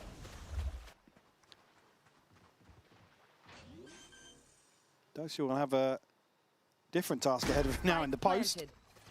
Yeah, what ults do we have? Doja's got ult, Levin's got ult, and away we go. Prowler in, 2 players spotted, 1 melted, the second tagged. He's dying to go in for more. Gonna be caught on the jump up, but now you imagine the rest of his team should be able to filter out through CT pretty comfortably.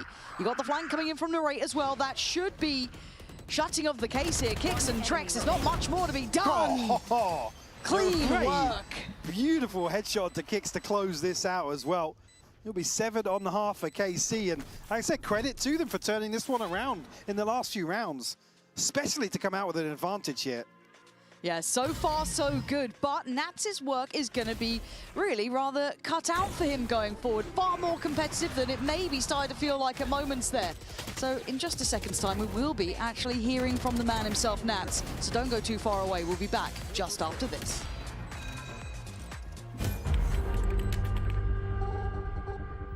Becoming a dad, I think changing responsibilities and getting rid of some thoughts that comes to your brain that you thought are important, but when this moment happens, you understand that they don't make any sense and they just disappearing. And for me, it's also very important, and that's why my goal is to qualify to Shanghai, because hopefully my wife and my kid will be able to be there.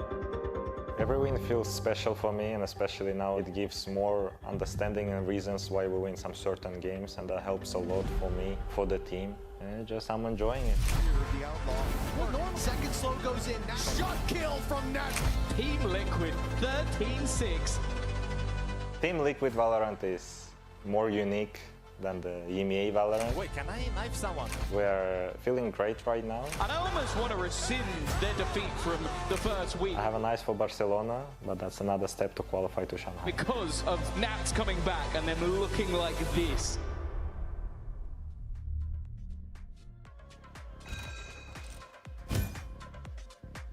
Okay, so you think the dad buff's real? You think we've run that one to death yet?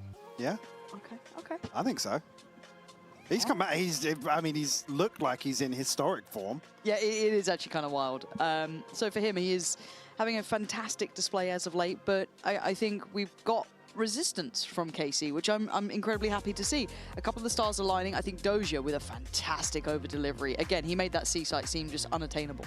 Now, do I think Nats can do the same thing? Yes, absolutely. So many interesting parallels between these two. But it will be now the choice of where does KC want to take this. Up in the lead, 7-5. Pistol round, always incredibly important, and some very stark contrast in pistol round win rate there between the two. Yes, yeah. They are worlds apart. Liquid actually starting as 4 over towards A. It's a triple stack towards stairs. No confirmation here after the first wall drop, and KC have actually already taken this space on B. And door shot too, so they can sit here in the post pretty nicely. Planted. What's the plan for Liquid here? Must have something rehearsed here. They're happy to concede this space. Well, not that was going to be picked up early enough on, but KC forced their hand. That's going to try and stress the back line a little bit by swinging open the door, but Doja can either paranoia, but positioned perfectly on the edge of the smoke. We're seeing that more and more, but it's Kicks and Purpo turning the tides for Team Liquid, leaving to get to Narrate, who are now down just to Narrate in a 1v3. Tap on the spike will draw the attention. Hello, where were we looking, Kicks? I guess fully just unsure where he was off to, but still with enough numbers there, Liquid against the numerical odds, gonna get the pistol. Yes, Purpo to open this up. Curious to see that from his POV. Kills coming through so quickly for him. Okay. Oh, sorry, no, Kick, sorry, my mistake, yeah. Purpo, I think, was the one to dash on, yeah, find the kill onto Dosia. There was a chance for the rate to be the unknown factor, but very quickly handled. Dosia here, maybe try and make use of a scope in round 2. The chance for Purpo to farm. He had a fantastic start to the first half as well. Yeah, this would be a nice chance for him. Build up a little bit. Ooh, good connection from Doja. His Kick's gone. Just releasing the weapons. Prowler should keep Camo just off the corner. I'm out of here. Massive threat yet to Liquid. It's both Camo and Kicks that have struggled to find value so far. Tested initially here. No connection from Arvez though, and Trex good for the counter swing here. Oh, lovely right, Trex just keeps going forwards.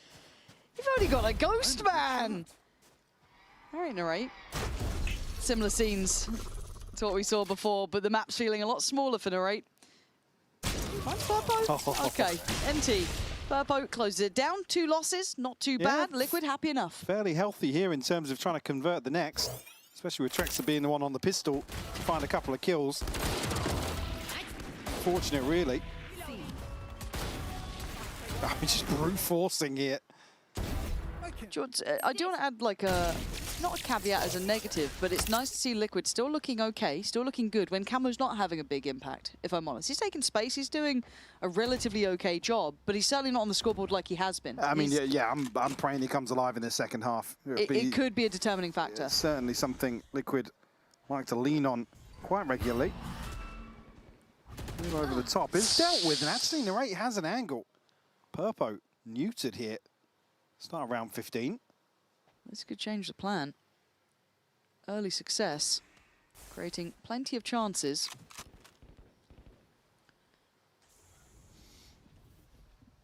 Rotation slowly filtering in for Liquid. You have Nats on the site, Trex. Trex kind of being the heavy hitter if you're looking at the weaponry. This is going to be a bonus. Now we can identify that Phantom is just around that corner. How do they feel about this?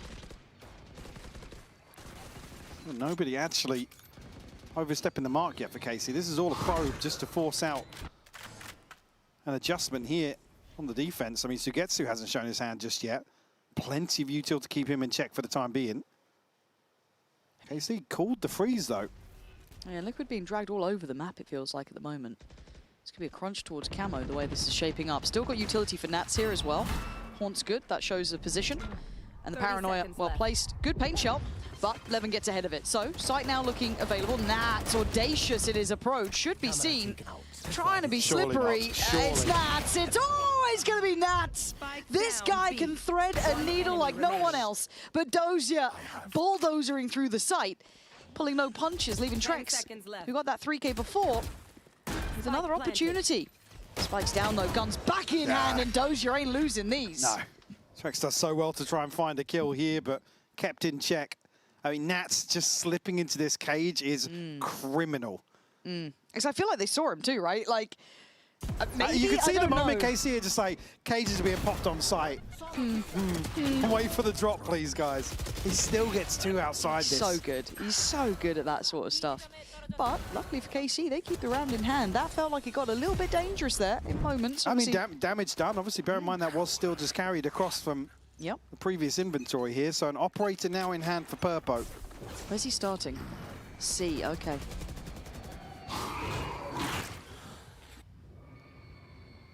Like, quite happy to probably leave him anchoring on that side of the map. It's only Sugetsu here.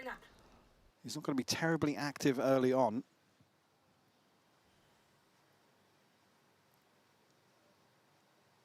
Great fishing as well. I mean, yeah, plenty of light shields to punish. So an operator of sorts. Yeah.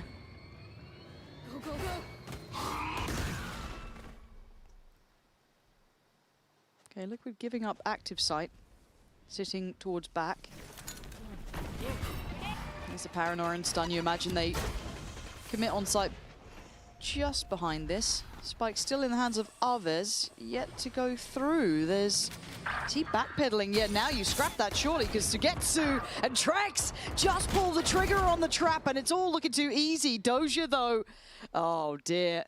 Just going to buy a couple of seconds now. Can he find the other player? That's one. He knows it's one towards drop. Oh, the kicks gets the best of him, just slightly forward towards sight.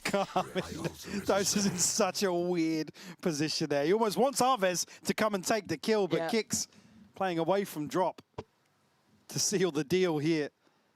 Got to give credit to him there. Again, it's Purpo to find this kill, probably at the worst possible moment for KC. You can see they're considering the reposition here. Trex does so well to find two with the Guardian as well. One enemy remaining. Kicks almost 30 seconds left. Confused by the call, I imagine. Decision! Now, not much of a French speaker, but make a decision. You think so? Yeah. Okay, any... That would be my guess. Any French speakers? I think it sounds right. It sounds good. It sounds good. Do hit us with the translate. Obviously, we'll be watching. I think we got that one, though. Yeah. Money, obviously, not ideal for KC now. But they pulled off a couple of thrifties, and Purpo's very committed to this. He feels like he can get away with it. Just going to take his time to dash out of there. All right, elsewhere, alongside Dozier, looking for something towards A now, but Camo, he's going to spot two. Okay, Camo, you've got a big chance to get a couple kills here. Feel out the game a bit. Yeah, we are. Off the fort. Spam not going to land for Arvez at all. Just him and 11 left now. Sheriff's in hand. Last player standing. Camo. Nice. Won the third on the round. Certainly a confidence builder for him. Flawless. There's Nats to shut it down here. An in-zone flawless for Liquid to find number 9. Do we get a confirmation? Yes, the French in chat have said, why don't we take any decisions? Oh, okay. Yes, I thought it was make a decision, maybe. Asking the question, you know, really just putting it out there. Why don't we? Guys, you can make them. Have a go. Give it a try. It is tough, Thanks, though. chat.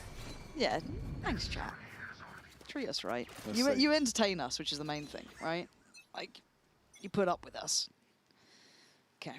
Oh, hang on, Liquid going forwards here. And Nats has the Hyper-aggressive. operator, Purpo. Camo finds one as well. Where is this gear shift coming from? We've not seen Liquid doing this sort of thing. We saw it on the attacking side, which feels way more feasible. But even here, lovely off-tempo I mean, piece. it's so tough to call a cancel on that as well. If there is a ping, for example, or some utility coming your way, Liquid brazen in their approach here. Gets on the buy round as well, so it really stunts KC's progress. Ooh, nearly caught on that, and the rate will connect onto Trex, but very low HP now, and Camo able to isolate off the paint shell perfectly.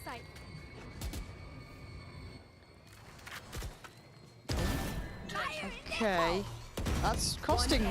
Oh! I was going to say costing a pretty penny. It's fine. It's Camo fine. certainly riding the wave of those confidence kills previously. Man, this is something that I feel like I haven't seen Liquid do in a while, right? And not just the pace change, but what it feels like when you talk about it bigger picture is kind of playing to an advantage you have and being willing to take some more active risks like this, kind of pressuring the point, the buy back in place for KC, taking those aggressive looks. This goes back towards the whole discussion around finding our identity and obviously previous, roster change aside, some of these other compositions that really just never felt like they fully clicked. They would get away with it every so often, but certainly for me, the synergy and the cohesion it's what's so different throughout Stage 2 for Liquid. When they do decide to go forwards and you have Purpo and Camo both landing in succession, that's when they look best. Oh, they certainly do. And to add into that, you know, when Trex is on any sort of scan agent, any sort of reveals coming in from him, he always looks solid as a rock. He's having a very good performance too, quietly building away, doing the job he needs to. But as you said, that frontline punch is looking lovely. And this is without Camo having one of his bigger performances too. This is probably the better look, even in a close game, that I've seen from Liquid in a minute. I'm really happy with what we're seeing from them in just those moments, in those sort of rounds. For KC, I think a couple of big conversations need to come in now from the coaching staff, from the IGL, get on the same page, be decisive, kind of start executing those plans that they have in mind. Easier said than done when Liquid are taking advantage though. They certainly want to explore that further, considering, well, some ults here that maybe change that. I mean, Levin's just missing one as well, but there is a tour de force available and some investment. You want to play? Rifles offset there, but again, Purpo going to go forwards here. Rinse and repeat of the same thing once more, but Narrate will find Camo. I like it once, I think back to back, you don't get the same sort of validity, but you know what? I'm happy to be wrong. They get a lot of map control for it now, but at the casualty of Camo. Oh, I was going to say, Sugetsu a chance to run away with that, but shut down now. Spike not planted. KC still happy to greet some of these engagements. Purpo will fall now. This is big positioning from Narrate to play this forward. Now, how's their understanding of I mean, with the back sight plant. Wow! What is that from Nats? What a shot. It looked like he was completely unaware. It didn't look like he was even considering it, so it's a reactive snap, and it's damn good. Now we're down to the bare bones of the buy from KC. A couple Guardians and a Sheriff. Outgunned in this and even numbers. Ult to be invested, and it doesn't really get the connection. I can imagine both being sent back and forth now. Here's the springboard forward from Mound. It's Nat still. Oh, No don't way. you dare. Calm it down, 2v2. Now we're going to have a Phantom in the hands of Levin, but again, you're going to look at the shield, it's not quite in place. Diffuse going to start coming through, Kick's going to try and draw the attention. In goes Levin, and out goes Liquid. KC keeping competitive. I mean, it takes Levin so long to find the one missing kill for his ult here, but certainly the difference maker for KC. A response found after 3 rounds in succession for Liquid. I mean, it's just ridiculous from Nats. God. The fact he nearly goes for the 360 hat toss here, yeah, nah, I didn't want to see that. Because you know with the Sheriff as well, skinny head. Yeah. That's a hard engagement to take. That's true. That's true. Old Pinhead running around.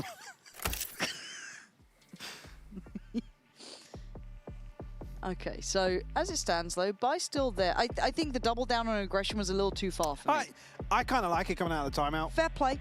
Just one that is, whether or not you're reading into KC, they call the timeout, right guys, let's show some presence towards Mount so they can't run this again, and Liquid are just like, nah. Try camo towards B, we'll do the same thing again.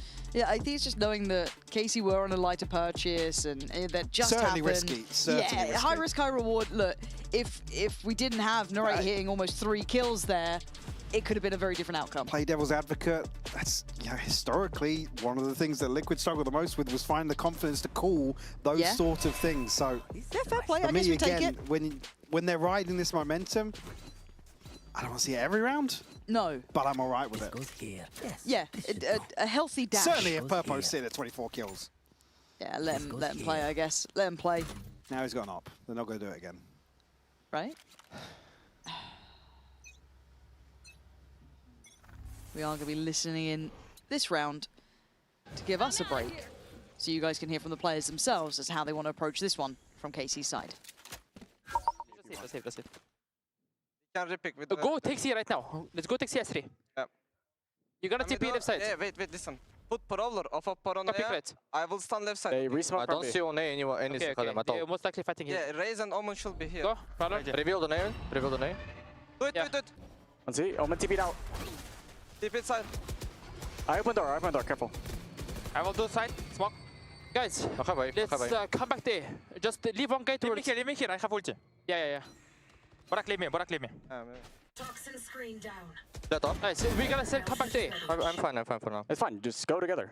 I will break UT on C and TP. You guys can NV if you need. Let's walk C. Okay, let's not open door. I think you need to leave this one. Come back to B. You need to smoke me. Be careful, right. Okay, smoking now. Can we leave? You in B split. Could be inside like mini or something. Yeah. Inside when you go, guys. Guys, you break our Cs. Go. Okay, police smoke that. Go break. You need to police Dima. I'm policing. I will go with you. Close up. Nice. Heaven, my ceiling coming. Raise. Side.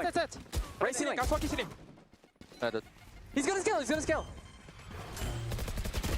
80 on the raise. Omen C on I'm just down B. Last player standing. 10 seconds left. 1 enemy remaining. Oh, NT, but it felt messy there a little. Really messy. And as much as I want to kind of arc it back a little bit to make a decision, it felt like they had 3 or 4 options, and then it felt quite scrambled to go towards that B approach. I feel like they kind of overread the situation when Sugetsu finds Purpo. They have 3 in a great position, just isolate the remaining 1, potentially 2 players, which would be unthinkable at that point in the round to find 2 still on the A side. Yeah. Especially with Purpo where he's positioned, there's no swing onto that.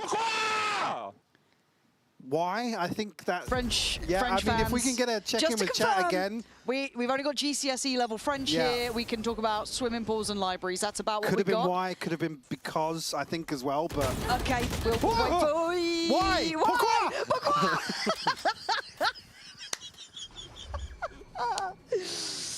Hopefully that's the right word for it, because we'll certainly be left scratching our heads here. Trex now just feels like irrelevant to the round. He's swept aside. And Liquid gonna have to work this one back with 3. Tricky situation to navigate now. And Camo's only just making his way through spawn now. Nats, I think, thinking better of this. We'll try and hold on to what they've got. I mean, Trex at 800, Purpo 1950. They made a decision.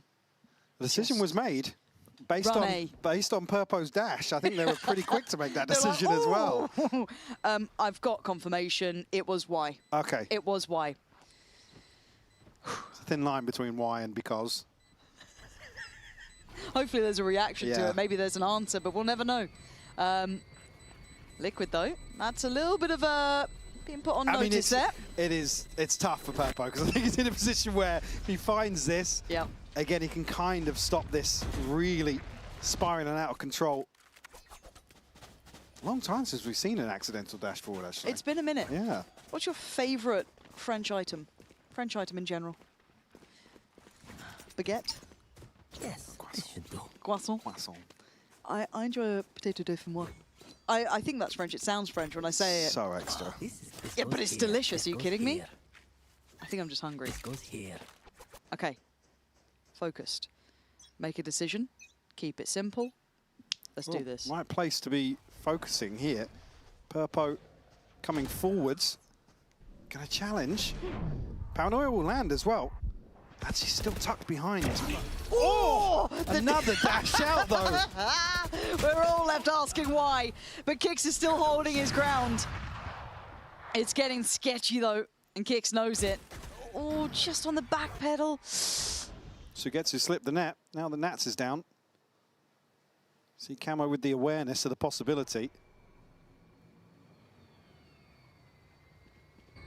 I think reading this pretty well, but the pit's going to cause some issues. If Camo can get ahead of it, though, Arvez finds a crucial kill. And every coin flip, you normally feel Camo wins those, right? He's always so good for it, so that just feels maybe an off day. It can happen.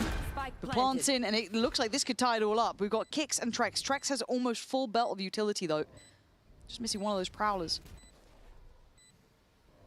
Could be helpful for navigating the pit, but he's got so many issues. I mean, they're all in it. Yeah. Close connection. Kix works forward. Actually got a bit of room to play here. Not much, but a little bit. The smoke almost hindering rather than helping. And KC sit with comfort in the pit. 11-11. Wow. All to tie up here. Again, Purpo unfortunately just caught off by another dash. To kick that, I mean, it's a great shot from the Ray. He's holding completely the wrong angle, but somebody slides into his POV. Oh.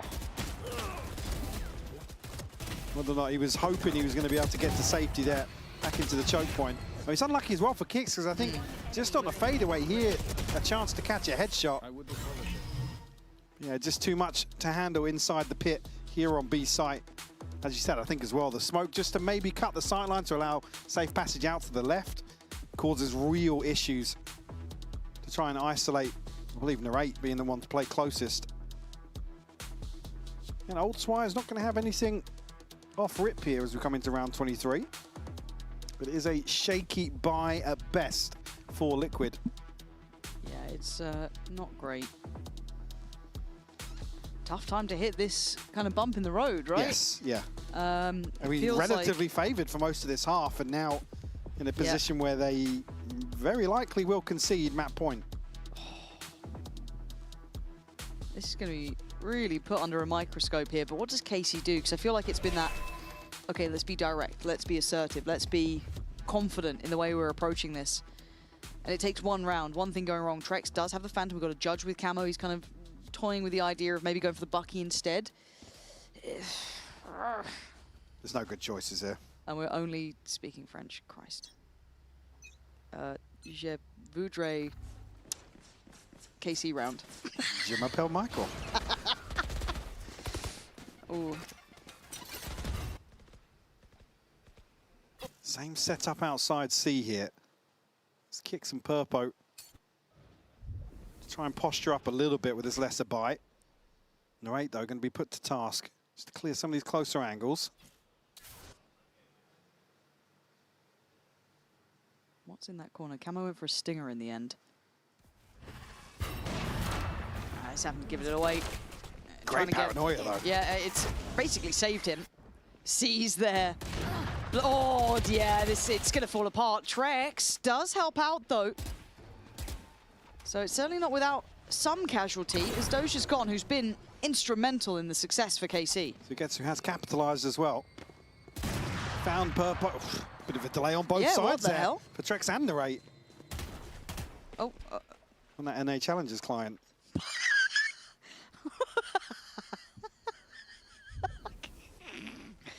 I think that's a special version of the game. 30 seconds left. All right, Plant coming in. Spike planted. My ult is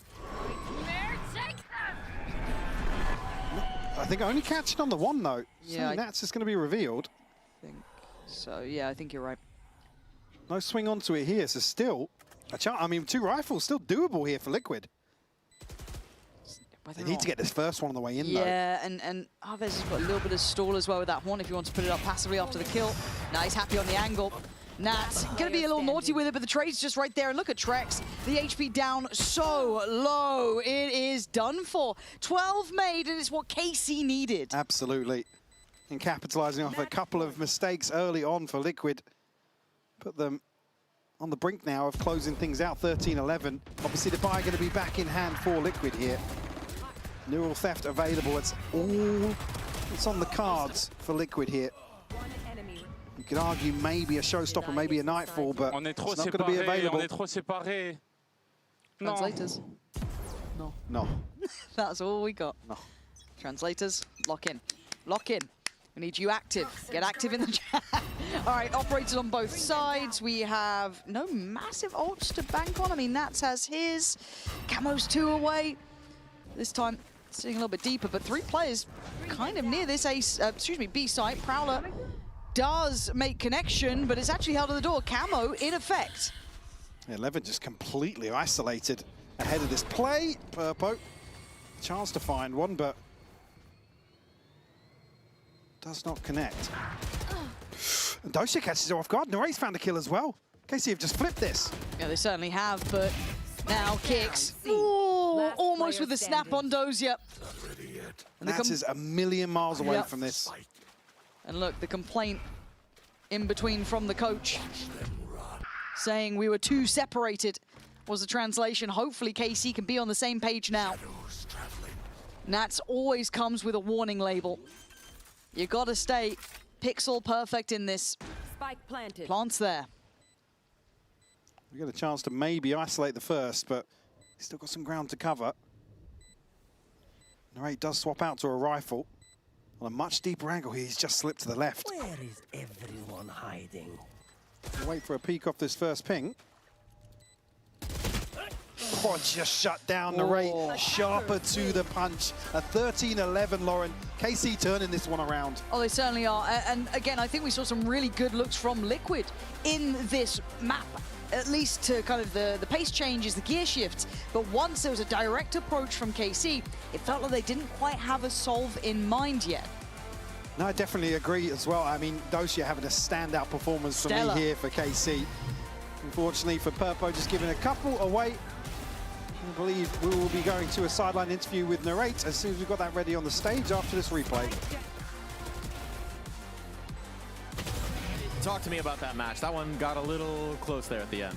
Yeah, I mean, Liquid are a great team. It's honestly, Lotus is a good map for him, but it's a good map for us. And I think, you know, they had a lot of momentum going into the second half, and I think we did a good comeback. And we were previewing this match, talking about you both being sort of the really positive storylines of this stage. What's the battle in the server of sort of the IGLing by committee that you guys are doing versus the mastermind of Nats on the other side? How did it feel live in the server? I mean, obviously it's hard, obviously to play against them on attack, especially like they're playing very simply, to be honest, but like it's hard to deal with, you know? Like you can say you know what they're gonna do, but how do you stop it? That's the real question. But yeah, it was definitely a difficult game, and I'm happy we pulled through. And we'll look forward to seeing more of it on Summit after this.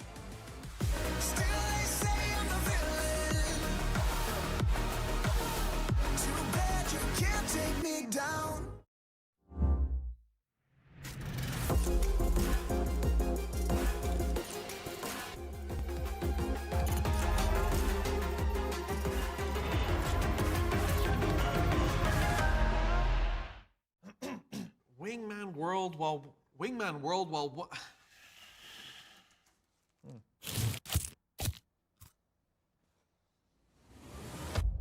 Have a break.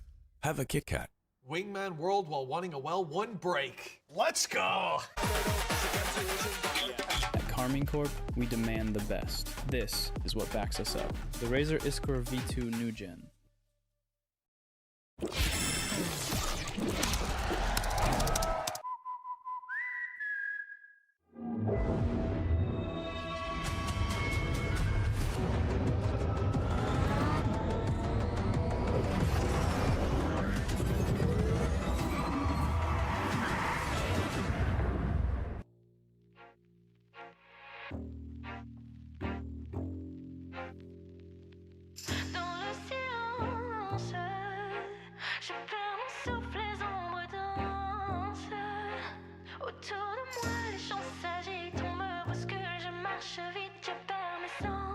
Je rêve de partir. Et dans la lumière, les rêves d'hier nous emmènent au bout du monde. Brûle la nuit, brise mes chaînes, sous l'orage, je renais dans l'écho de mes veines. J'entrevois une lueur d'espoir. La douleur est devenue mes larmes. Ce feu qui brûle dans les larmes. Dans mes veines, une promesse de construire un empire. Dans le ciel infini,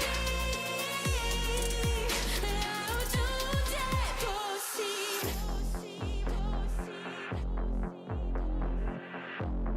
Lueur d'espoir. Et dans la lumière,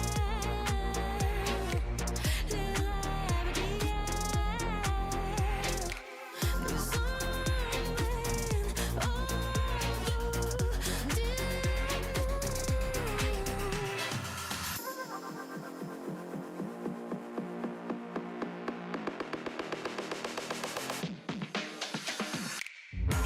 La douleur est devenue mes larmes.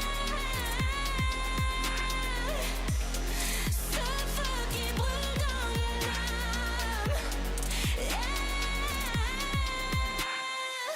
Dans mes veines, une promesse de construire un empire. Dans le ciel infini, là où tout est possible. Dans le silence, je perds mon souffle, les ombres dansent. Autour de moi, les gens s'agitent, on me bouscule, je marche vite, je perds mes sens, je rêve de partir.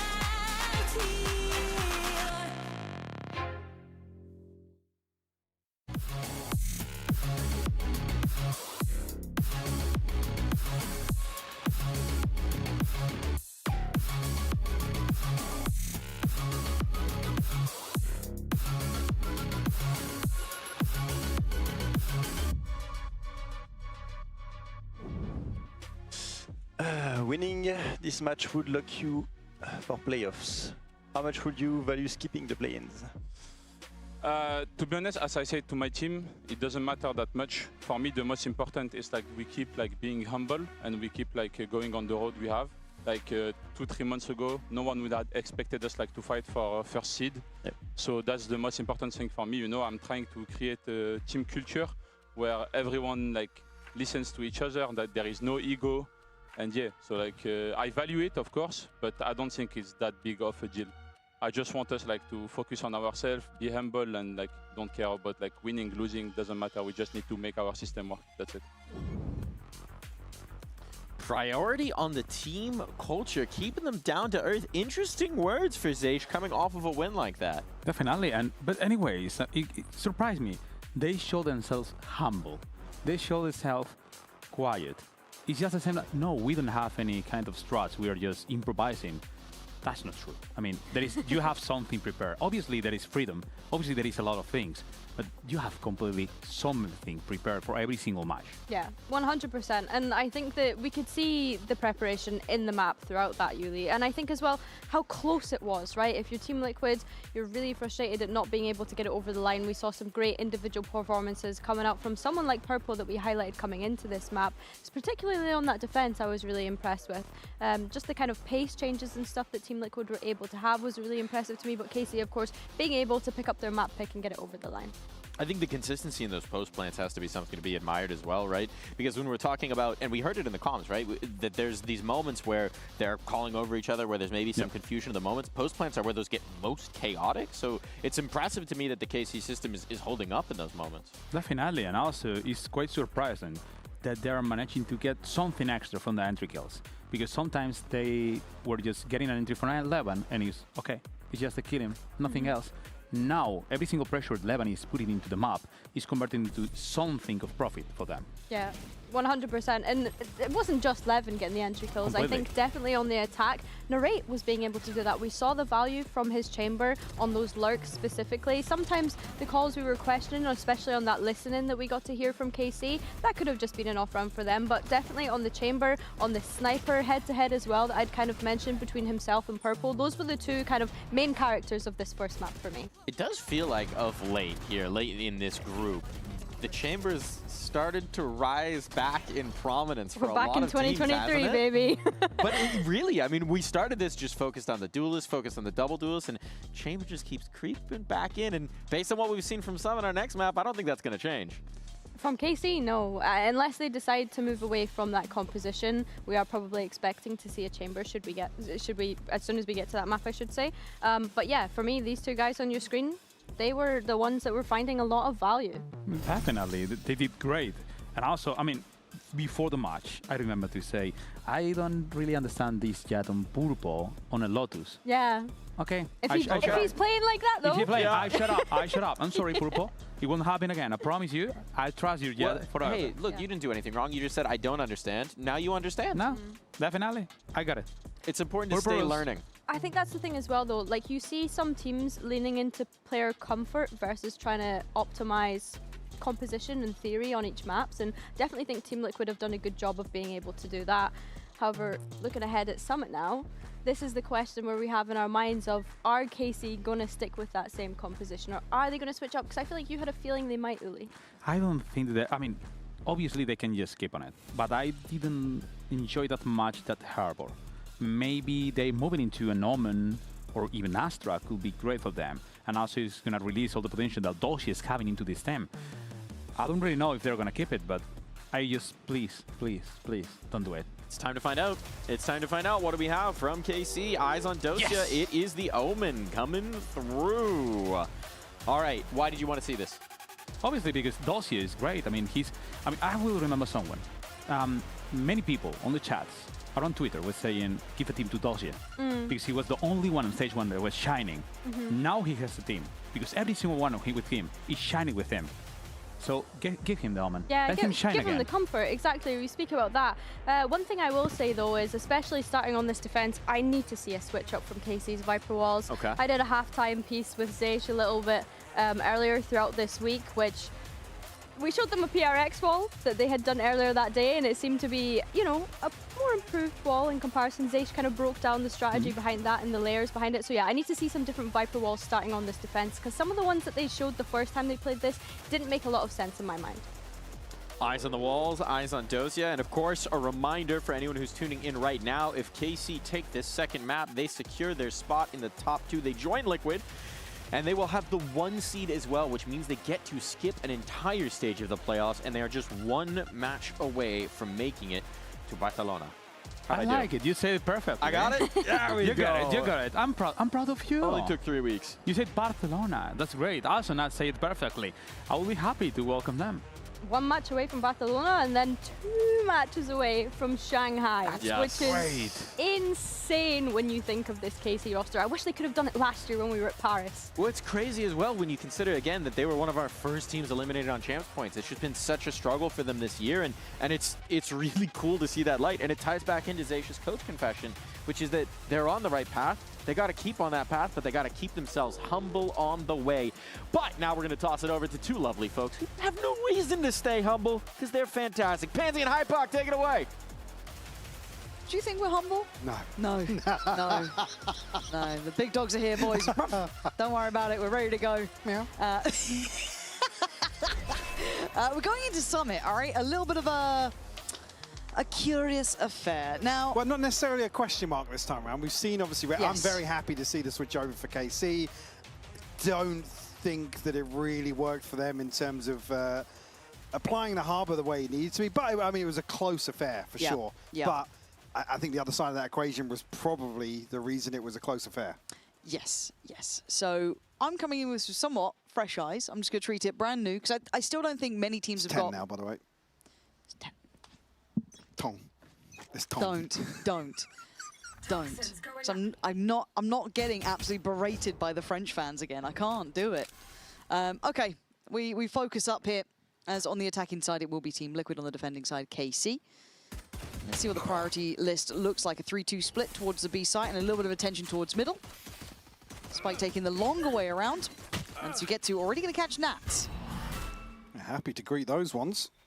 Sure, Spike is filtering this direction, but Arvez will find Camo here and probably remove that possibility before it comes to effect. Right, will catch a tag here, but gets away unscathed. Kicks down to 24 now. Liquid will freeze here for an engagement, but find the opener. And yeah, KC just posted up Dosha and Levin to clean up a pistol here. Put KC on the board. And look, KC's pistols have been strong. Do not. No! It's one of the worst I've ever seen. Yeah, shake it off, boys. Let's hope for a tech pause or something. I think it is. Yeah. I think they fumbled it so bad on the little fist bump, handshake. Somebody's got to go and have a word with them. Like, guys, Compops are on the stage like, immediately. You can't guys, do that. we cannot play another round. Rule three. You've absolutely... Ooh. Give me the slow-mo. Yeah, we've got a tech pause. Give me the slow-mo now. Come on, Andy. Come on, mate. We need to lock in. Andy, I'm putting on my multiple glasses. Angles. Yeah. I want the facial expressions when he knows it's not happened. Where is my replay? Come on, replay team. I know you're there. I know you're working. Oh, it lasted so long as well. You noticed before me, I was looking in here and then, we're getting a replay. Thank you. I've got confirmation. Production. So if you missed it in chat, you're going to get it. Not of the round. Don't care about that. No, spin on, mate. It's a pistol round. Who'd have thunk it? KC won against Liquid. Shocker. She's talking about vibes, being on the same page. We're going back in game. Save it. Bank that for later, please. I know you're getting ready checks and all that. Also, it's a throw round. Pip. Picture-in-picture, boys. Yeah. Come on, production. Let's cook something up here. Come on. Let's get creative. Let's. We've got Albert in the house. Albert, what are you doing, bro? Like, come on. I swear I love our production crew. I'm so sorry.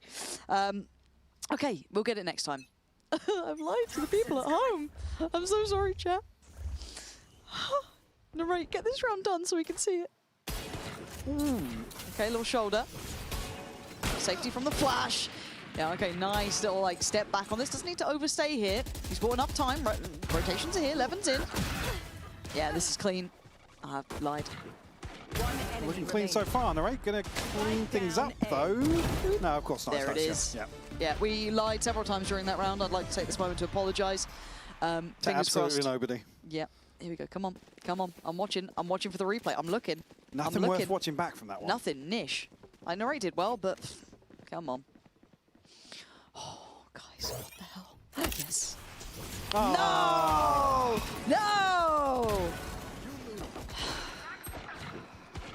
Confident round two though from KC. Very happy to probably dip his toes once more now. And doesn't. I mean, a couple of light shields actually on the other side. Certainly a chance to make this work. He's in the wrong place, unfortunately, though. It's going to be Sugetsu. Likelihood. The first tested here. Yeah, the paranoia. Oh, they're both blind. Yeah, this is kind of wild. The Doja's lived through. Sugetsu, the savior on that one, but Doja's still going to lose his life. You're looking towards the A site now. Sugetsu slipping into safety. He can't overstep, but he wants to keep some control here. Working the decay really well on some of these angles. Great chip damage done. Purpo down to 10 HP. Now, unfortunately, an awkward engagement going to ensue here. Purpo isolated perfectly. Yeah, but the backline holding strong, and now Avez's position doesn't feel like it's got as much punch to it as it once had, and caught off on the angle. The barrel's showing. He's got limited chances on 2 HP. Oh. How is he alive? I don't really know. You know, he slipped back onto site. Yeah, Kicks will find that one. Liquid answer back here with rifles in hand. I'm watching for the replay. 3 left standing as well, so only a chance to probably stabilize a little bit in the opening couple of rounds. So I guess he does so well, not just on the bailout here, but like I said, just working the angle perfectly off his wall. Fortunately though, Trex able to brute force onto site. Does have an early Hunter's Fury here. That's really early. Quietly been building that one away. Narrate, who's felt very impactful as well. Only on halfway to getting that through. Standing ahead. And that's very direct again. They feel like they've got strength towards this A site. And already, Purpo's in. Hunter's Fury to try and cement it, but Sugetsu's going to find Camo there. I don't know how he got that one, but Dozier's taken away Purpo, and this slightly layered hit's not found its function. Let's call the cancel on this immediately. Right into a brick wall. That's trying to find something in mid. Again, does have space to play into as well. You see now Narrate just considering the possibility, but completely conceded the B side of the map. The sightline's very awkward in this area of Summit. I've seen the ping on the map. I think there's awareness of this, but this will be heard. Narrate, he is being watched. Nats has this angle, just gave it up. So active on it initially, and then has to fall away. Rotation's pretty far off. I was going to say, issue being, yeah, no, there's no lurk left by Liquid because of the numbers. 30 seconds left. Trax has to come across and secure this. Maybe a chance to find something in the smoke here. Yeah, if they get one untraded, I'm paying a bit more mind. It is a relatively thin choke point on this, and the time is starting to dwindle. Gonna have to find their way forward here. It's still gonna be a second or two until they get to work on this, and I'm getting a bit concerned now. Very concerned. Yeah, able to invest the smoke, gives himself a more manageable scenario. Getting pre-fired, awareness shown. They need to clear tracks cleanly, and they do. Okay, KC, they actually got on the same page then. It looks so dicey with how cautiously they're approaching this, but plenty of time left on the defuse by the time they actually get the ball rolling. I guess maybe with how that panned out, they were expecting somebody to be inserted elsewhere. Maybe playing a little later towards mid. Again, they heard the drone, they knew, obviously, the confirmation. Certainly in terms of head count. Well navigated by KC. We'll find a third. Purpo just missing one for a Blade Storm, and there is going to be some investment alongside that. Oh, if he finds an early orb here. It's only Sugetsu on the other side here for KC. Yes. No, obviously, poison orb being invested. And Sugetsu can't tarry around here, has to filter back safely, but I think he's missed the TP. timing. Kicks, beats him to the punch. That's deep sight control gathered. Huge amount of space, re-establishing the smoke as well. They're going to get a plant and a really good post plant to work from. Really bold TP up from Kicks, and it pays off massively. And the drone actually going to open up the possibilities for Purpo here at the post. That felt a bit too far. What Dozier? How's Dozier gotten 3 out of that? 1, fair play. The second and third feels outrageous. So Nats and Trex left in a really tough spot, but the time is starting to go. One enemy remaining. Narrate clears Nats comfortably and Trex with just the classic. Oh, more than just a classic. It's an upgrade too, but can he get back to play on this spike? He's got his dart to play with. Trex can make something out of nothing. Oh my God, Trex! You are something else. He got damn close. Look how close the timer was. Brilliant attempt, but sadly not enough to get across the line. And Narrate running away with this late flank. And he gets the one, but then it causes so many issues. But luckily, I mean, Trex is able to find 2 on very squishy opponents. Going to catch onto 11, crucial in that scenario. And here getting the ping, it's Arvez to... Nice, Azam. Good job, that's aft. Let's go, boys. Good job. Found a great headshot to close things out. Stretch their lead a little further as well. You're up 4-1. So expressive. Liquid clearly feeling something's not right. I did like the fact, just to come back to that, I love the fact that Zaysh felt the need to put a tweet out the other day. You're like, I don't beat them up. I promise. Just, it's just me. I get frustrated. I'm very emotional, you know, passionate. It's fine. We love a little death slam. Alex made a career out of it, let alone the coaching. It's PRX. What else do you have to do? Oh, damn W, boys. You got this. Clearly it. I've been told the French and PRX fans all in one go. This is... It's going through the list. Yeah, honestly, mate. I'm sorry. Never beating the allegations. Hey, man. What the hell? I don't think PaperX fans will ever like us, to be fair.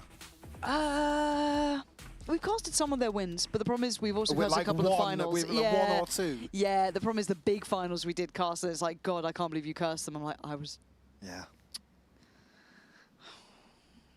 Well, coming into this, tour de force for Narrate. Career's going out the window. TP for Dosia.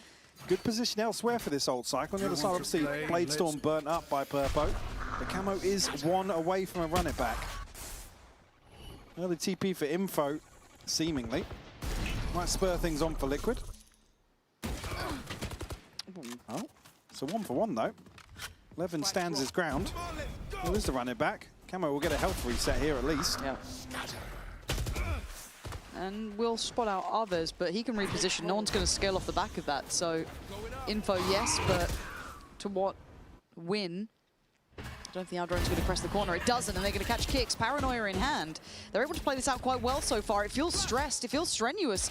But they're being toyed with here. Yeah, Nats makes it there in time. Narrate on the bailout. Arvez. Nats, what? I don't know how he's still going. I don't know how he's still going. I mean, a couple of players on KC, they're just on a totally different page. Spike secured as well, but Nats with a chance to clutch up versus Arvez. Arvez, you've got to be feeling nervous now, right? He's got to come to you. He slipped all the way out. This is going to cause a lot of issues for Nats, but he does have the benefit of the clock to work with here. And I think Arvez is banking on that. Issue being, actually, off the plant, he'll get the pit. And Arvez is a little too far away from this to capitalize. It's just a tap to start with. That draws in Arvez. Here's the 10 plant. seconds left. Commitment on this one. Spike planted. No pit. Until now. Waited a second, just in case he got close. Horn goes up. Still a Prowler. They're going to meet each other! Nats! That is absolutely ridiculous for the Red Bull clutch. There's no one else. So close to finding a timing here onto the back of the pit. Truly special. But I've got to Watch say, there's this. just a couple of times where, I mean, also, credit where credit's due. Nats is fully nearsighted here to get that kill onto Dosia. And then a really quick follow-up. Again, the timing on this. I think Arvez has. He had the advantage there on the first shot as well. How you Nats that just calm, man? absolutely snaps on him. Bring them down. Oof. Welcome to And I'd say you can't do that every round, but Nats does seem to have an affinity for Wow. finding a couple more, but let's see if Liquid can use that as maybe a springboard to get back into this game. Dosia already going to be taking him out of the equation. A quick culling. And Purpo on the receiving end of some damage early too. Kicks tested elsewhere and delivers here. Levin and Narrate caught totally off guard there. Dosia still trying to get a little more active, and we'll find Camo. That's a big win for KC. Will fall immediately. A big gap in rotation here. Man advantage for Liquid. Hunter's Fury in the back pocket of Trex too. Long rotation for Sugetsu. Wait, the second by round 7 for Trex. Did he use a Hunter's Fury before? He did, didn't he? Did he? I think so, yeah. He didn't get a kill off it, but he used it in what, like round 3 or 4? Okay. Last player standing. Okay, Purpo's taking away Sugetsu. This is good. Liquid finding a little momentum after that initial start there from, I mean, Nats having a miracle round, but they've been able to string it together here. That great catch on the push out on A. Lovely stuff. Certainly Liquid now feeling a little more comfortable. KC feeding into a couple of these situations, though. Again, I didn't actually catch it the first time. Levin did actually shoot them. Looked like they got caught off guard. Nobody was really actually even ready for that, but... See Hunter's Fury available. No other ults here for Liquid, but Arvez and Levin on the other side. The buy isn't going to be there, though, Lauren. But coming into this round, they have to make sure that they don't fall into a trap. So we're going to listen in nice and quickly to Liquid, see if they can find out where all his pistols and Levin reside. I drop. Yeah, don't come away. Spacing. Yeah. You said or not? Just go. I won't close right and go. I will money back, sir. Face your fear! I close down. I money shot down. Dropping wall now. Aim right. Left behind you. That main. And default. One enemy remaining. Oh. Spike down B. Bro, he was actually close left. So. Oh, he did. Get off my screen. Didn't like that one. And the motor thrifty. Next round. Absolute precision with the Sheriff. Top fragger, by the way. Yeah. Oh, I'm sure we're getting that one. Of course we are. Well, to be fair, we'll I see love if... the TP, though. Yeah, TP was audacious. Love that. Now, if Andy was actually at work today, which he's not, that would have been in slow-mo. Twice. I wouldn't want to see it. You get what you're given.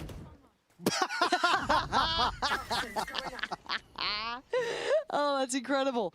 But it's flipped the script a bit here, right? This is a rough one for Liquid after Wars 2. Very nice rounds for them. An individual boost and then a nice team performance. Suddenly, back to the starting blocks. Take flight. We'll see gaps in this purchase here.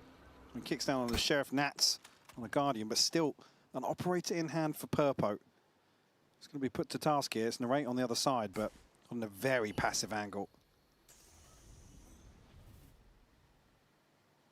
Certainly there will be question marks for Liquid on the approach.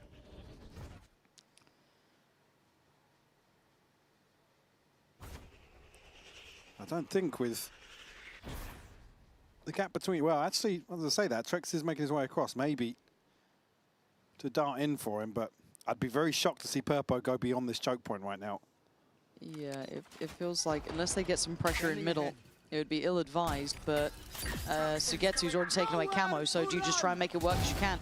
A mistake made. Yeah, because Sugetsu shows. It's because Sugetsu shows, and he's typically the anchor that you'd expect over here. Played in Narrate. Wow, and look at this, he's just thriving in it now. He's got security from B main. He feels that there's an offset of timing, still a smoke there as well. Able to readdress that focus through the connector side. And that's left pretty adrift. 11 seconds. 10 seconds left. Love to find one. Not going to get it. KC continuing in zone flawless. Yeah, beautifully done by KC. Again, it's really tough for Purpo because there's just nothing peaking. Narrates on such a passive angle, and then Sugetsu caught elsewhere, or at least shows his hand towards Camo here in Link. Purpo, unfortunately, forced then to make a decision, try his luck, and does not find what he wants on the other side of that wall. No. Narrate, they're up to 10 already. Boat.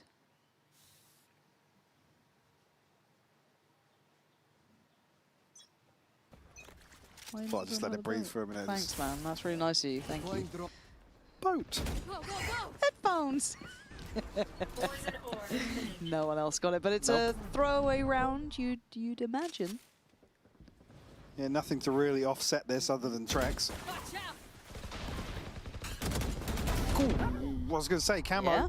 Lucky to get away with his life on the first there. Levin actually goes forwards. This gets a bit sketchy. Doja could get outgunned in this, and he's playing against the wall, even in the smoke. All right, Doja. One enemy remaining. Guy's on it. Gonna need two from Purpo. Any upgrade? Yeah, he's got himself a Phantom. All right, Purpo. Here we go. One away from Knives as well. He's hit the reload real quick. But Arve's here, a little ahead, a little alone, but up to the task. Passes it with flying colors. Just checking. Just checking. Big double tap from him. Fuse will come through. Levin slide himself right into danger here, and it's actually Liquid to find a couple of kills on the back of that. They make it interesting, but at that point then it's just the weapons become such an issue. And just a little scoreboard check. I know that we don't normally talk about it, but I think seeing the difference in Camo on an on day and Camo in an off day is quite stark. He's currently set on 1 to 10. He's still going for the same sort of fights. He's still trying to be active in this, but he's just not getting what he needs. Is this an... Yay! We've got to really smooth that out. That's what I want to see his eyes tilted about. Yeah, get that in the little debrief afterwards. All right, Narrate going ahead. A little slice to work from. Oh!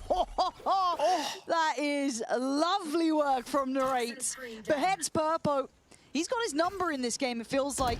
Even with Purpo's brilliant performance, not equating necessarily. Getting Liquid across the line. He's certainly not seeing the same level of value from Purpo in this first half of Summit. Again, it kind of alludes into that discussion of comfort. Obviously, the map being the second layer to that. Chance here maybe to turn things around. Camo will have his ult. you can find a kill. A wide open B site right now. Nat's actually looking to maybe plant the seed of doubt. It's done more than that. He's got everyone paying attention, and he's got one. He's got a second. He's done more than enough here. He's evened the scoreboard and got them a free site. Plenty of util to play back in here between Dosia and Sugetsu. 30 seconds left. But a ton of ground to cover. Narrate will be flanking once more, but this time has reinforcements in the form of Sugetsu. He's going to rely on Dosia, really playing the timing well towards back a site. Actually opting to come through Link. See how this works out. Smoke towards, I guess, the back of B, almost near tower. And the Raid's now got some vision, but not a lot. Not played in just yet. Paranoia is good, but Camo's got the connection. Ult comes in. Can't really. Oh! He's going to reset! Oh! He's got to get all of them, though. But time. Oh, he's out of time, but man, he made him sweat. Narrate gonna dip out of there, but Team Liquid got Nats to thank for that one in my mind. Him able to hit that look, draw that many rotations, get you 2 kills. It's timed perfectly off the TP as well, because it's just that moment of misdirection. And like you said, doubling down on that initial kill is huge for Liquid. So Arves and Levin to fall here. I mean, Narrate nearly goes nuclear. At that point, it's just taken them so long to get to this point that this time around, the clock does actually favour Liquid in the post. You can't turn it back. You can't. Purpo knives and I think a bulldog. Yeah, so direct towards A. Narrate operator there. Does have ult too. And he's been clean with it. Lovely flash though. Almost teased with the smoke, feeling like he had a chance. Purpo trying to hold some space. Keep in mind, Nats is disconnected from the others over towards middle, so could have late presence through elbow. No one filtering this way, information in itself. One more kill for Trex. We give him another Hunter's Fury. KC very, very cautious on the approach back to A here. Yeah, they've got to get that util right, got to get the scale up right. At the moment, they've made Purpo's life incredibly hard, but Levin couldn't pick his target and get his timing right. So Trex then joins in and Arves falls. Nats finally strikes, catching the player through elbow, and it's Narrate and Dosia a little too late to the party.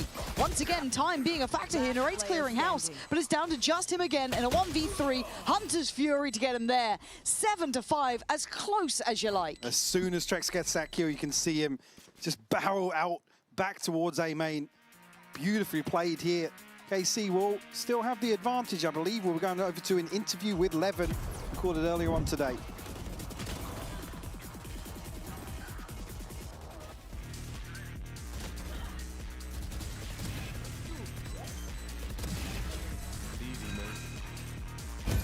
Levin, huge matchup for you guys, right? A lot on the line. You could be straight through into playoffs, or you could be waiting on another team to determine if you get that spot.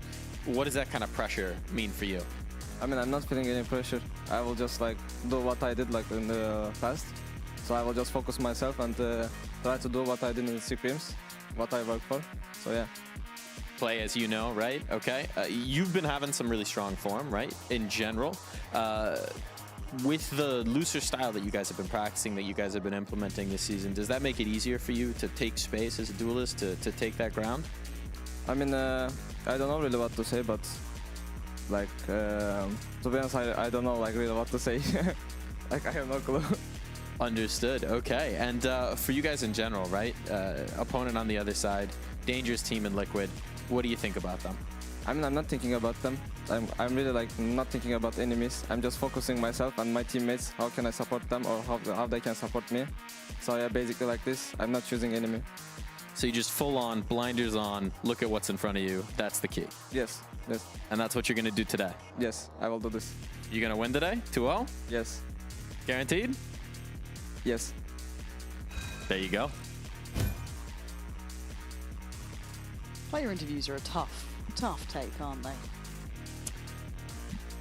Don't give you much. Oh, he gave enough there. He's confident. Yeah. Yeah. Not necessarily the material, but the way he's conducting himself there. Very confident to close things out. Yeah. I mean, a close affair in this first half for sure. Liquid fighting tooth and nail to get themselves up to 5, it feels like. I'm waiting for you for the pronunciation, man. Come on. I'm nervous now. You put me on the spot. Barcelona. Barcelona. Is it okay? Was it better than Billy's? Uli, better than Billy's. Uli's the judge, though. Yeah, true. Well, well, there's that confidence from the interview. Yeah, apparently 100%. Silly me. How did I not read into it? You know, maybe just empathy better on your side there. Still here. Dash burnt up now. So probably has to retreat before the smoke drops. Maybe from KC pushing forwards here. And they time the Prowler very well behind that. Ocean will catch a glimpse. Spam connecting one onto Purpo. But he's not shying away just yet. I quite like the refill of space there from Narrate. Just in the space, yeah. Yeah, just circling back around. And, whoa. And well, Trex has been taken offline, so KC fully in control. Bomb will come through.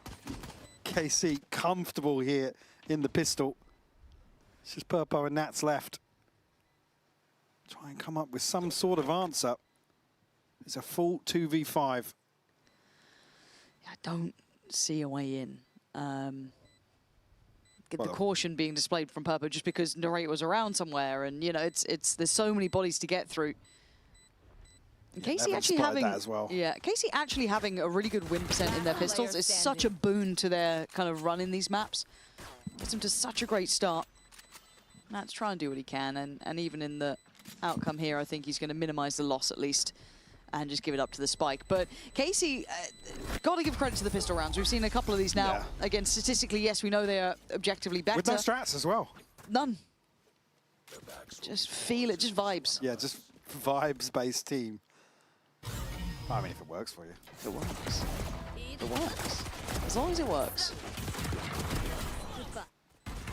Right, currently sitting 15-5 at a very comfortable performance here on Summit. We'll bring a scope in. Maybe Sugetsu to carry a pistol into this round 2. It's only the one upgrade for Purpo as well. Yeah, being so clean, they can go for a buy like this. They know there's minimal upgrades. Just need to be careful to not walk into a stack. It might be Sugetsu to bear the brunt of this off the back of the trap around the corner. It's there. I'm going to smoke it off, but... Well, he's outgunned, at least in this department. Good trade. Not a massive upgrade, sadly. No. Unfortunately, as that's happening, the plant is in. KC with a chance to probably capitalize on that lack of presence on the site. Now I've got Narrate inserted into cave. Go, go, go.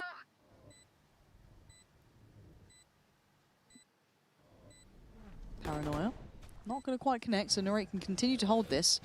As the Prowler has the play. Has the corner, goes back in again. He's bought enough time. He can slip back through. Alves then pick up a passive angle on the corner. There's just no way in here. No.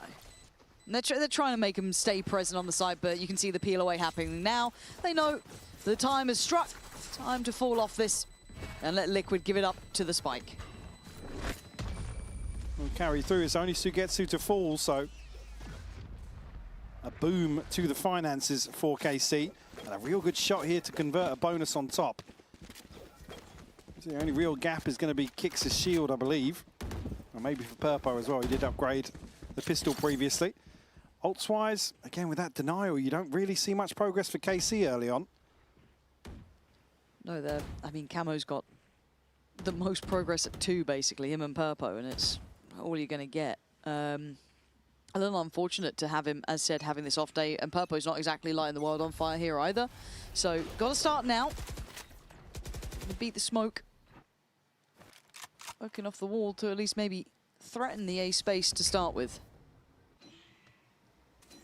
Maybe flash off Kix's contact here, but it's going to be very late if he commits towards it. Everything going to slide in. Camo, good for the first, though. Yeah, great work there from Camo, controlling the corner. Trex. Big reveal. It was a big reveal. They are just behind a wall, alas. And this is the bonus for KC. Be it well equipped or not. Doja and Sugetsu with a bigger weaponry. Got to be on alert for, but probably going to be a bit of a freeze now from KC, just to look at the other options. He's going to be put to task elsewhere, but he's so far away from capitalizing on this pressure. And already Purpo's actually postured up. I thought for a moment there Sugetsu was just counting to 3 before shooting. Yeah, the classic. Oh, what a timing. What a timing for so Purpo. Well played by Purpo. Just feeling out that silence almost across the map and then readdressing and identifying someone looking for an option. But only seeing one kind of keeps them pretty faithful in keeping bodies on this side of the map. So, again, the value there really echoing throughout the round. Trex just chomping at the bit for these fights.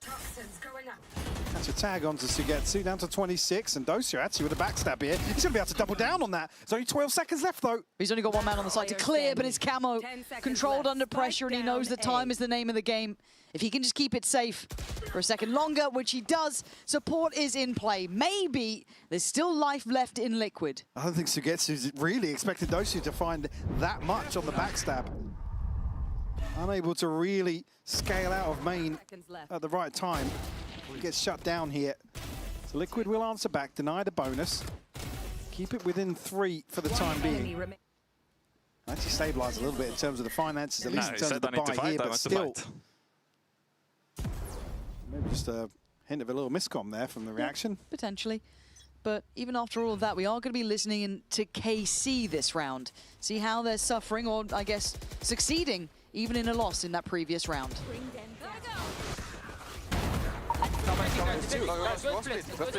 Just run, guys, run. We need to run. There's gonna be one link, okay? I'll take. I was walking. Follow side, heavy side. Police, just guys, police for yourself. Should be one close to CT. Police, okay. I'm watching CT. I think you're good, Hazam. I'll hold cave. Boys, flank is gap. I'm gonna go pick up flank now, okay? Okay. It's planted kind of full link, but maybe it's bad. They could on smoke trap, no? Push, spamming CT. I mean, they could have. You just don't fight for aiming. I thought I can punish them because they're going contact, but they punish this time in aiming. I'm back already. Oh, yeah, sure. Can we just play second layer? We'll yeah. I will just spam this one and go back next time. Yeah.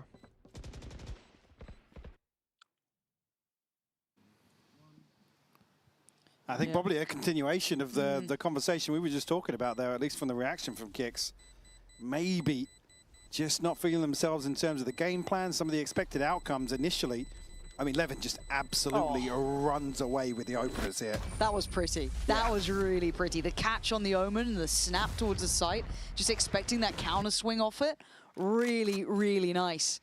And I'm sure we'll get a little look back at that. And if not, you could hear them kind of just diagnosing that afterwards, and it sounds like somebody wasn't expecting Kicks to go forwards here, or maybe Kicks had misplayed it ever so slightly, but I believe what he said, I was expecting to, from the previous round, I was expecting to fight, so I was fighting.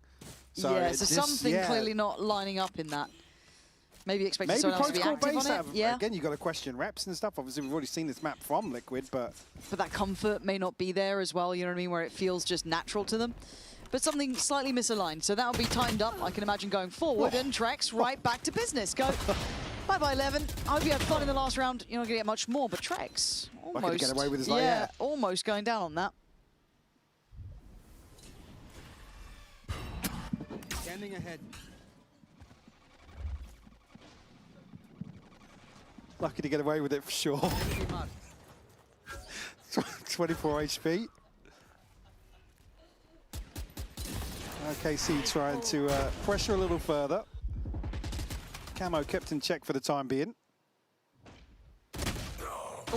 Gets to a great catch onto Kicks here.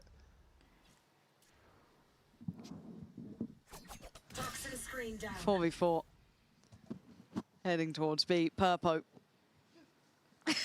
Stop laughing behind me. Purpo playing on the try box. You imagine good for one. Oh, Sugetsu's just catching people, man. This is going to have to be an over-delivery from Purpo. Unable to get the first connection they want. Falls away at a point of paranoia. Going to try and punish the cross. Again, not quite getting these shots that he's opting for. It's thin margins, don't get me wrong, but It's certainly not landing this time. Narrate shows him how it's done with a quick peek, leaving Camo and Trex with little option. I mean, yeah, probably left to just talk this one out. Yep. Similar to the previous round. And it's difficult to really see what the intention is early on from Liquid. I mean, you have Trex on a bizarre peak that just catches Levin on, well, I guess before he's sliding out to take that space. But elsewhere, it's like kicks up on the box. Yeah. It just feels a bit individual at the moment. I want to see them kind of working together in this if they want to have maybe influenced by just seeing or hearing the comms from last round. Yeah, to come back to the positives from Lotus, it's like everybody on the same page. Everybody knows that even during those frantic moments of rounds, everybody seems to be turning in the right direction at the same time and just working through things as a team here. I think you're right, yeah, it's just a couple of scenarios where somebody's expected to do something on their own. Imagine a timeout for Liquid. Yeah. The tense timeout music. Yeah, it is. It's 11-6. You know that. Crunch time for Team Liquid. After a contested map 1 at 11-13. A lot rides on this for them. Again, both of these two toward the top of the group. 3 wins, 1 loss. This is pretty defining. I think most of us coming into it would have put a little bit more stock towards Liquid's rise, but seeing Camo having an off day, seeing a couple of things not aligning, Summit not quite as comfortable in their wheelhouse yet when tested in this capacity, I think it's left us with a couple of question marks. But for KC, this has got to feel good, right? You've got 2 heavy hitters really landing. Doja being a savior on map 1. Narrate now starting to really feel himself, find his own footing here too. It's been solid. It really has. For Liquid again, Trex having an individual performance here, but again, Camo lacking a little on Lotus here, and Purple unfortunately not able to pick up the slack once more. I think it's certainly it's going to be an uphill struggle. I mean, trailing by 5, do have the benefit of having a bye. Yeah, it's a big gap in it, but Kicks actually opting for a Sheriff. Again, no ults to play with. Camo 1 more for a run it back, but that's about it, yeah. Okay, let's see if Kicks can maybe be the cure to their woes towards the B site. Good information to start with, but no real reaction from Liquid just yet. They prioritise mid, it looks like. Purpo's going to go forwards. Can they buy out Sugetsu, perhaps? Maybe feeling that's the best target, and they've done that. Okay, that's an upgrade potential there for Kicks, but I don't think he can get towards it. He's kind of pinned to this one. And Purpo has a bit of a glance, and Kicks. Oh, he misses that. Okay, he got it in the end. A little bit laboured, sure, but Liquid. All right, suddenly, where's this come from? And proactive takeout towards mid between Purpo and Camo. Create the man advantage here, and unfortunately, KC hadn't garnered enough side control here. Kicks able to just be the thorn in the side. Could be an in-zone flawless for Liquid to find number 7. That's what the doctor ordered for them. They were floundering somewhat under this presence from KC, but good to see a road to recovery. And I think, again, if they can continue to kind of nullify Sugetsu's presence or handle that mid-pressure, good stuff. I wonder if Narrate now takes a little bit more of an active role in that just to deal with it. If they do decide to go back to something similar, we'll see what the plan is. How do they want to deal with this now? Looks like they're feeling fairly confident in what the initial plan was in the previous round. We stacked up as 4 once more. Sugetsu tasked with maybe slipping the net. Revealing area. Same thing again. Not the same reward in terms of the ping off the dart. And a deeper smoke towards top middle, I think. I don't remember that last time, but it's certainly going to push back Purpo, maybe imagining they are there to address this mid attention that Liquid was going for. And it's a late look back towards mid here. 3 players going out through tiles. And Nate's probably happy to show to that drone as well. Issue being, it wasn't an operator that dealt with the dart, so there is info for Liquid to piece together here. Okay, they're just kind of feigning a bit more attention in mid. They've cleared the area. There's no one there to kind of swing close. Sugetsu this time on the other side of the map, trying to do a bit of a Nats cosplay. It was Kicks that he got the better of previously, unfortunately. Not the same layout here. Kicks is in a really good spot in this though. And it goes completely unchecked! Rewarded! And then some 4 quick kills And Sugetsu's position is noted. It's 30 perfect seconds left. from Kicks. Being critical in the last couple of rounds, be it with the Sheriff or now with the Vandal. They've let him loose to go get that ace. You'd certainly want to see him get it as well, considering what we've heard in the comms, but Sugetsu going to shut it down. And no time left, though, for him to work with. Have to hold on to what he's got. Left. Again, it's the investment here from Aves. That corner is open, and nobody's checking it.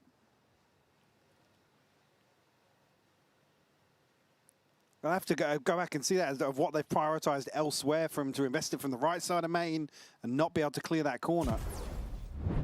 Extremely fine margins. The Kicks just runs away with it. Beautifully done. Doesn't even hold on to it too long. Unfortunately, Aves can see nothing behind the rate. Oh, there it tweet is. Incoming. There it is. Get the draft out. Come on, PR team, get on it. And immediate timeout. Immediately. Pourquoi? I'm really picking it up now.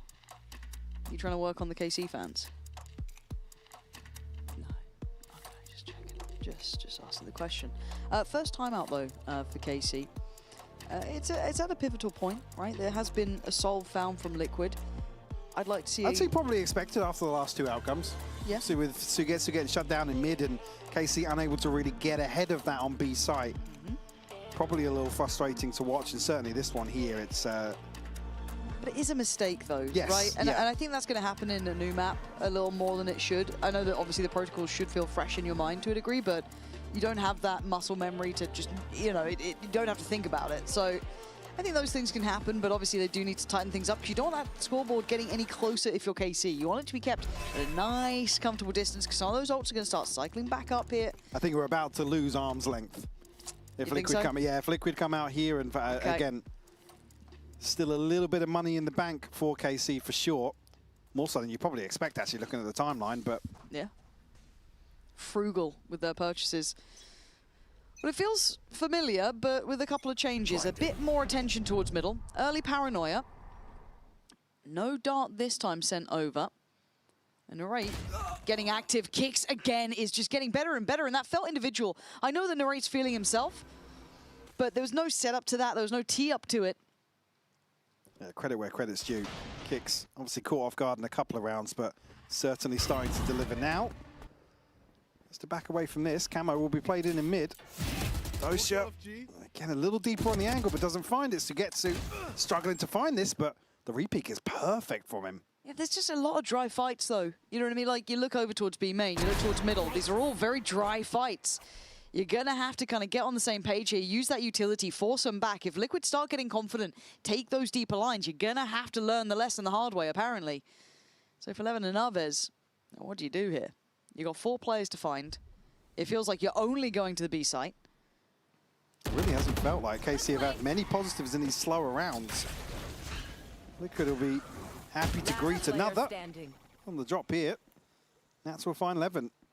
Just Aves left, a 1v4. As you heard it, less than 30 on the clock. Just gonna have to give this one up.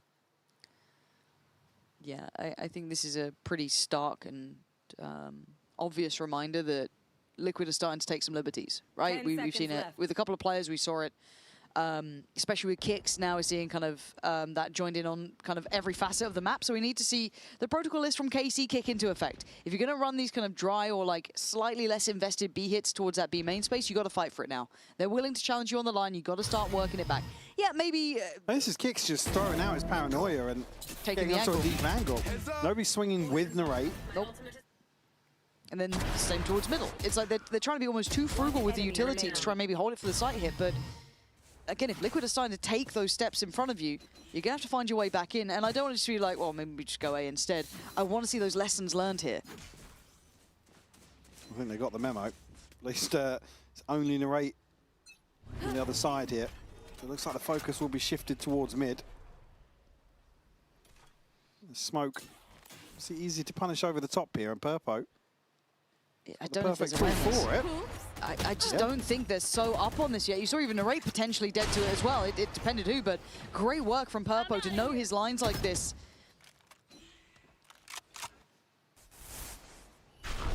Now going to look to maybe dig Sugetsu out of this situation. He's been pinged just behind the orb. Trex will find that kill. Oh, they're capitulating in real time. What are we doing? In zone flawless. This isn't a good another look to me. timeout. It wouldn't surprise me to see he's actually call another here. He's got the benefit of obviously having a second available. Narrate one away from a tour de force. Dosia, Sugetsu and Levin ults to utilize here, but they're going to have to ride out the finances. Nice! Nice reveal, Nikita. Purpo getting a little more active now. And why wouldn't you? You're getting confident. You're like, okay, we can actually play on these lines. Nice. All right, I can get a little bit more involved. And he's being mobile about it. Brilliant. Let's do it again. Purpo is farming you. You got to fight for this space. It's one of the ults removed as well. Certainly one that can be a game changer. Unless a buy like this. KC very quickly scaled up mid though.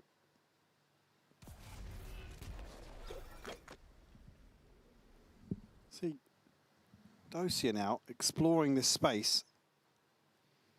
How much value does he get? They still need to threaten one of the sites if they actually want a reward from this. You can There's hear already the pings coming through, the though. pings coming through now. Slipped. Yeah, exactly. Yeah, based on that misdirection, I guess, from the sound cue. And they're trying to imply it's going to be an A finish. Let Dosia work. He's Dosia. No.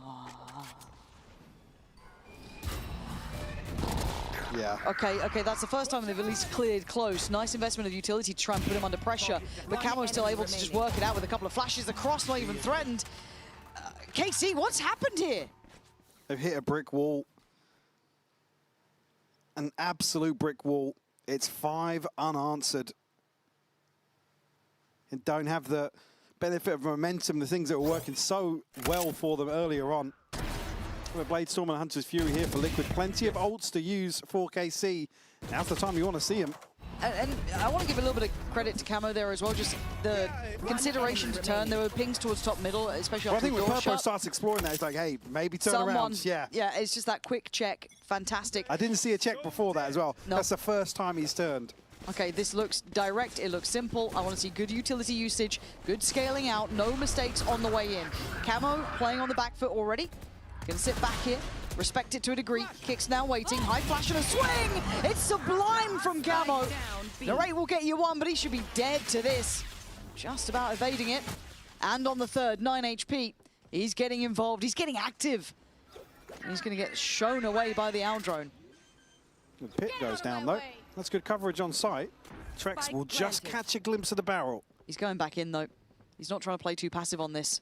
He's got a long way if he wants to get involved in this round by any means. He's got to bank that his boys on the site can work with that pit, because Liquid are at the door. They are knocking at this one. Oh, he's gone close again. He's just slightly further away than where he'd want to be. Purpo waiting to pounce through the smoke. Dosia toyed with, dead. Buried Sugetsu now, left in the pit alone. Narrate on 9 HP. Oh, nice work from Sugetsu, but down to a 1v2. Narrate, you got to get involved in this. You got to get past kicks, and you can't do it. Team Liquid in the final hour of things, taking the lead. Just another one to slip through KC's fingers. Narrate, you can see how eager he is to try and capitalize on this pressure, but Liquid do so well to mitigate the risk. It's fantastic work from Camo. He did brilliant. In the combination of paranoia and the flash, absolutely beautiful. And that's the response onto Sugetsu. Nice! Big kill for Nats to find. Liquid now up to 12. OT or GG? I feel like GG. I feel Say like it's GG, but it's BG. But it's BG. All ults gone now for KC. That was the snowball. Oh, this is a horrible string of rounds if you're KC looking at it. It feels like a brick on the chest, the amount of weight on them now. And Liquid starting to feel alive. You got Camo starting to find his form a little bit nicer. Flash through the smoke, gets involved. You got Trex having some beautiful impact. It's not even just the kind of Purpo Nat show, which we've been seeing, at least in the last map and a couple of rounds here. This has been a real upswing from a good couple of players. Kicks, who was silenced before, then so you saw the damage he done in that earlier round. We are having several players on a real swing up. AC, not happy with what I'm seeing so far, and I'm sure that sentiment's echoed through the fans and the coaching staff. Trex with an operator here. Purpo as well. And looking to really capitalize on, as you said, some of these drier peaks early on in the round that have suited Liquid to AT. Finally, a bit more utility. Others having to invest heavier earlier to get that mid control going. The Haunt and the Prowler goes through. They've established mid. Do they want to pause on this, or do they want to pressure further? Dart dealt with. But they're going to get a little bit cautious, I'm sure, around this point. They don't know if potentially you've got Purpo up top middle. You don't know who's up there but waiting. Only one towards main. Do you brute force it into Link here? Oh, it feels like a horrible choke point to do that in. Well, it's 3 making it through, and Nats is prepared. Battening down the hatches if anyone dares to try and come through. Toxin screen down. Good stall, 45 seconds. Oh, it's just shooting fish in a barrel. KC looked lost without an answer. Again, the only viable option there is to just burst through. Maybe get past the first hurdle. Unfortunately now, Doja's got the spike, so he has to play this slow. Oh, Trex. It's just not happening for him, is it? The ideas feel flat. Doja held back, spike gone. Sugetsu clean to send Camo away. But that's not good enough yet. Barely going Toxin to play with. Caught. Team Liquid with resilience. Mike, we're going the distance. Map 3, and KC will be kicking themselves. That was a 2-0 in their hands every day of the week, and they could not get across the line. Yeah, I think this is just KC running out of ideas, maybe letting the foot off the gas a little bit. Fair play to Liquid, fighting tooth and nail to get back into this one.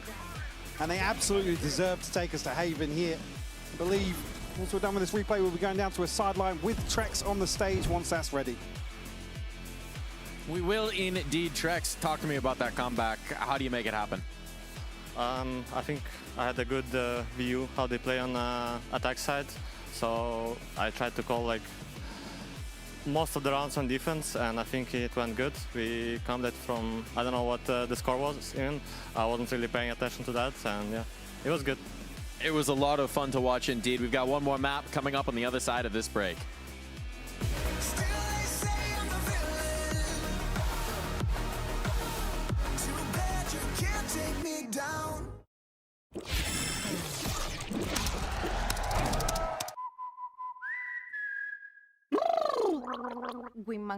Women will what want.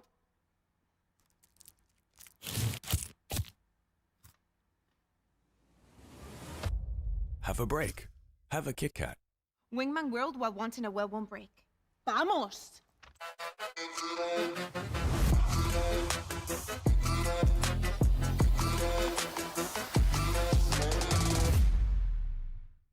Want to find your fastest server every time? Express like a pro and optimize your connection in one tap. Express and game without ISP throttling. Express and shield yourself from DDoS attacks. Express and choose the VPN trusted by gamers everywhere. Express VPN. Experience gaming the Express way. Fast, stable, competitive. Outplay the world. It's time to Express. Unlock free cosmetics, including Lightning Kicks Buddy and more. Scan to subscribe.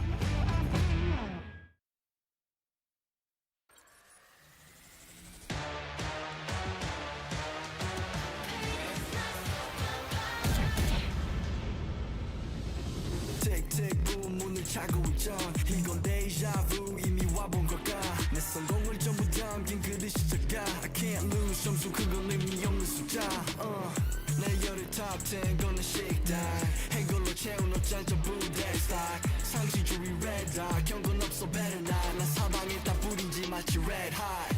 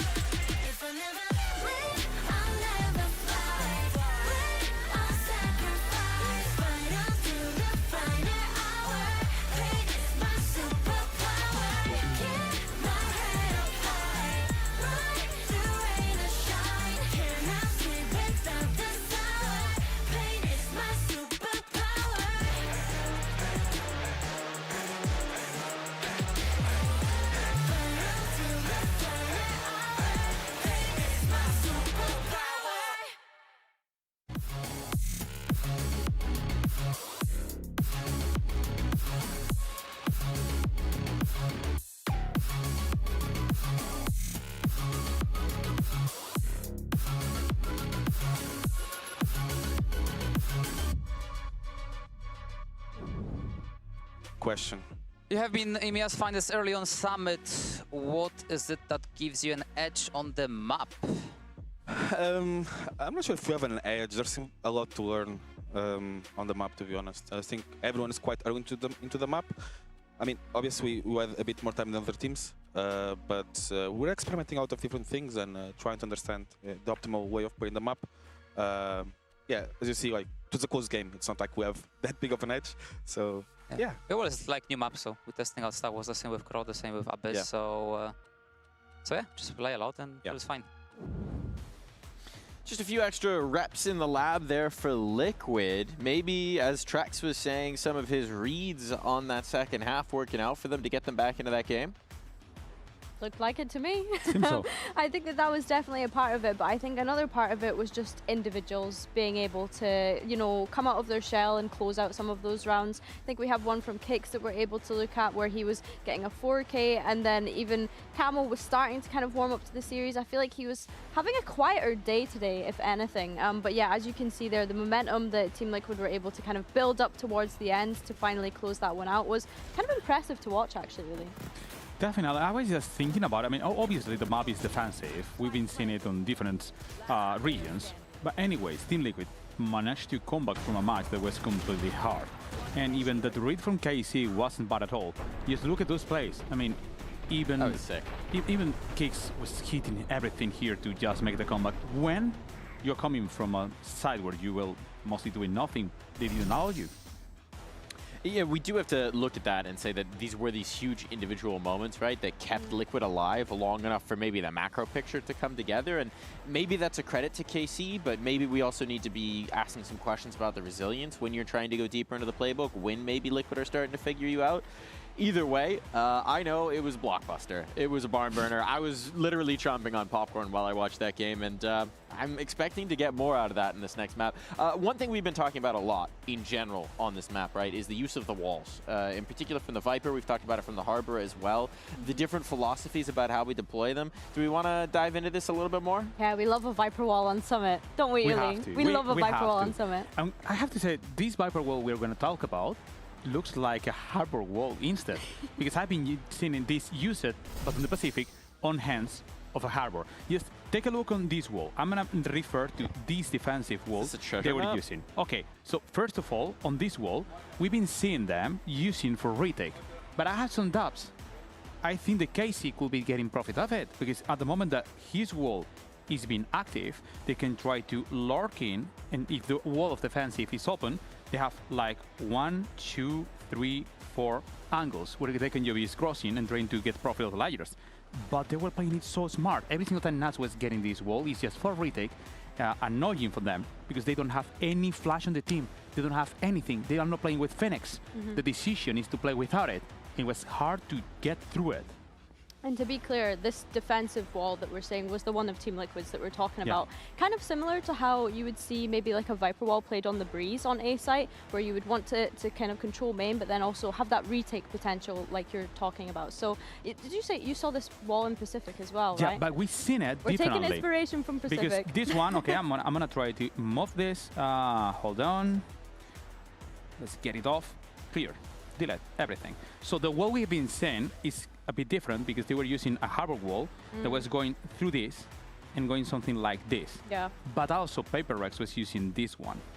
So it's mostly the same, but it's a basic one that they cannot move it, so they have to take profit of denying the access from link, denying the access from main in a retake. So it's kind of similar. Yeah, it's nice to see like people still finding ways to look after that site and bunker that site without necessarily needing the harbor, because as we'd mentioned, like we didn't want to see KC on the harbor, we wanted to see them move away from that.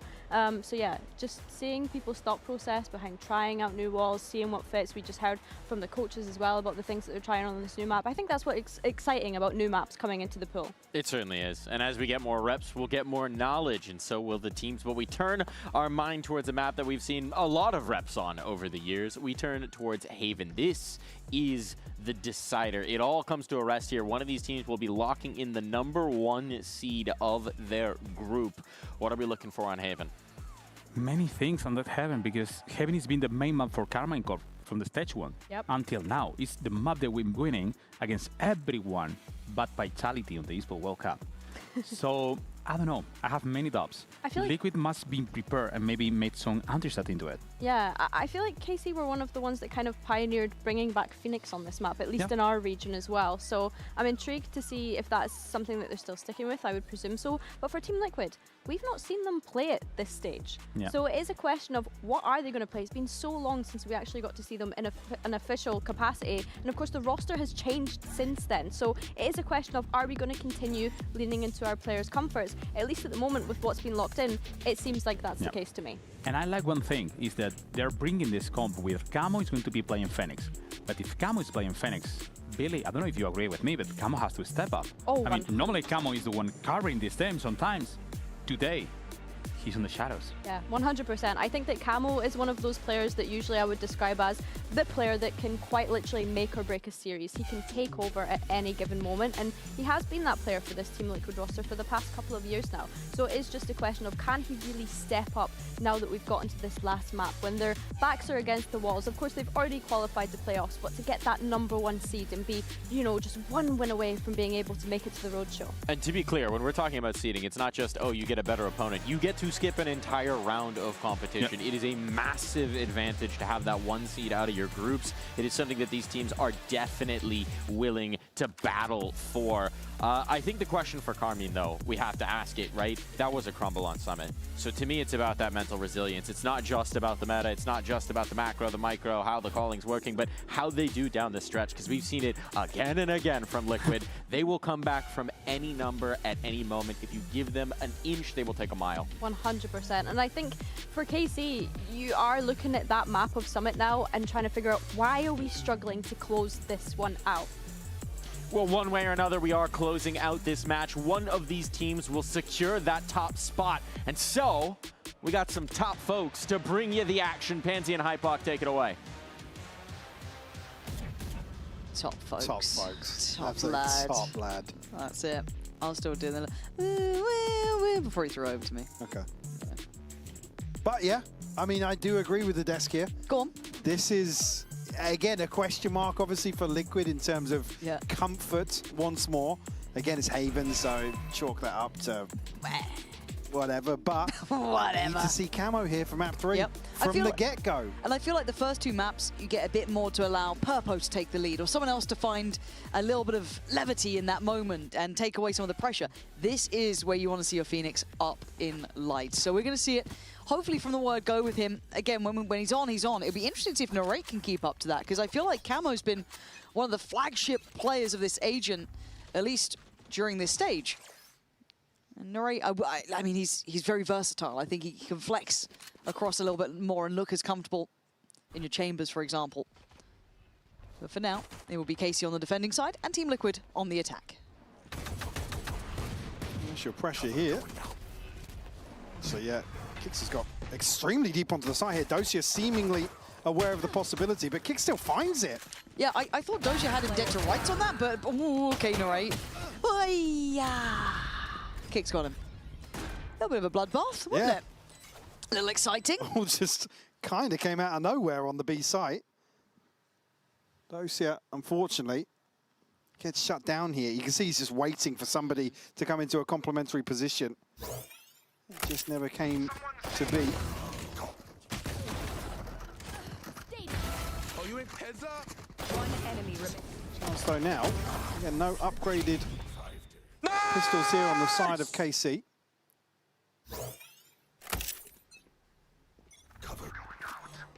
Again, actually well invested here on the side of Liquid, though. Liquid will have a scope to put to work. Rewarded here, Narrate. So an exploration punished. Yeah, one away is from his ult, though. So Narrate, I think, I don't want to say happy with the outcome, but again, you're building towards getting that ult going. And Nats sends him scattering. I can't talk, man. Do you want to just take it around? Stop it. Why is it always his name? It's lucky we're not casting a BBL. Purpo still on the hunt. Actually, a spot onto 11 here. It's only going to be a negative, though, for KC, because elsewhere, Liquid have found a ton of space to play into. We're going to have any resistance at all here, and a chance for Purpo to farm even further. We'll find Arvez. I think now, actually, the penny has dropped. Hey, the timing on that. I don't know if he's in any sort of trouble. That's well in control, and Purpo's still patrolling. And for KC, not too many options in this, really. Yeah, just, yeah, I was going to say, just get the classic out. I guess I got it. Think. It's all good. Camo now one away from the ult as well. So good progress on both sides from the Phoenixes. Yeah, really good position for Liquid to be in. Come round 3. Even here, Camo probably going to be happy to... Oh, no. Okay, well. I was going to say die, but he finds the kill. We'll Playing get the hide run and it seek, back. like, Yeah. maybe you won't notice me. So yeah, great work from Camo to find the final player as well. Have a Purpo, good farming. I mean, it wasn't pretty, but he got a couple kills. If they can really springboard off this early momentum, like I said already, Camo on the board here. Leads the charge, has the ultimate available. -50, running for match, no bullets. Everyone's like, yeah, no bullets in that. Quick, I'll kill him. Nothing. This round, if I'm not mistaken, actually correct me if I'm wrong, we might be doing a little listening with Team Liquid. So let's see how they deal with this. Camo has the ult to play with, so this could be a key component in this round. We need to clear long. Running already. Let's go, let's go then. Go. I cannot blind yet though. I'm ulting, free. Blinding now. I'm not doing Molly, I'm just going. City, blinding. I'm blocking City. I break. Yeah, back side, Go. 3 City. Go in, guys. Graffiti one. Graffiti. I will wall for you. Go. Push left. Nice. He won. They knew understand me when I say. Oh, a little disjointed on the scaling there. You could hear Nats trying to tell him, go in, but it just felt a little bit misplaced timing then. Yeah, unable to get the trade off of Camo's initial peek out onto site here. You know, I believe what? Just one player tucked into Graffiti, but buys enough time for... Again, this push up here as well, him being able to find that space to punish the later attendance towards site. It's not quite good enough there. Got to button that up. Really lucky for Dosia to get that second kill, though, on the last bullet. That's fair. Nice. To really solidify the hold. And KC will answer back early enough. No, 8 now. There's a chance for the ultimate. He can find an opportunity. Cage triggered. Flash into the cage here, but backs away now. Already though, the pressure coming through Garage. Yeah, Dark That's goes going to be a in. big ping. Yeah, there we go. Oh, but Kix doesn't succeed. He's lost. So the site now going to get cleared. Yeah, they burnt, I guess, the ult from Narrate, but doesn't make many odds. He's just going to get the upgrade and back away. Narrate on the Tarek ult, just grabs the weapon to get out. Luckily able to hold on to that one. Nats, though. It's really awkward for him to now go any further forward because nothing else has happened on the map. No, it's been a bit silent, hasn't it? But if he's allowed to just stay here, I mean, there's been no clearance towards B. It's only really Dosia kind of shouldering towards backside. It's hard, though, for Arvez, I mean, right? Yeah, but this puts Arvez in a really, really awkward position because Nats can be ahead of this retake. Yeah, and he knows before it even gets started. Yeah, there's not going to be that death funnel this time going in towards A. See, certainly awareness of it. Going to hear this little bit of pre-fire. But the problems are going to be now trying to make it through to site. Didn't get the bounce right on that one. That's still considered, yes, but not confirmed. No, and you feel he's good for one. Ooh, gets cleared quick enough. All right, Levin's got him. Camo instantly backfilling the space. Beautiful positioning from him. I like that. Assertive play. Suits him well. Even knows where Dosia is. Didn't quite get the job done. I mean, even, again, in that situation, though, he dies. He's one away from another ult. Yeah, he's good. He's good. Camo's gone huge there. This is ticking the box stuff, though. This is the Camo we want to be seeing. Called out by the AD and then followed up by us. I'm impressed. And now a chance to farm. I think the buy's going to be a bit shaky here. Some odds and ends. So you can imagine these ults going to start really coming into effect for Team Liquid when they want them. Ah, the headset's off. The headset's off. See, now we've cut audio. Come on. Let's go. Let's go, guys. We were close. Oh. This is going to be a wake-up call. KC need to show some resilience here. It feels like once we've got to map 3, they've just fallen off a bit of a cliff. Yeah, we've had a couple of moments from Narrate doing okay, and maybe some others, but the continuation of the decline through Summit, though. Yeah, that's what worries me, that it's the effect of kind of map 2 bleeding into map 3. Narrate, though. A bit tricky with that. We'll find one, but doesn't amount to much. It's just Sugetsu left now. And he's not got an upgrade. Spike planted. Doesn't have many tools to work with either. No. Oh, the momentum game of Valorant is brutal sometimes. I suffered watching EG yesterday. I owe Sliggy 10 subs. I was being delusional again, Michael. Don't talk to me. Don't. Did you? The first map, they had me in the first half. They always. Was it 12-5? I don't want to talk about it. I think it's best I shut up. Shut up. Thank God, map 2. An absolute travesty. Veto on Ascent. Christine. Christine. Liz. Sugetsu will give this one up. Yeah. Again, unfortunately, come back now. Camo's going to have an old Purpo now with a Blade Storm in hand. Trex just missing one for a Hunter's Fury. This is a beautiful start for Liquid. That's dreamy stuff, right? It's everything you want. You got the right players hitting at the right time. You got your ults now coming through. Your money's starting to look really flush, and KC don't look threatening. They don't look like they're in the right place at the right time. They look a little switched off here.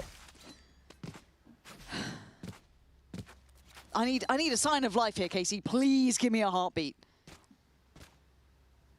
Levin's got an operator in hand now.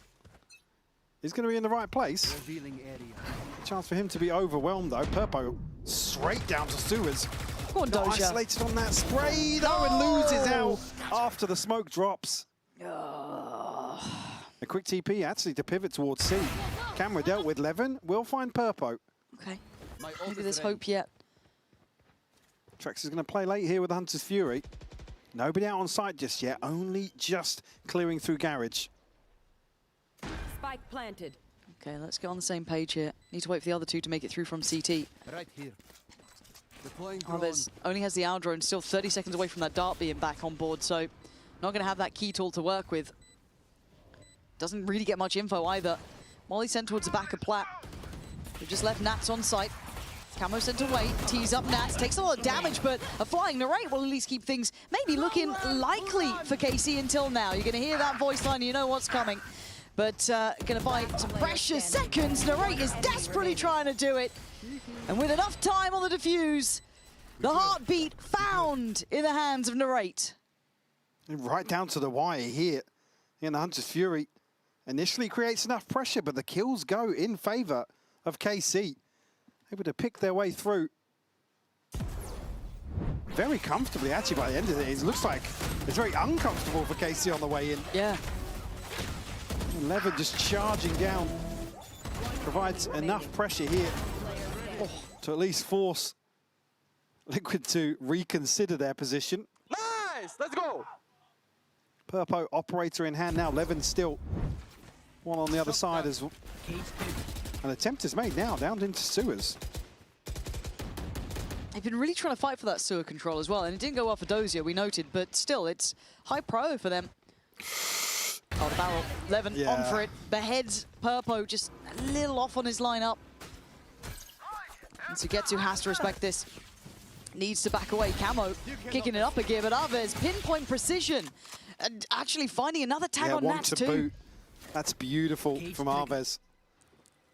Cross-map support. Now just 3 left for Liquid. Nats, Kicks, and Trex. Chance to maybe find something towards B, but not just one. There's a few Dozier, here. Yeah, Dozier here alongside Narrate. Liquid just don't have options here. No, and there's discipline on display. On the other side, KC sitting deep, obviously excluding Narrate sitting on the corner a little bit closer on B. Needs to be careful not get caught on the drop of that smoke. 30 I think seconds he's left. safe for now. I don't think Nat's caught a glimpse of him just jumping up on the box, but to get checked now, can't quite string it together. And you're looking at Aves playing incredibly deep on A. He still has his dart. That can be late for the retake if needed. Maybe looking to burn the owl drone just for info here. Not sure if he'll see kicks. Not sure if he'll quite 10 reach over. seconds It left. does. Okay. Spike planted. Tag on one. I was going to say, issue being that Trex is held on to the operator. So unless he gets, you know, 1 or 2 before KC can really find sight lines onto Kicks. I guess Kicks has paranoia. And it is still a 2v5, by the way. Yeah. Oh, the paranoia just ate it. Yeah. Levin's destroyed him. Trex, a 1v5 in this position, not going to happen. Sugetsu Swift on the dispatching of Trex. And suddenly, KC looking much better in control, Mike. Great answer back from them here. There was a real chance for Liquid, that early ult situation to completely blow them out of the water, but an in-zone flawless to find number 3. Certainly going to be a boom to the confidence that KC are desperately lacking coming out of Summit. Yeah, a couple reminders here. A couple of confidence builders. Purpo going to have knives. 6-7! Am I missing where 6 and Don't want to 7 know. reside? Even if I'm missing it, I don't want to know.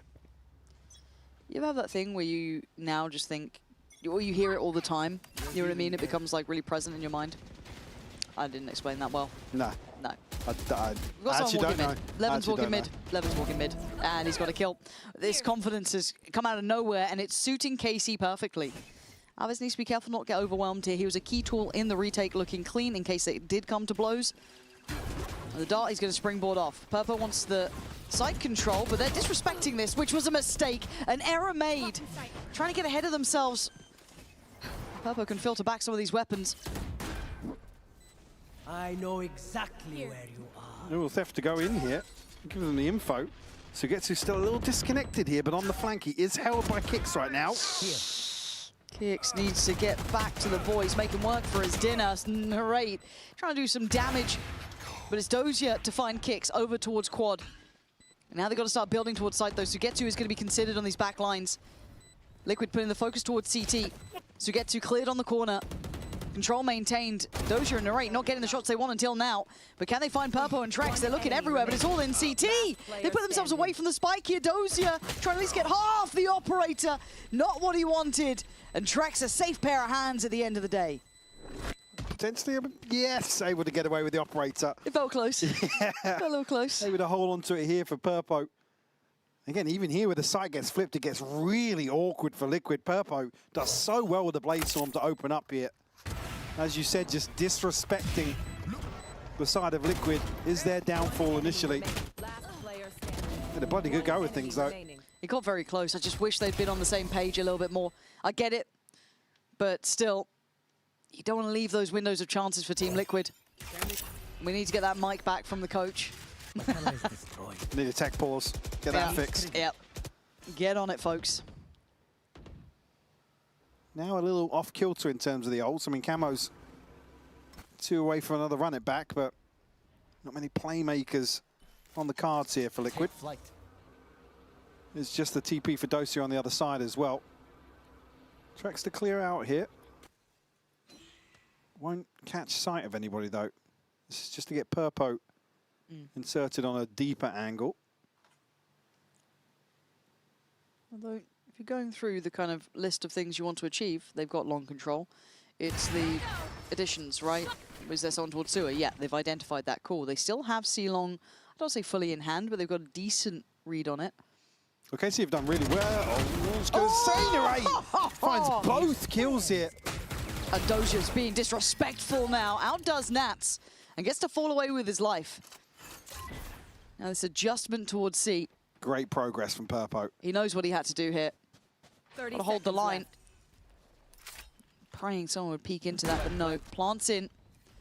Dart is there for Trex, but Purpo's got to deliver. He needs one at bare minimum. Here we go. Paranoia, player sent. It's going to be a quick trade. Aves does well. Now Trex needs to find 2. And the spacing solid. KC not taking any chances. Although I've got to say, Narrate, that double in middle was heaven sent. Yeah, the timing is perfect for him. I'm going to say just as KC, there's a chance that they actually get caught in transition here. Because Nats is obviously the second layer to this play. It's just beautiful to find kicks and camo. I think as well, Nats there, you have to make a move with the neural theft. First timeout called here, and it will be Liquid. Still holding on to this lead, but the funds certainly have dwindled. That early, what, 4-1 lead it was. Turning. Yes. So I'll be interested to see what the adaptation is, because at this point we've got Narrate now with ult. Levin's got the operator. There's stability being found with KC. And also probably a good chance for KC to get a little tune-up as well, right? Get a little check-in. Such clearly not fully happy with everything that's occurring, so good chance for him to have a conversation. But Liquid, as I said, if we put it into context, once we got away from just that pistol and the follow-up to it, it has started to look better and better for KC. I think as well, Liquid are going to be in a similar position again. Maybe not towards the end of this. I mean, what, Camo, one more for a run it back. Hunter's Fury now here, so there's certainly a chance to bank on their advantage. KC in that regard going to be trailing a little bit once Narrate invests. Seeing here actually a couple of stingers. Yeah, they will hold on to those. Purple a rifle as well, so maybe banking. Yeah, maybe banking on the fact that Camo can find a kill or an orb here. Where's he going for it though? Because they're not fighting on the extremities, right? He's not going for the C long one. He's not going for A. Send him in with a stinger. Levin's got to play this really cautiously. There was a gap that they could walk through here. Pop flash in towards B. Camo's ahead of the stun. Narrate swiftly sent away by Purpo. Not going to get the impact he wanted from this, but Arvez waited patiently. Dart towards the front of the site, but Narrate's going to go down here. A little bit of a reveal, and Sugetsu gets the reward on it. And now down to 3, Nats, Kicks, and Trex. Gonna leave Kicks on the site, try and help him out on the scale in, but no support could be had. Overwhelmed and handled. KC make it through. There's a moment here. Sugetsu doesn't catch Purpo on the very last ping, by the way, just as he drops off the box. That Liquid are probably able to reset a little bit. But KC strike at the perfect time. And even here, just I mean, to see Camo in this position, it's obvious to find a freebie. Maybe just not aware of the possibility of that angle being exploited. Yeah, very, very well synchronized retake though from KC. Well said though, for the end of the half, be a good position for the ults for Liquid. No operator here, so only Levens. He's going to be tested. He's seen a pixel though, just catching Kicks on the jump up. Trying to imply that he's backed away, but sticking around a little bit longer. Top of the dome! How is Purpo living? Oh my word, Levin's going to be gutted about that. Just through the box, and now Camo takes control. It's Dozier trying to work in through from Garage. Narrate burns Purpo alive. They're not done yet. Finally deal with the camera. Dozier tagged up, Sugetsu quickly onto this angle. No way that Trex is going to expect that early on. Yeah, nice little hit and run for Sugetsu. Doesn't need to stick around too long. Camo really hoping that someone would engage on this. And they're just not. Sugetsu's already repositioned, done that so quick. Spike planted. He's planted the seed of doubt now. Camo going to be able to get away from sight. But it doesn't even get the first. Dozier sharp to the headshot. And speaking of, what? Just mean general. The operator headshot to Purpo. Oh, through the box. Huh? But he could see the top of his head as well. Yeah. Unless that wasn't somebody else headshotting him. I'm not crazy, right? I don't think anyone was near enough to. Glasses. Here we go. Of course we don't show it. I'm tilted. They will. They will. They won't. Will they? No. Very upset. Yeah, it happens. But he still had like 5 HP. Yeah. I don't get it. I don't get it. Like, what more could Levin do? What more could he do? Played back on the little wall. He's trying to be a little bit slippery. Nah. All right, high flash, long take. All right, gonna get in on this, though. Dosu's here with the paranoia as well. All right, has backed away. Oh, drone down mid, not going to catch. And Nats is here alongside Trex, so a chance to maybe slip into that space. And speaking of, look at Sugetsu right now. Misdirection with the TP. Until this is broken, they can sit towards that quite safely. Now a little bit of concern about the B site potentially, but it looks like a contact burst towards A. Nobody has left A, by the way. Now they're just considering it. But it's Dozier still sat down here, and he's good on that corner. Nori tries to help out, but Camo's got him beat. Levin now quickly going to get towards this. Has a little look towards Sewer. No one's on site. They are scurrying away. They're looking elsewhere. They look towards B. They look towards C, potentially. 35 seconds, though. Did Nats hear a step? I don't know. He was almost tracking through the wall there as if he had. But Sugetsu's concerned. They're not seeing anything at A. It's a drought. I'm still towards C long. Shock dart smoke. That's all going to be heard. It's Nats who's an X factor. They've got to be worried about this. He wasn't seen on the initial push. 10 seconds left. And it's a gamble where you pick. Nats now noted. They're in the right place. Camo shouldering up towards CT, backs away from the smoke. Sugetsu trying to do his best. Nats impression, he does it very well. Slipping through the cage. Big and now info here as well. This is very telling. Neural Theft will give another ping. And Liquid have to do something to swing their odds back in their favor. Yeah, waiting for that dart. Here we go. There's one on Plat here. That's brilliant, though. Camo and Kicks in unison. But the answer comes back quick. Sugetsu on 3 HP. And the time is running low. 5 bullets for Kicks, but only 1 needed in this, and he's got it. Liquid tying up the scoreline in the final call here in the first half, 6-6. A real back and forth, so bit of a surprise to see things all tied up. Again, a little bit surprised by that. We've just been hit by a drive-by, but I believe we'll be going to an interview with Nats, which was recorded before the match started today.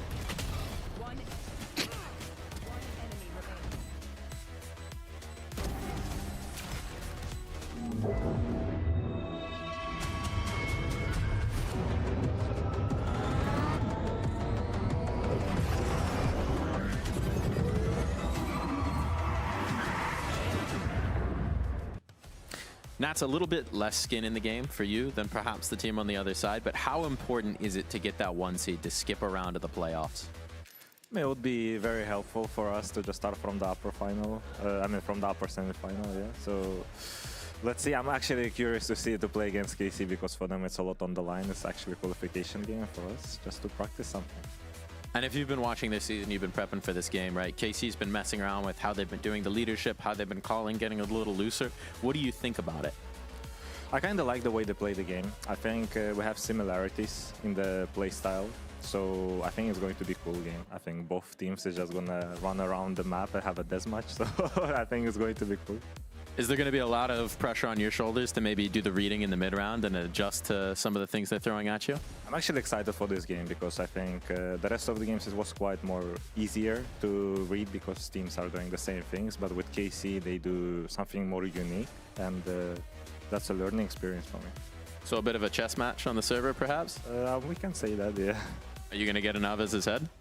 I hope so. We'll have to find out. Good luck today. Thank you so much. Perfect. That was fantastic.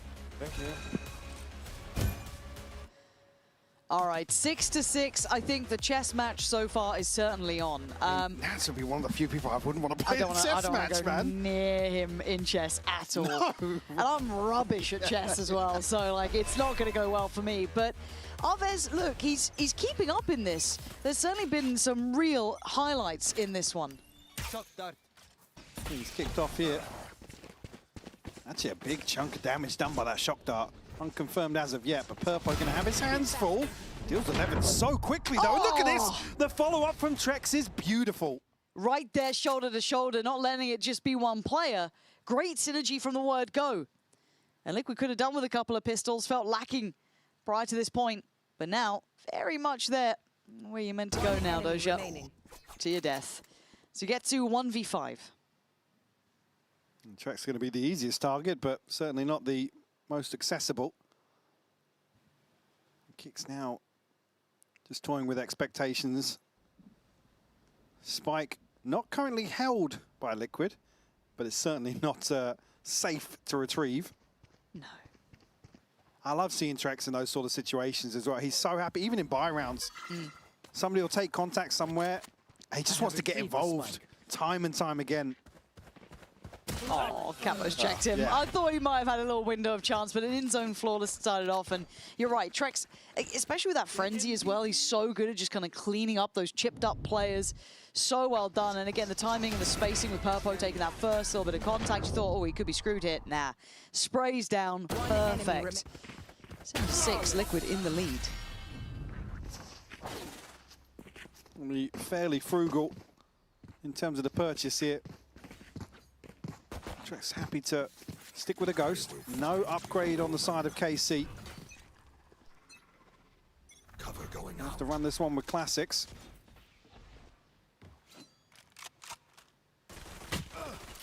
Yeah, eyes towards Camo and Kicks here to protect this investment. Scanning ahead. Well, Nats and Kicks might just get their test here. Let's have a look. Trex dealt with very early on. Narrate is down. Yeah, and that paranoia couldn't have been better, really. They can try and disrespect it, but it's left them slightly segmented. But a messy spray there from Nats does give them a kill, but to get out from this doorway would be a lot. Both rifles on the other side. Camo will find 3, 1 away from a run it back. Another very, very early ultimate available for Liquid.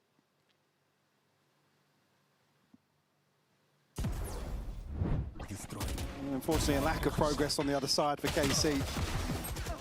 That's pretty nice, but yeah, it's at this point you got the rifles just waiting for the chance. So the bonus becomes a bit of a big boy to get over, right? I mean, yeah, it definitely is. Look at the rifles that are available here for Liquid. Yeah, that's a tough spot to be in. Trek's going to be flashed off the corner, allowing a quick scale up towards A long. But it's not like Liquid aren't getting active elsewhere on the map. That is going to put a lot of pressure on Sugetsu if they do start making their way further. Trex is going to puff his chest here. Looked like he was very happy to continue, but tucked in now. But look at the mid control from Liquid.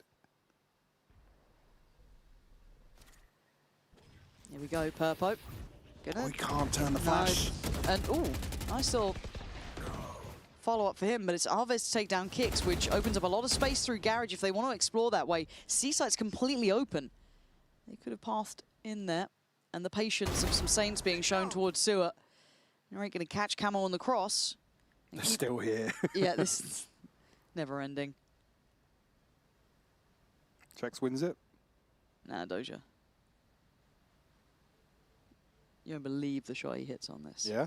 Yeah. There he is. Shadows traveling. 30 Trex, seconds don't you left. dare move now. Cover going out. Well, KC have got themselves on to B. Trex got to go soon. When's the timing? Oh. Nats has found the kill as well. Just spotted out. The paranoia, the paranoia. Close enough here for the near side to have no impact at all. Trex wins those. I backed the wrong horse, to say the least. Bloody hell. Sugetsu adjusting the trip because of that, but we can see where Liquid are going to come back from. All the way through connector, Alves trying to be a little bit of a late round influence, which he could be now. He's played in nicely off of this. Totally unexpected position. As long as the other two can keep the attention turned. Maybe a little checkmate moment for Alves himself. 4 kills, and KC stay in the fight. Beautiful stuff from Alves. Just half a second too late. Or too early, sorry, for Liquid to draw their eyes back towards the site. Early Hunter's Fury. Okay, it's really unfortunate for Kicks. Just caught with a spam and the shock dart connects as well. How dare you. Right decision though from Trex. Very patient round between him and Gosia. Let's go! And that was very, very well invested, though, from Liquid, and they lose out on the bonus. I believe we'll be going over to a Team Liquid listening right about now. Camera taken out. Smoke I have. They can pick that one down. They have no up though. No, they have no up. Are you ready? Are we gonna drone or are we gonna contact? Yeah, no, we contact. Just go pick together. I will shock. I'll pick first. Pick from goal. 3, 2. Just go a little bit faster, guys. They probably took him for. Check right. Flat, yeah. They have that one. Peeking in that wall. Get it. Let's go B. Phoenix CT. Cypher CT. Off CT? Yeah, someone was there too. He darted. Maybe from A. Over A. Someone Could be A-Link. Wait, I have that. Tower covering Phoenix ult. Last player standing. But he was trying to kill you. Bet. Just walk to the usual one. Yeah, they seemed a little confused as to where they died from, where the darts came from. They felt a little bit flustered in that, even in the comms once the sight hit came in. Very, very comfortable from Liquid to find number 9. A chance here to stabilize now with KC lacking a buy, but again, could argue there's a chance for Narrate to get involved here with an ultimate, but and Purpo does really well to get ahead of this, and again peek back in onto Dosia. 11 unfortunately unable to maybe prioritize the right side of that wall. And it feels like a really needed round here. KC, look, they've had a couple of nice goes, right? That round 15 was pretty pleasant, but that was off the back of Arvez hitting, was it 3, 4 potentially? That was solid work from him.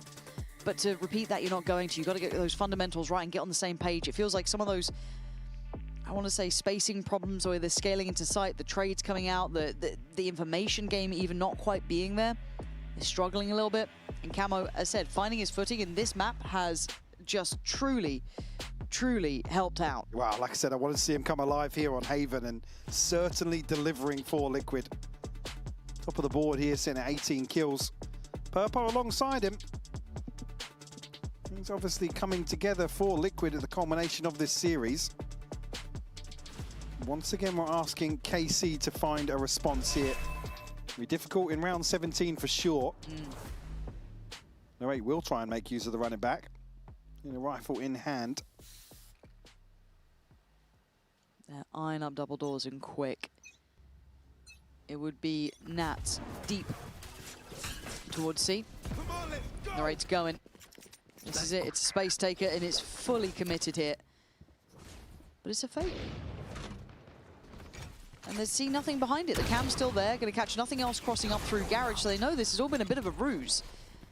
Exchange of damage, sure, but... I was going to say, depending on Narrate's success here, KC haven't necessarily capitalized off this. Going up. Yeah, I'm still waiting on that CT side, because they can beat this. Not far from it. The TP gets taken for potentially the plant, but the spike's not across yet, and now they filtered out backside. Camo is close here. Flash, depending on how he feels about the cage. He thinks he's got the angle for it. Oh, it is just simple stuff for Camo. So we get too late to the party. Already considered, and the firing squad waits. Team Liquid looking very in control now. Yeah, KC desperate to be a little slippery. Unable to really capitalize on that first window of opportunity from the run it back, but Liquid looks so composed in this situation. And Camo, a beautiful lineup here from Logs. Just waits on the cage, make sure the flash takes full effect. Fantastically done. Up to 21 now. Yeah, halfway to ult again. Yeah, I mean, there's Purpo one away from Bladestorm, Trex one off for Hunter's Fury. This buy round is everything for KC. They don't have an ult to invest. So what was the timeout for? This is where we need to see the value in it. Bring KC back into the driving seat. And a 1-3-1 to start with. 3-play stack through 8 for the defending side. Here. I don't know if Sugetsu knows about Kicks, but Kicks certainly knows about him. Oh! That was Bold clean. from Sugetsu to re-swing here. Oh, he knows he's getting closed in on. Nice work from Sugetsu. He's really been a nuisance towards A. And the second ping of the neural theft is going to be the green light here for KC. Purpo trying to get away, but I don't know if he can. And support's being held back through Garage. Paranoia sent in, preemptive. Oh my God, Purpo! There was a player in front of you who chose the one off at a mad angle? Okay, Nats now. Any more? Arvez is now on red alert here, and slippery work from Camo, but it's all down to Nats, who's been noted. Clean on one. You've got to imagine Sugetsu not going to be fully accounted for unless he got a kill earlier. It's going to be Sugetsu to claim it, and a huge round from him. Yeah, must win, it felt like, for KC, to at least keep Liquid in check. Held on 10, still got that ult advantage they had previously. Now, unfortunately, lose out on maybe that extra buy-in hand that they had. Kick's missing one for a TP and 2 more for Camo's run it back. On the back of that, Levin will have an operator. Still no ultimate to invest here for KC though. No, they can cycle these ults if they want to, Liquid. Different initial start over towards A. Still going to put someone towards it. Look at the lean towards that side of the map for Liquid. Such a heavy emphasis. Camo's ready to spring the trap as well. Not going to be anybody on the other side for KC though. Take flight. Chuck's probably happy to just sit in his drone above B site and just hold for info. Much slower pace round, but the build towards C-Long is coming in now. Smoke just goes here. Dozier needs to be careful not get outdone on the timing. Oh, I think he might... Ooh, he's just heard the steps. Okay, so he can call that rotation. I don't think he's going to know about Nats potentially, but he's very far away from the others. He's looking to play late for maybe a kill for the TP. Nats is going to be the one that's in the right place. Is it the right time, though? Yes. Dozier lands the shot. He's been solid, to be fair. Bit of a standout player to my eye, but here comes the site retake. Dark goes in, slowed down by the cages, slowed down by all the utility. Good paranoia, and here's the follow-up. The ult comes out from Trex. Kicks connects towards Narrate, and now that play down long becomes harder and harder, but Levin, unexpected, playing out through Garage, punished on the site, and the lineup works. There's no way you're getting away with it, Kicks. Caught in the end, and 4 alive. Almost a chance here for Kicks to get away with daylight robbery, but Arvez diligent to continue and check inside that smoke. Now, that massive advantage that Liquid had, it's going to fizzle out a little bit. Still got the ults, yes, but the buffer they had in terms of the finances, all but gone now. Initially, Liquid look as if they're in a good spot with the paranoia landing, the Hunter's Fury causing a bit of disruption. It's the kills that are really lacking in that regard. Purpo, Blade Storm pop now. My eyes are down.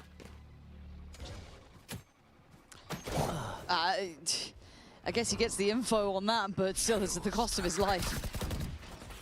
It's the go signal, though.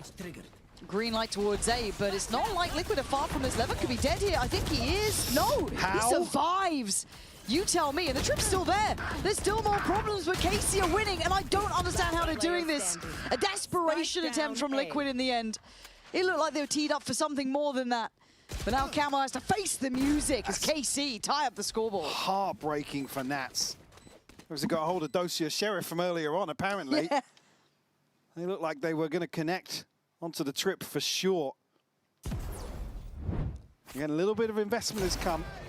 The buy back in here for Liquid, there won't be much behind it. KC, they've done the hard work here. 3 rounds in a row to tie things up. Ton apiece. Nice, let's go! I think that's going to be a timeout as well. Liquid probably burning that one. We are already in that time, so conversation should have started already. For Liquid, it has been a brick wall, right? This has been a great adjustment from KC. They've looked like they've suddenly been revitalized. Arvez shouldering a lot of this as well. I want to say his value is certainly noted. Dozier key in his kills, even though he's not towards the top of the board. Everyone else is just right there with him, though. We're actually seeing good work here. Good honest day's work from most of KC here on Haven. Certainly keeping Liquid in check. And again, really overturning the odds of some of these last rounds. Like I said, Liquid were teed up perfectly in terms of this ult cycle, in terms of the finances alongside that. They had the opportunity to play some really scrappy rounds, but KC picked them apart here. Now, Arvez, Narrate, Levin, all with ults to play with. Because it didn't even look like, I mean, if Liquid won that crucial round, we wouldn't even seen this ult cycle from KC. No. The question is, does Fury Envy end before this one does? Probably. Yeah, starting in about a minute, so... Cage trigger. It's been a long day at the office, but good quality game now coming out from KC at least. Liquid now posed with a position to come up with a solution. Let's see what that timeout has netted here. Sugetsu's been good at this. He's been a real thorn in the side. Oh, Purple just missed. That picks her out of place. Trying to force the hand, and Sugetsu has one. That's Trex gone. That's a bit of paranoia about the backlines now to be added, but Camo getting active, getting involved, trying to burn out Narrate, who's already trying to adjust away from here, but keeping it at 4 apiece. I'm going to come back in from the other side. Ults galore now. Oh, there's going to send away. Yeah, oh, the follow-up on Purpo. The fight's all there. KC! Wow. Playing as 5, standing together. The value from this Hunter's Fury is insane. The first to shut down the run it back, to follow up with all that damage. And that's his Liquid literally funneling into that choke point. So well done by KC. And I know it's a couple of ults, sure, but you take it in those scenarios, don't you? A key round like that to get to 11, to take the lead. Ridiculous between Arvez and Narrate. Big round victory.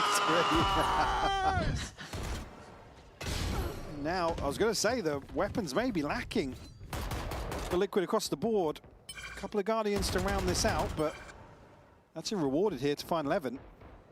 Trex not going to want to let Sugetsu get the better of him 2 times in a row. And Trex does win out now. KC down to 3.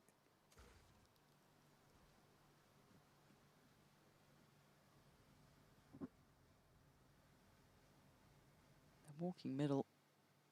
The right time to catch. Narrate goes down. Dozier trying to pick up the pieces, and Arved's in a good position actually to make some more of this. Dozier's got the paranoia still. The issue is you don't think about Trex here at all. He's just going to get, okay, one of them in the end, but Camo's wall. We've had a couple of wall kills at the moment. It's kind of wild. And that headshot pays off massively. Liquid will find the response in round 22. And still nothing on the cards in terms of ults, and probably not close enough to see them here. Sugetsu tries his luck once more. You don't get 2 of those versus Trex very often, though. And that 11th round was the issue for KC in the prior map, wasn't it? Getting away from that, getting a 12. I see Liquid pipping them to the post. A little bit of frustration there. Never ending. Yeah, truly. There we go. First time we're seeing a very early attempt towards A. Kicks is in the smoke as well. Oh, Levin's got both of them. This is looking like 12 could be on the cards. 5v3. Yeah, Trex is here, but can't do too much on the wall. Did the best he could with it. But Levin just superseding that and finding Camo in CT. Now just Nats to find a 1v4 for him. To deny number 12 for KC. Catch a glimpse onto Dozier here. Narrate good for the second flash, but that's still clinging to life. I just think this one's not within their grip. KC, I'm impressed. Is this the one that goes OT? We've had 13 11s across the board. I mean, story of the night, isn't it? Yep. This is as long as a game could go in regulation without it slipping into that overtime. All the maps, all the rounds. And it's 11 o'clock. Look at it, Purpo and Trex here. Is how the money will lie for Liquid. Yeah. That's obviously holding on to this rifle, but... What was that loss bonus looking like? Yeah. Match point. I mean, it's going to be difficult regardless. Going to be a couple Guardians to round this out for sure. Or maybe even a Spectre here for Nats. Levin does so well to find Purpo and kicks. Oh, it's a dream Trex, I think, as well, he has to go forwards here. It's the right decision in my eyes. Yeah. To at least maybe find, I mean, he has to find 2. Yeah, minimum, right? To make it doable. Okay, but Narrate's got ult.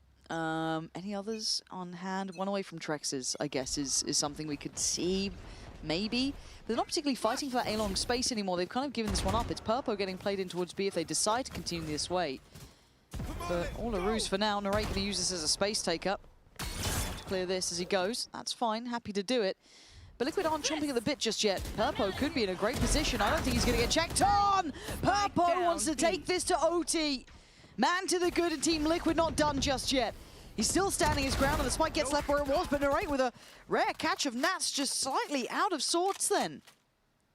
Okay, so you've got to slow this down now. Plenty of time left to play with, but they have to retrieve this spike. And it's going to be guarded. Liquid actually on a quick glance out from the Might flash. be pretty telling. No one there to challenge, no one kind of catching a little bit of a pixel, falling away from it. You start looking behind you. As well, certainly with that safety net. On the choke outside B. And the time is going to be dreadful for No 8. Oh, they're looking towards A site though. Oh my god. Oh my god. The timing is unreal for him. Slowly working them down. I don't know if he saw Kix or just expected him to be there. 30 seconds left. But Kix is now in trouble. They've got to make this count on the site here. Sugetsu getting closer. And here we go. Narrate and Aves breaking down Team Liquid at the final hurdle. I thought they had him on the ropes, but KC came out swinging. 13-11, certainly the story of the night. KC whittle away at this lead that Liquid had. Able to close things out here on Haven. And overall, a very impressive series from them, other than second half of Summit. The KC, I've got to say, look absolutely lethal. Yeah, there's some real sort of bones to this team that are getting me a little excited with it, right? You're seeing the best of some of the players coming online. It seems so good seeing Narrate having some big impact as well, and seeing that guy's praises, but Dozier having huge performances too. I think Can't forget about it. Yeah, as well as Aves, I think, criminally the unsung hero sometimes this, and usually actually the easy target historically here in the roster. For me, massive improvement here throughout stage 2, and certainly here on the decider. I mean, borderline MVP for KC. Oh, huge, huge. How many key rounds was he involved in as well? Keeping up with the calling, keeping those ideas coming, not hitting that wall like they did in some of the prior maps. That is one to remember for them. That puts them to the top side of the groups here. So again, things looking good for KC. The rebuild working well. A high note for them, and obviously a big scalp to claim. Liquid has been one of the teams to watch. Like I said, yeah, this for me was a big test between two teams that are on an upwards trend, and we're talking about improvements across the board. Here it's KC to take it, which I think as well, yeah, it makes a statement. It's thank you. Thank you, production. That is what is worth waiting around for. And something else worth waiting around for is hearing that stage interview. Oh, man, that is... Let it simmer. I'm glad they won. I'm glad they won. That's for VOD review, but for us for now, we're going to hand it down to the stage to wrap this one up with a chat with Aves, who, as said to us, really stood out. Aves, let's talk about the journey your team's been on, right? It's been a tough year, but this stage, you came out, you rebuilt the way you call, you rebuilt the structure of the team, you did it a little bit more by committee, and you are now the top seed from your group. You are now straight through into playoffs. You're even skipping that first round of playoffs. What's on your mind right now? I mean, we're very happy for sure, especially to win this game, because we just needed a wake-up call kind of for the second map. Like, we had so much lead, we were just thinking about finishing the game as soon as possible. That's why we actually lost. And yeah, this second game was actually a wake-up call. And for the third game, we had so many unlosable rounds that we lost. And even though this happened, we still were very resilient, kinda, and we managed to close the map. So yeah, I'm very happy about getting the first seed. And speaking about that resilience, right, for your team, we see those moments, we see those rounds as you're talking about, the unlosable ones, right? Those are the problems that you have to get through, but how do you bounce back after those moments get away from you, after the big errors, the silly errors, whatever it is? How do you reset? VALORANT is one of the most random games, I think, in my opinion. Anything can happen. And in our minds, always that if something bad happens or we will lose some unlosable rounds, 2v5, 3v5 or whatever, we just need to reset, because if we just keep thinking about it, we cannot really go forward and we cannot actually fix our mistakes. So yeah, we just need to keep looking forward in the next round and just reset from this round. And we heard from Zation, one of the coach confessions. He was saying that actually his focus on this game wasn't so much about just getting that playoff spot. It was about keeping you guys grounded, keeping you guys humble, not having ego in the team. What does that mean to you? We didn't really care about getting playoffs or no. We just wanted to focus on doing what we know how to do and what we were doing in practice. And just getting into playoffs at the first seed is for us like kinda an extra thing. We weren't looking into it. Because I think even going into play-ins is something good, because you get to get some more reps playing on officials. So yeah, for us, we didn't care about getting into playoffs. We just practicing our things. That being said, though, still, you're now 1 game away from traveling to Barcelona. You're now 2 games away from making it to champs. That prize has to be so much more real now than it was at the beginning of the season. What would Barcelona mean to you? It would mean a lot because it's always fun to travel and play international, like somewhere else than where we were playing. So yeah, I'm looking forward to traveling to Barcelona and also going to champs. It's our goal. And now looking to tomorrow, we do have our Amoda showstopper. It's Fnatic versus Team Heretics. If you had to give a prediction for that one, how do you think that's going to go? I think Heretics. Okay, the Heretics call there. Well, that's going to wrap up. Congratulations again on the playoff spot. Congratulations on the top of the group. Congratulations on the win today. Any final words to the KC fans at home? Thank you so much for supporting us. I hope today you didn't get the heart attack from this comeback. And I hope you guys are proud that we got into first seed from the last split. We were last seed, and this split we were actually the first seed. So there's so much improvements. And yeah, thank you so much for supporting us. Thank you. And what a wonderful note to close out on. Please enjoy these Razor end of day highlights.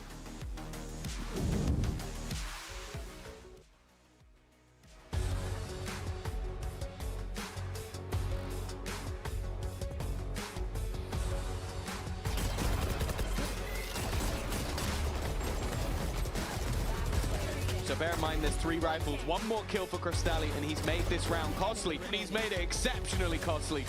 Spoke about this man being clutch. Let's go! Only Flash to work with, but hold on. Chronicle's quicker on the shot. Nice!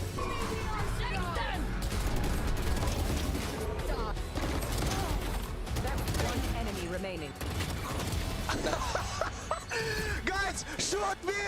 Gedege under pressure. He's got the reveal at least, and he's going to let that ultimate run by. Sturka behind, and then that TP from Sociable. I said he's been crazy today, but this is a ludicrous round from Foot. Here is Durka on his favorite agent of Jet, and at the moment he's just watching. His teammates have managed to start this round off with a bang. Yumpy. Waking up the shot start. It got 1. There's a chance, but they're still defusing. Someone needs to get on level. Nice! Seconds. A plant needs to be found soon. Chronicle is holding down Sayonara. Instead, Sayonara is the one to find one. To send Vitality to the playoff stage, but for Vitality, they needed a win. They got the job done. Playoffs is theirs. Getting ever closer to making it to Barcelona.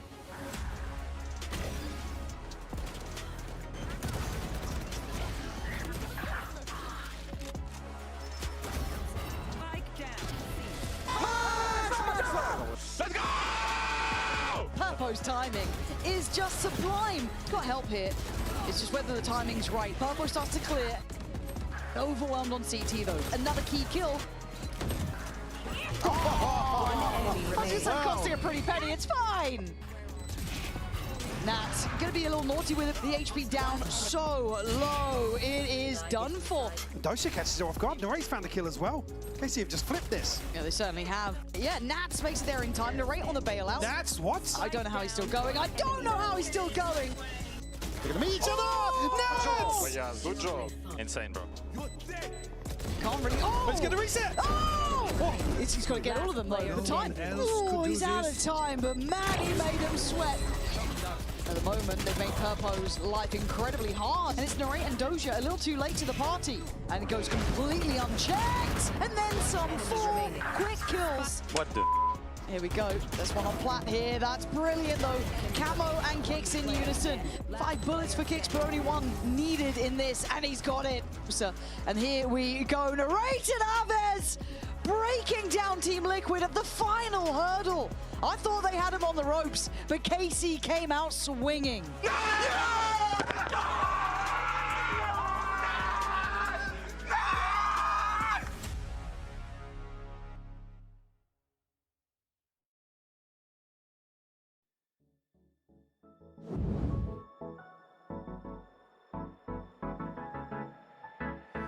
Let's do something crazy, get a bit wild today, cause we don't do this every day and we deserve it. Life is so amazing, nothing is in our way.